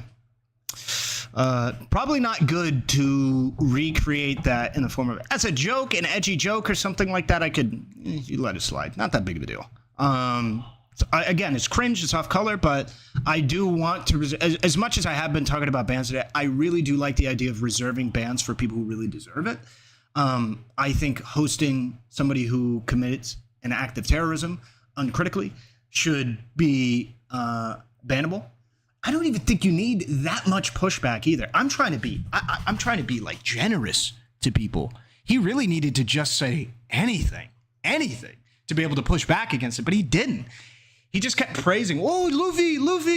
Not my cup of tea. Not my cup of tea. Not my cup of tea. How are you guys in chat though? How's everybody?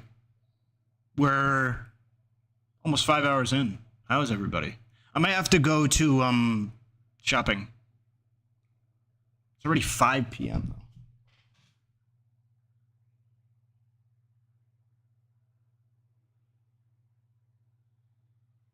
I have to go shopping. I want to buy some new like shirts and stuff.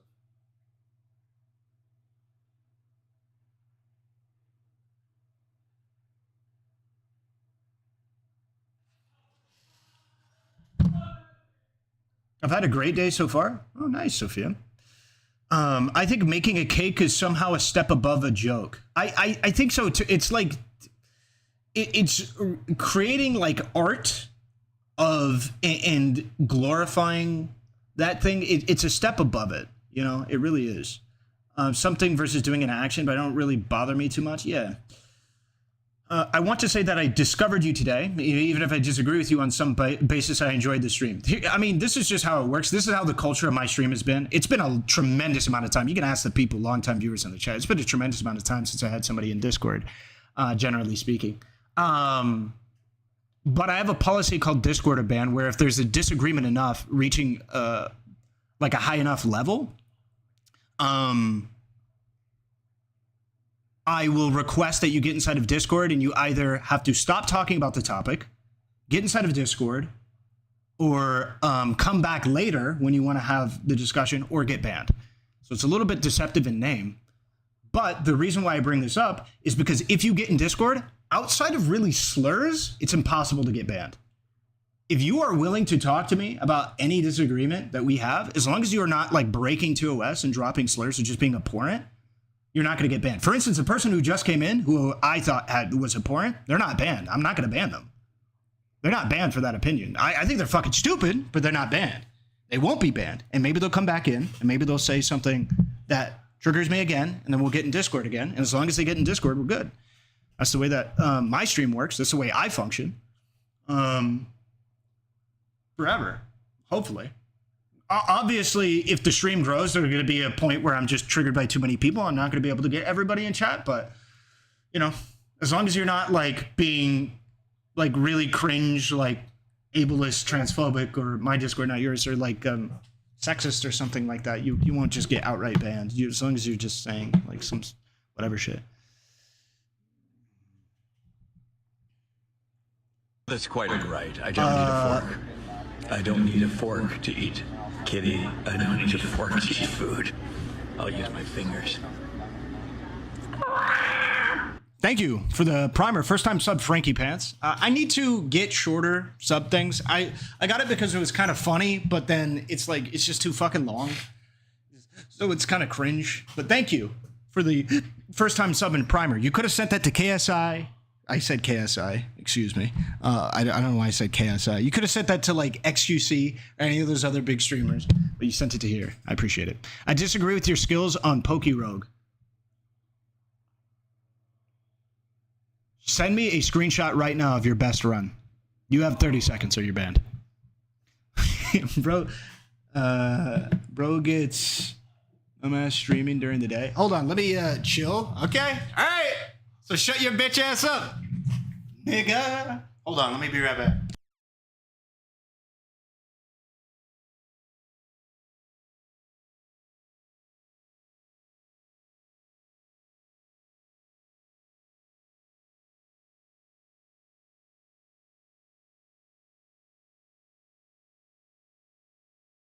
This is really good. Even if I was a bit stressed when we talked, I was happy to be able to talk to you direct. Yeah, cool. If you directly, if you want to chop it up again on the same topic, maybe you find something that you consider to be disagreeable that Ethan does, or really anything in general, and you disagree with me on anything, you can hop in chat. I don't give a fuck. I'm not almost ever too busy to have a conversation with somebody. So yeah, because I like having conversations. It's the way that I just get. It's objectively good for the soul to have conversations and stuff like that, and to reason with other perspectives. But that being said, for now, I'm gonna have to be done. I have to go to the mall, like I said, maybe buy some clothes. Who knows? But you know, I gotta be done for now. I'll see you guys later. Okay. Thank you so much for hanging out, and thank you to all the people who gave support inside of YouTube chat. You know. We have 118 likes on the video. That's a lot more than we've had for quite a bit of time. So we had a lot of engagement from people on YouTube. I do shout out YouTube particularly because YouTube is the only streaming platform that I stream on right now that has an algorithm. I'm trying to get to the point which I can stream on TikTok. But YouTube is very helpful to me because it allows me to reach a new audience of people, right? So both of the conversations that I had today, I believe, came from YouTube chat. So yeah. the YouTube is, I'm not saying necessarily you guys just discovered me today or whatever, but YouTube has a very good algorithm for pushing live streams out to other people. So I really do appreciate the people who helped engage with the YouTube content. All right. But you guys have a good rest of your day. I'll see you guys probably tomorrow. We'll see. And yeah, much love. Bye-bye. Have a nice day. Bye.